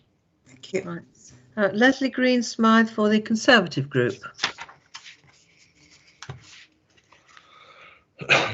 Thank you, Chairman. Tim, as restrictions come off, it's important that we remain vigilant. Are you able to tell us how the council are prepared if there's another outbreak with their planning? Yeah, thank you, Leslie. I'm sure everyone will agree, whatever party, that what we need to do is ensure take every step that we can to avoid a second peak. At the beginning of last month, we, like all authorities in the country, were invited to prepare an outbreak plan. And I'd like to thank our officers for the work they did in putting that together. But in doing so, also to thank our colleagues in the districts and boroughs. I mean, this has been a real Hertfordshire team effort. And I'm delighted that the plan we put together is received recognition, not just within the county, but obviously regionally and nationally. The central plank of our plan is around prevention. You know, at the end of the day, we want to stop this second peak if we can. But obviously, we also need to identify outbreaks as and when they occur. So that's a key to it. I think we now have a strong plan. It's been, I think, supported in a number of different ways, not least by the announcement at the weekend of increased powers for our Director of Public Health, which, if one adds that to the powers that environmental health teams in district and boroughs have, the powers that he already had, I think gives us a very strong hand to play if there are any issues. Also, I think improvements in the data that we're now receiving will make a big difference to our ability to deal with outbreaks. And finally, and it'll be launched later on this week, is a communication. 30 seconds. We're going to go out across the county telling the public what we're doing and what their role is. And I think what I finally say is that the success of any plan we put together depends very, very much on the support of the public of Hertfordshire. And I have to say, to date, they've been fantastic, and for that I give my thanks. Thank you. Now, I have been asked by Roma Mills if she can ask a question. I will say yes unless the legal officer advises me not. So, Roma, would you like to put your question, please? Thank you very much. Thank you very much, Madam Chairman. Just a brief question about school nursing. I noticed in the report that the commission services, for example, health visiting and sexual health services had continued. I wondered about school nurses. That's the first part of the question. And the second part of the question is, at scrutiny last week, when we looked at the impact of COVID across the system, there was a lot of focus on the importance of the school nurses, the key role that school nurses will play when youngsters return to school, given the emotional well-being and mental health impacts of the lockdown. I wondered if Tim is confident that we have sufficient capacity within the school nursing service to meet that role. Thank you, Madam Chairman. Well, first of all, let me agree with what I think is the sentiment behind the question of how important the role of school nurses is. We think it's vital, and it's for that very reason, actually, we put more money in and contracted out testing in schools so that school nurses don't have to do it, and that they can put their focus on the job that they could and should be doing, and the job, in fact, they do so very well. So, yes, I am confident, but always confident but not complacent, and we will continue to monitor it. Oops. Thank you. We move to resources and performance. Questions for the executive member. Do I have a question from the Liberal Democrat group? I'm afraid you have my pleasure again, Colette. Sorry about that. I seem to have lost your picture as well, but and your nice chat. I've lost my picture too. Given the answers given earlier in relation to the proposal for unitaries for Hertfordshire, one or more, and the statement by the leader of the council that officers have been instructed to undertake work and work have been commissioned from an outside consultant, could the executive member please tell me where this was agreed at the cabinet panel, how much the cost will be for this, and when the work was commissioned? Thank you for the question. I'm going to have to say that if you'd provided me with that question in advance, I might well have been in a position to have answered it. From my position as at the moment, I would need to seek further advice on most of those questions, certainly around the sums of money involved, etc. So I'll have to offer you a written answer in due course. And a supplementary? Of course, I welcome the written answer, and I welcome that as soon as speedily. I've been asking for this information for the last week from officers, and it hasn't been so far forthcoming. Equally, of course, had I been aware of the leader's statement and we had the opportunity of discussing it earlier, I would have been able to give an earlier notice of the question. Right. I take it. Thank you, Steve. Ralph, sorry. I'm sure that wouldn't have prevented you from asking the question earlier.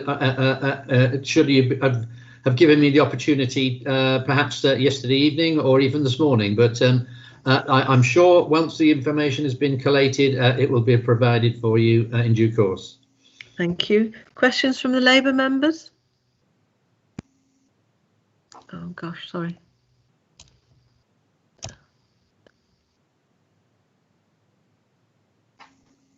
Oh. Okay, we can hear you. Sorry, I'm having a struggling here at the moment. If you can hold for a second. Right. There are no questions from Labour members. There is a question from the Conservatives, Stephen Bolton. Thank you, Madam Chairman. Following the disruption to the financial markets at the start of the COVID epidemic, when there was a significant fall in the equity prices, which affected pension fund valuations, including the councils, I recall your reply to a question related to this issue at the last council meeting, and that the council's pension fund investment strategy is for the long term and should not be measured against short-term market movements. Can you therefore please give us an update on the current position and the long-term outlook for the council's pension fund? Thank you. Thank you very much for that question. It's quite pertinent, as you will know, as being a member of the pension committee, that we had an update only last week from our advisors on the pension fund's capacity to meet its liabilities. Just to recap, the formal valuation, triennial valuation of the pension fund took place in March last year, and the valuation was £4.8 billion, and that represented 98% of the pension fund's continued liabilities going forward. So it was a very high valuation, and I'm fairly certain that it's probably the highest we've ever had in previous decades. So it was in very good shape. And as you quite rightly pointed out, I was asked at the last council meeting where the disruption in the market had affected the valuations significantly, and I must say that the general falls in equity markets, which were between about 20 and 30%, could have been a big impact, had a big impact on the pension fund. But because of the significant diversity that we've built into the fund, and over the last couple of years we've been introducing a new strategy, that's paid off significantly, and the recovery in the markets have now left the fund back at its original value at 4.8 billion. So I think the position of the fund going forward is in a very good shape, and we are taking an opportunity to hedge our future equity positions in recent times to ensure that we isolate ourselves from any new volatility in the markets. Thank you, Ralph. Questions now for adult care and health, Richard. Questions from the Liberal Democrat group, please. Thank you, Chair. Richard, in your report to Council at paragraph 5.4 on page 29, you imply that the discharges from hospitals were into the additional care home capacity at Nevitts and Fairway.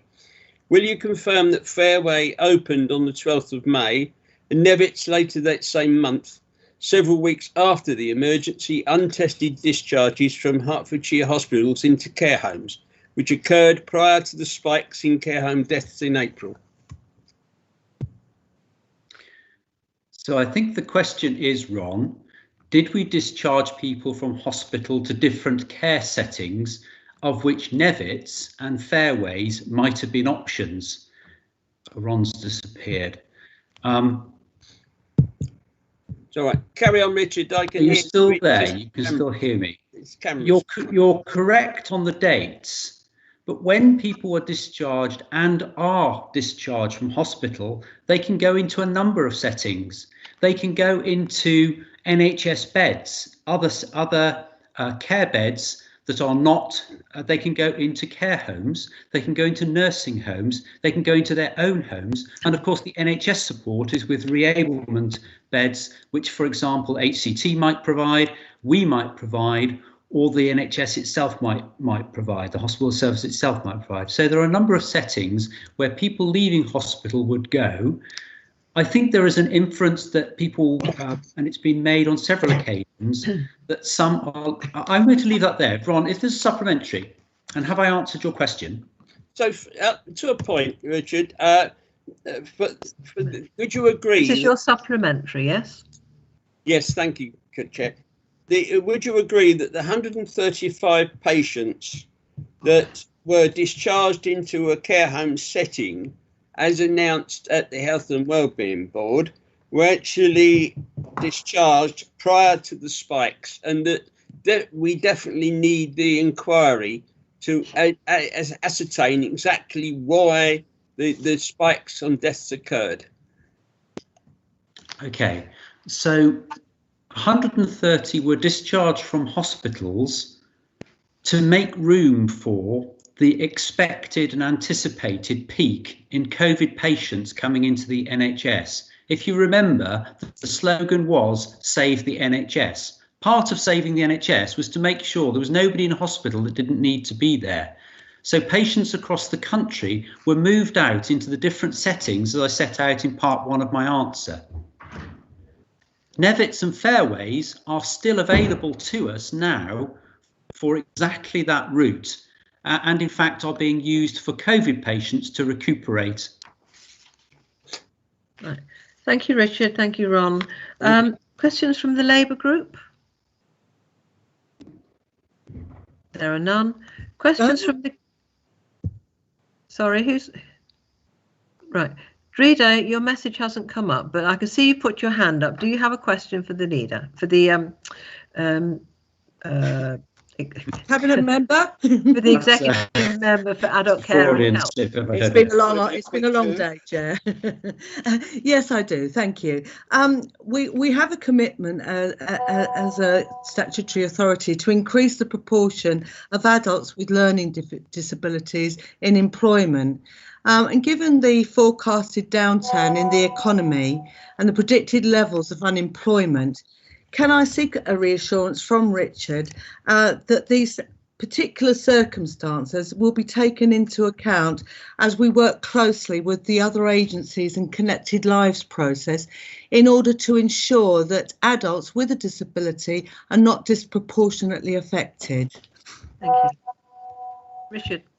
That is, thank you. Just checking the sound is okay. Drida, that is an excellent question and goes to the heart of how we support those with learning disabilities and physical disabilities into a range of activities, whether that is thinking about where is the appropriate setting for day centre type activity, going to the same place each day, or going into the community, or moving into work, or volunteering. I would want all of that to be supported, and to be supported as we think through how we, in totality, make the best use of our community facilities, and how we best give the opportunity to those with learning disability and physical disability. Thank you, Richard. That's a long-winded way of saying yes, Drida. Supplementary, Drida.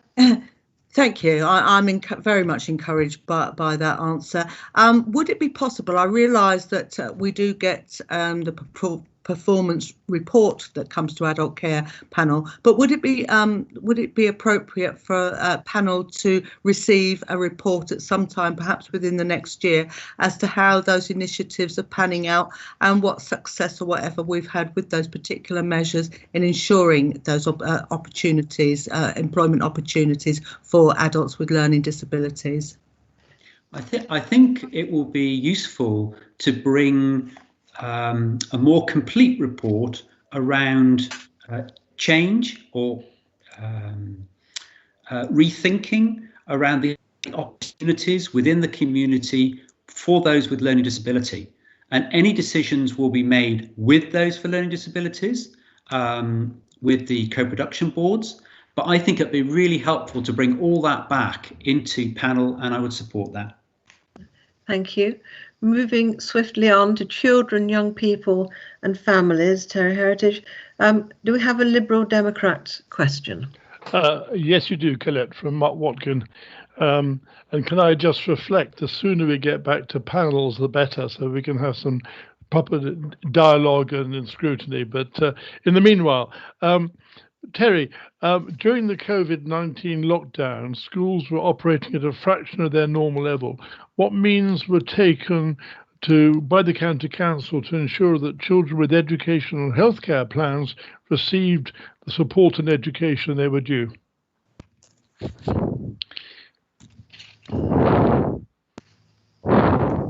Thanks, Mark. Thanks for your question. All children with social workers had visits, or not necessarily visits, but conversations with their social workers to ensure that they were supported. Children with EHCPs would have been supported by their schools as well. I don't have any statistics about EHCP. I think I've got most statistics in front of me except for that one. I can certainly get you a written response to that. Right. Lovely. Your supplementary? Yes, I do. Thank you, Terry. Colette, I mean, if there is, as one fears, when schools go back to something like normal operation, a flood of education healthcare plans coming in through the autumn, what plans has the executive member put in place to meet this deadline meet this rush without the deadlines being missed? And again, if you want to give me a considered answer in writing, that will be fine. Yeah, I probably will give you a considered answer to that. As you know, it's already a tremendous pressure on the resources of the Children's Service, but officers are working to try and get as many plans done in time as possible. But perhaps I come back to you with a fuller answer, which we can share with members of the panel. Right, thank you. Do we have a question from the Labour group?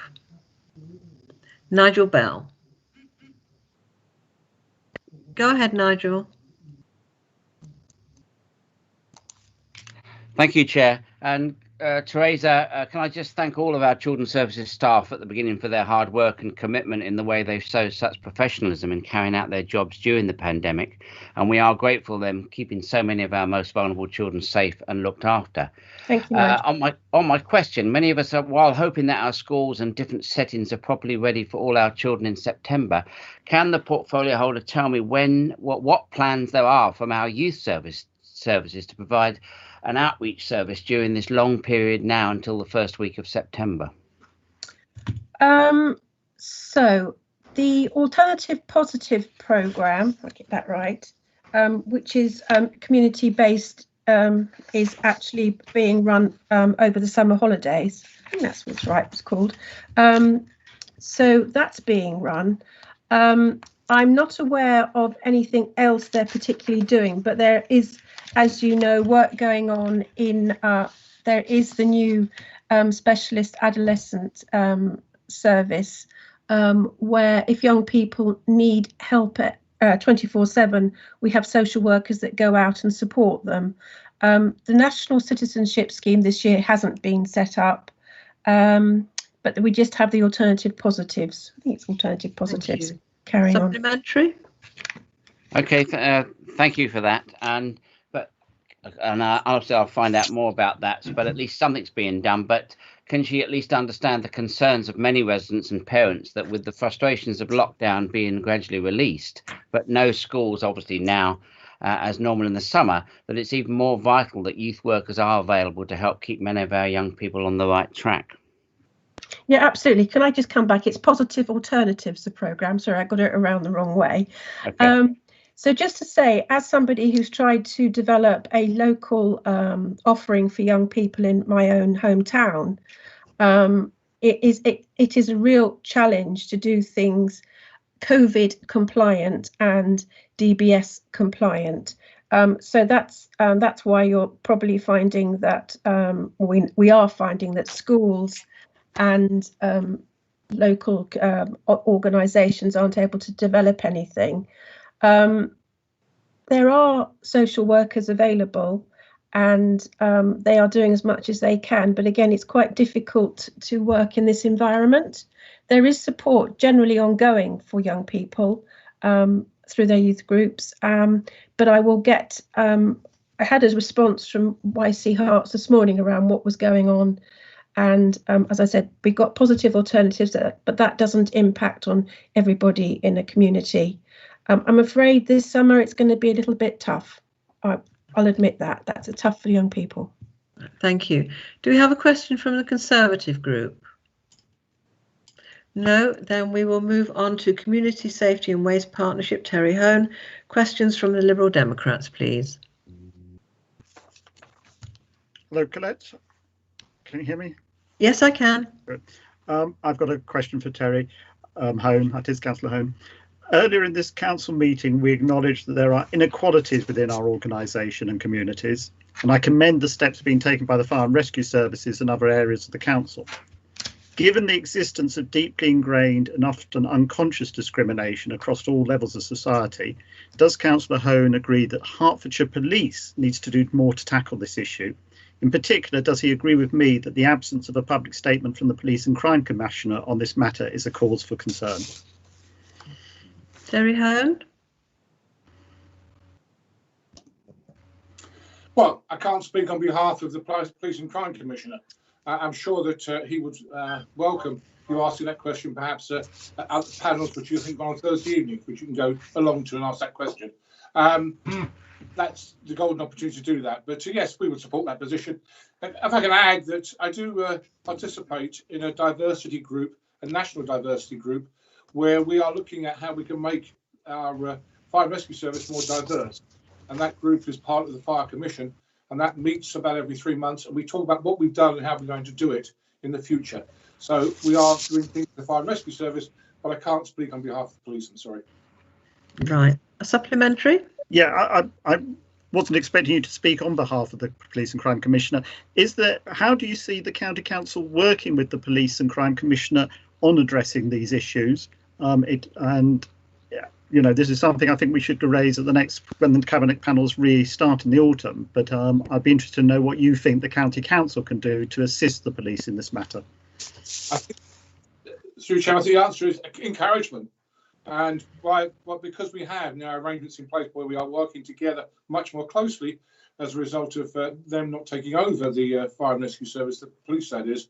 So we're working much more closely. We do have opportunities to have those sorts of discussions, which we wouldn't have done in the past, but we now are together, as we are with the ambulance service as well, I might add, to make sure that we are all going in the same direction around many things, not least of all diversity. Right, thank you. We have a question from Josh Bennett-Lovell. Hopefully you can hear me. Yeah.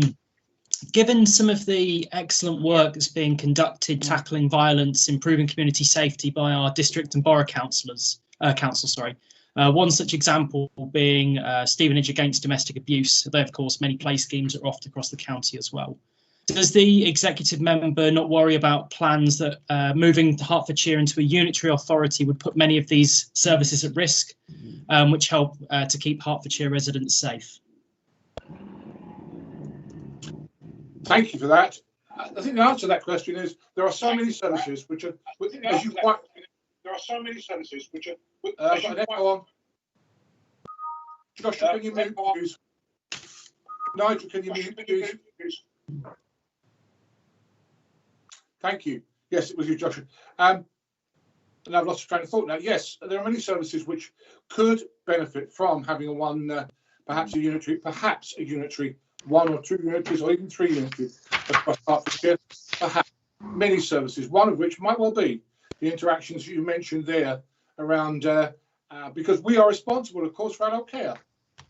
So yes, adult care in Herts County Council does work very hard with people like the domestic abuse people in the boroughs.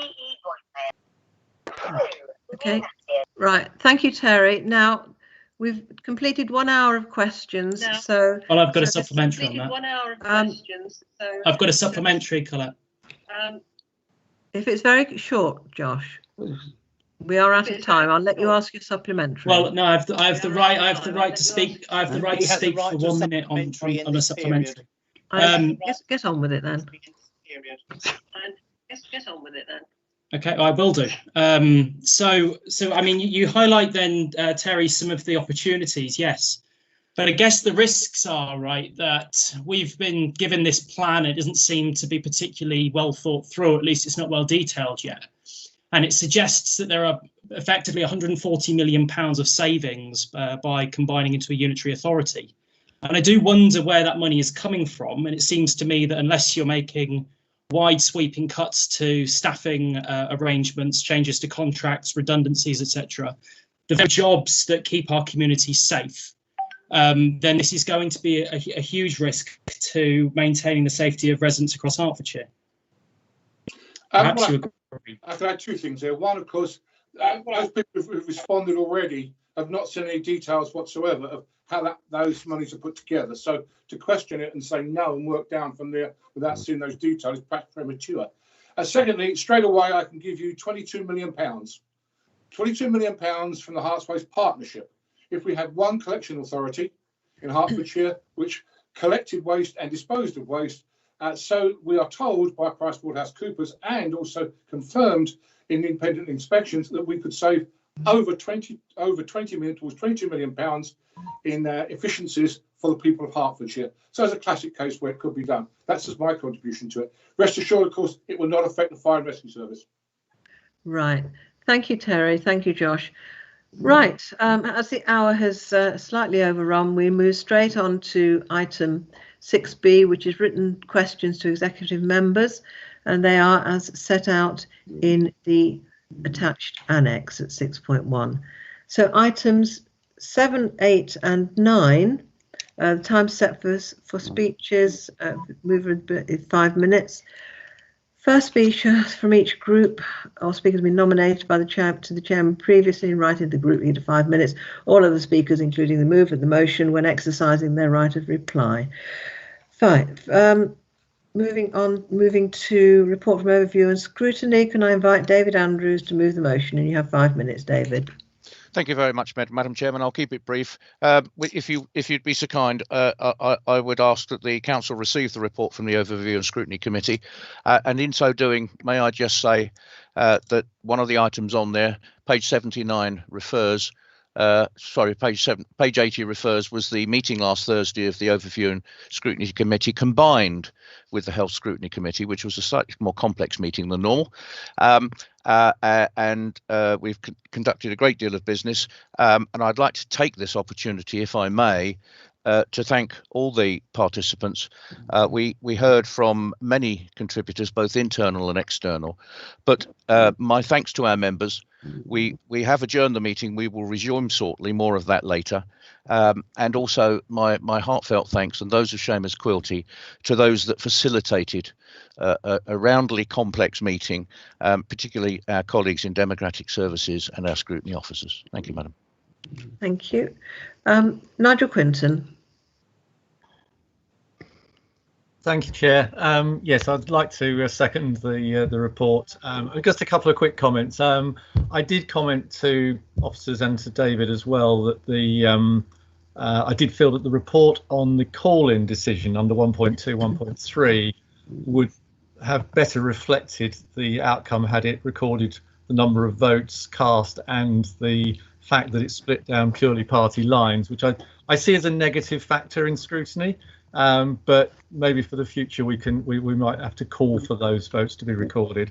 On a more positive note, David, thank you so much for your efforts chairing last week's meeting. I think you did an absolutely fantastic job there, and I do hope that we quickly reconvene that meeting to reach conclusions on the scrutiny programme coming forward, and I do hope that we can get back to the proper scrutiny programme back to normal as soon as possible, preferably from September onwards. Thank you. I think we all wish that, Nigel. Could I ask Lynn Chesterman to speak?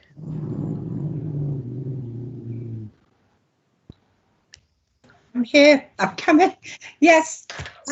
I wanted to say as well just how important and how much I learned being new to this role, how much I learned from the joint meeting, and thanks to everyone who took part. And again, as Nigel said, thank you very much, David, for chairing it, and look forward to getting back.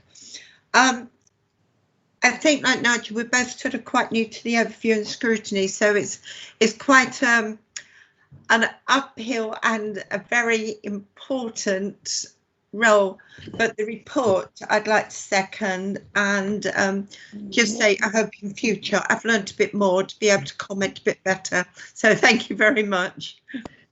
Thank you, Lynn. Now, are there any other speakers wishing to join in the debate? If not, Nigel, did you reserve your right to speak? I thought I'd already spoken. That's fine. Right, you do have 3 minutes, but you didn't reserve. So, David, would you like to exercise your right of reply? I would, just to thank colleagues for their support. They spare my blushes, but yes, it was a complex meeting, and I can't thank members enough for their help. We do have new members on the committee. I very much welcome Nigel and Lynn joining as vice chairman, and I think it bodes well for the future. So my thanks to them. Thank you, Madam Chair. Right, so we do have a vote on this. Can I ask members to start putting in that they agree to receive the report from the Overview and Scrutiny Committee? Well, vote on that. We just say we accept it. We're not going to.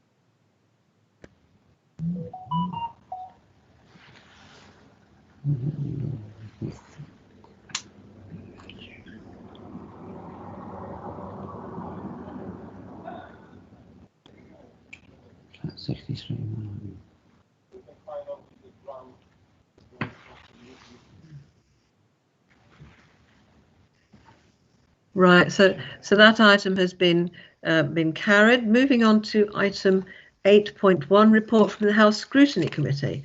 Could I invite Seamus Quilty to move the motion? And you have 5 minutes, Seamus. Thank you, Madam Chairman. Even yes, I'm going to draw members back to a long time, the 4th of March. That was the last time, 2020, when we actually had our last health scrutiny meeting a long time ago. So I would like to move that report on agenda item in the papers pack. Thank you. Thank you. Could I invite Chris White to second? Yes, I second formally and reserve my right to speak. Thank you, Chris. Right, can I invite Margaret Eames Patterson as the lead speaker for the Labour Group to speak? You have 5 minutes, Margaret. Thank you. Thank you, Chair. Can you hear me? Yes, I can. Great. We had a very interesting joint health scrutiny and overview and scrutiny, as others have mentioned, last week. And we did discuss schools and scrutinising how we could try and make sure our procedures were okay, which would take a bit longer.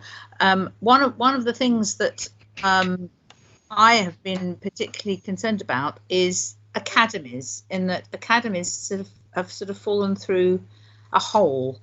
And I wanted to just clarify, we know that most of our secondary schools are now academies with no formal accountability to the county council, but I understand from Jim McManus that they have made a public health offer to the academies, both to use public health nurses and I presume to be able to take part in the training that I've heard is happening in August for schools for COVID. But I don't know if they have actually engaged with it. And I wondered whether that could just be clarified. It's probably linking with public health, I'm afraid.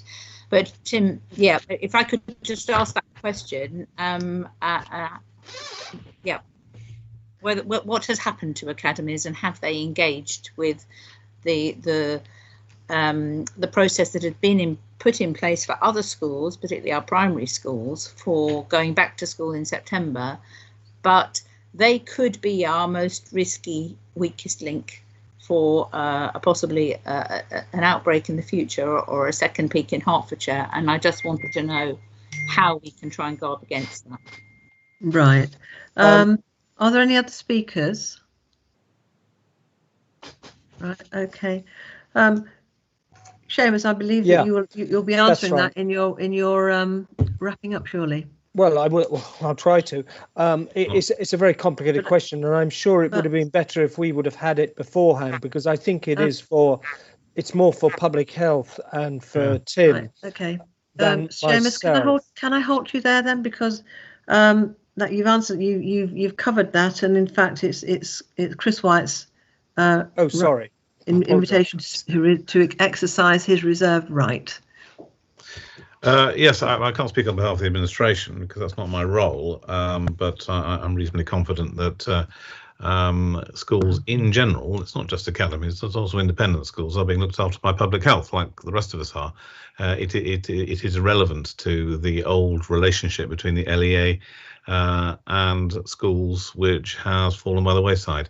But as I say, that's a matter for the administration and for a different point of the meeting.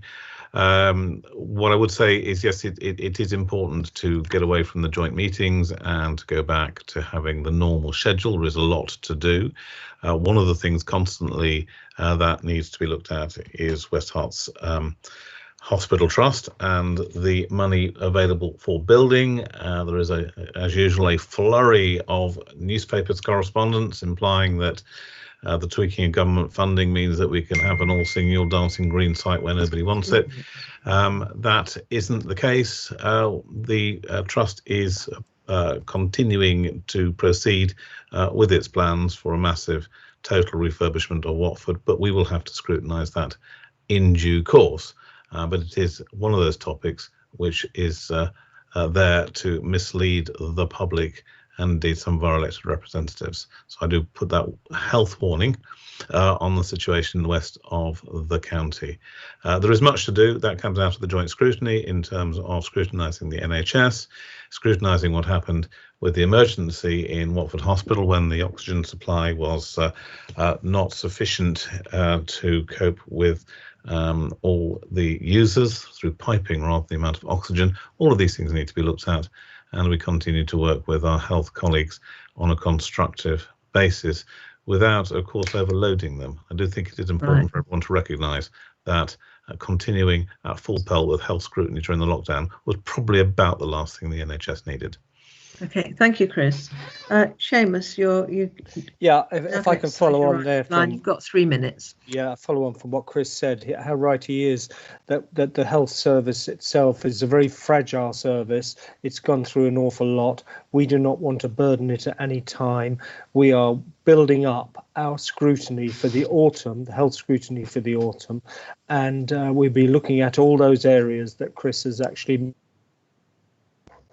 Oh, we lost Seamus. Seamus, we can't hear you.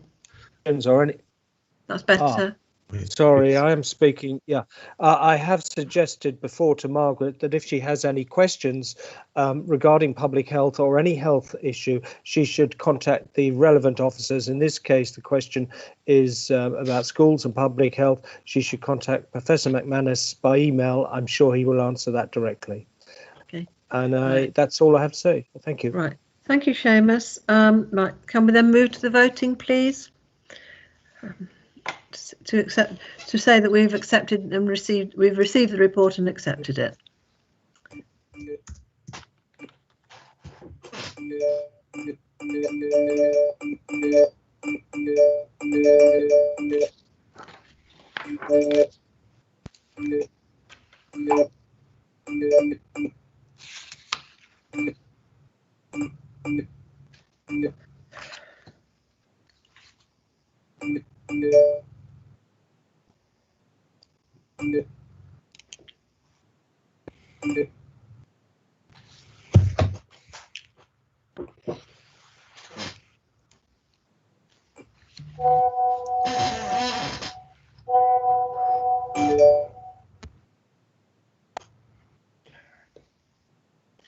Right, I received notice that has been carried. Moving swiftly on then to the report of the Audit Committee. Francis, can I ask you to move the motion, please? Yes, indeed you can. Thank you. I'm very happy to move this committee report. Items 1 to 8 set out what we do, and section 9 sets out how the whole committee has worked continuously to improve the overall robustness and performance of the County Council. I've really enjoyed working, I very much enjoyed the support of the whole committee and of all our very hard-working officers. So I thank you all for the spirit of cooperation in which we've all worked, and all, of course, has been for the benefit of Hertfordshire. So thank you very much. I move the report. Thank you. And Graham McAndrew, can you take down your emails, please?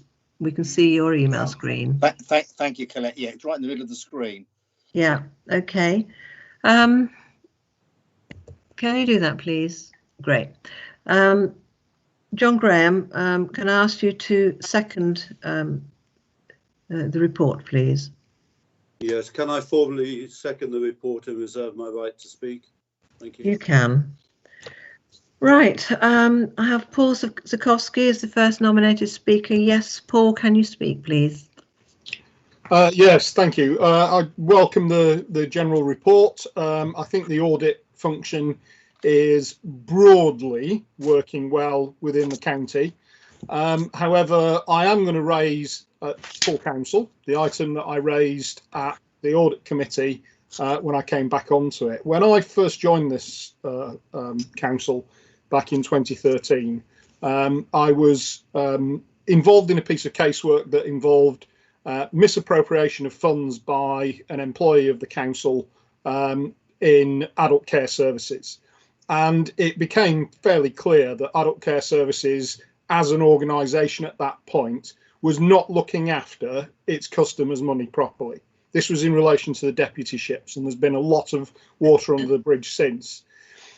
Coming back onto the audit committee, imagine my surprise and disappointment to discover an outstanding high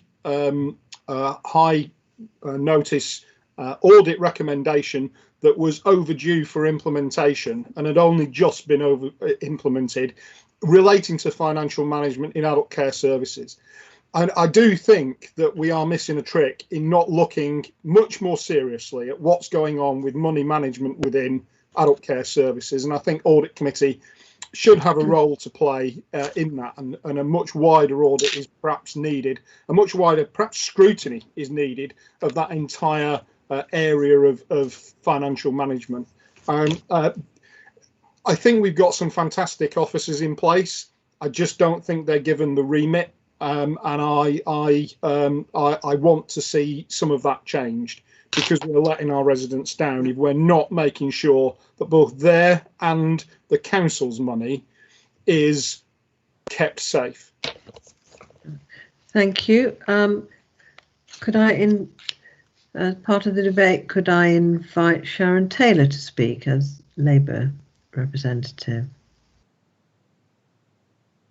Chair, I think Sharon made it clear first thing this morning that she had to go to an LGA resources board at 2 o'clock. So I'm right, sorry, I didn't see that. Yeah. Okay, so are there any other speakers? Right. Then could I ask John Graham to speak and reserve his and exercise his right to speak? Yes, Chairman, thank you very much indeed. I very much welcome the fact that this council receives an annual report. It's something that's been initiated by the current chairman, and I think it's important that the council sees the work that the audit committee does. Can I compliment the chairman on her leadership of the council, of the audit committee? She keeps us very much on our toes, both the members and the officers, and I think under her guidance we are becoming more effective inside the organisation. And I think the report shows what work has been undertaken by the audit committee, and I hope that we can all support it as it comes to the council. So on that basis, Chairman, I formally second the report. Thank you. Right. Francis, you have the right to reply, 3 minutes. Thank you very much indeed. John, thank you for your kind words. The concept of the audit committee all being on their toes, I just love it. I have a visual image of you all floating around. To reply to Paul Zukowski, Paul, you haven't been on the audit committee for quite a long time now, and you rejoined us, and you were most welcome indeed at the beginning of this financial year.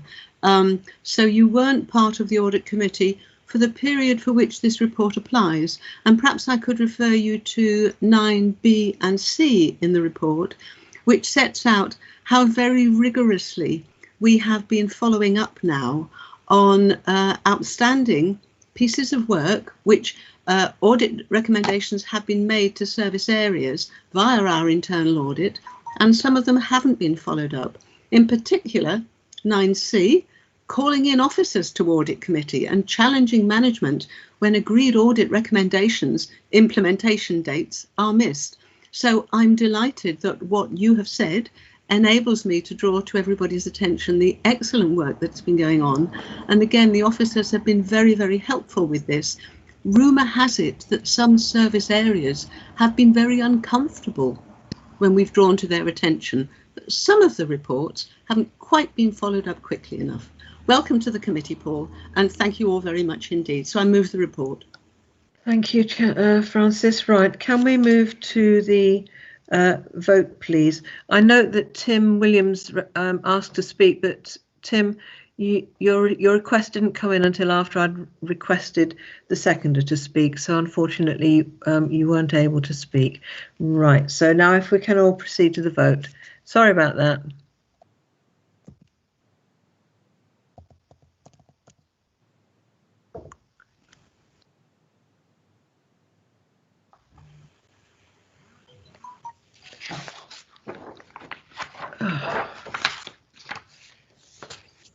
Right.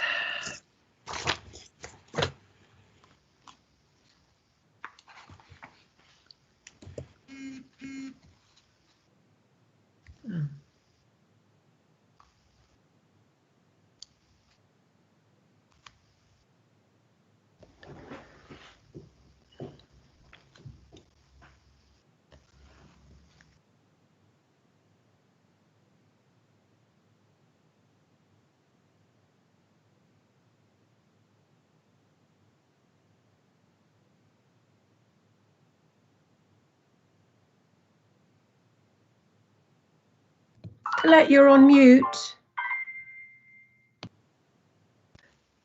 Right, sorry about that.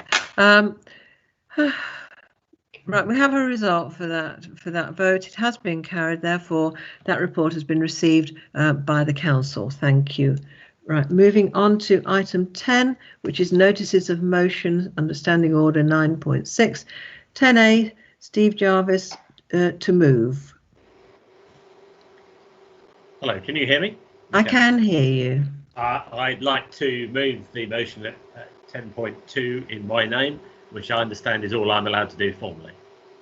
Right, and your seconder is Stephen Giles Medhurst. I formally second the motion in our name about biodiversity and need to protect wildlife in Hertfordshire. Right, thank you. So I can advise Council in accordance with Standing Order 9(8), I've determined that the motion above will be referred to the Resources and Performance Cabinet Panel for consideration. Item 10. Colette, it says on the order paper this will go to Highways and the Environment. This is not a matter for resources, I believe.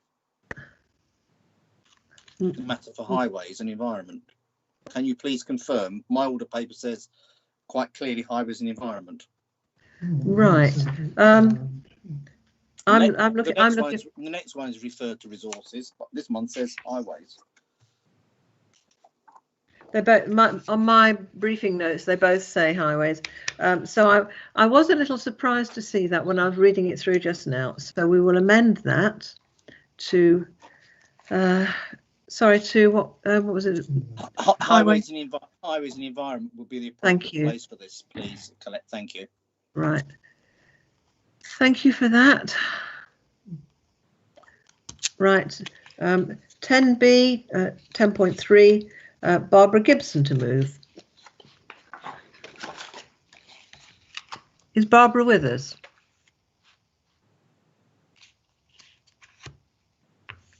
I think Barbara is.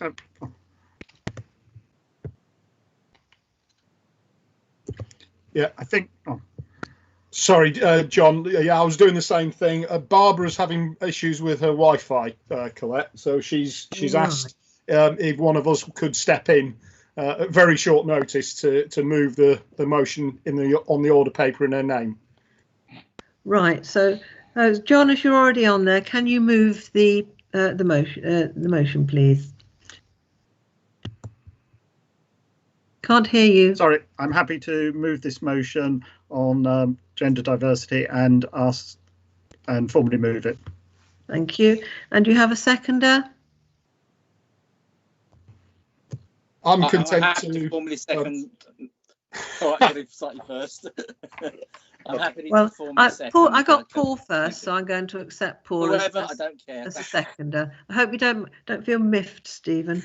Right, so in accordance with Standing Order 9(8), I've determined that the motion above will be referred to the Resources and Performance Cabinet Panel for consideration. 10C we have already dealt with earlier in the meeting. Council colleagues, can I thank you very much for bearing with the way that this meeting has progressed. Despite the earlier difficulties, we will be looking at this, and clearly the next meeting should be even smoother, but hopefully we'll be back in the council chamber itself. So thank you all very much, and also have a lovely summer. If I don't speak to or see to any of you before. Okay, bye now. Thank you. And can I thank you, Colette, on behalf of the group of the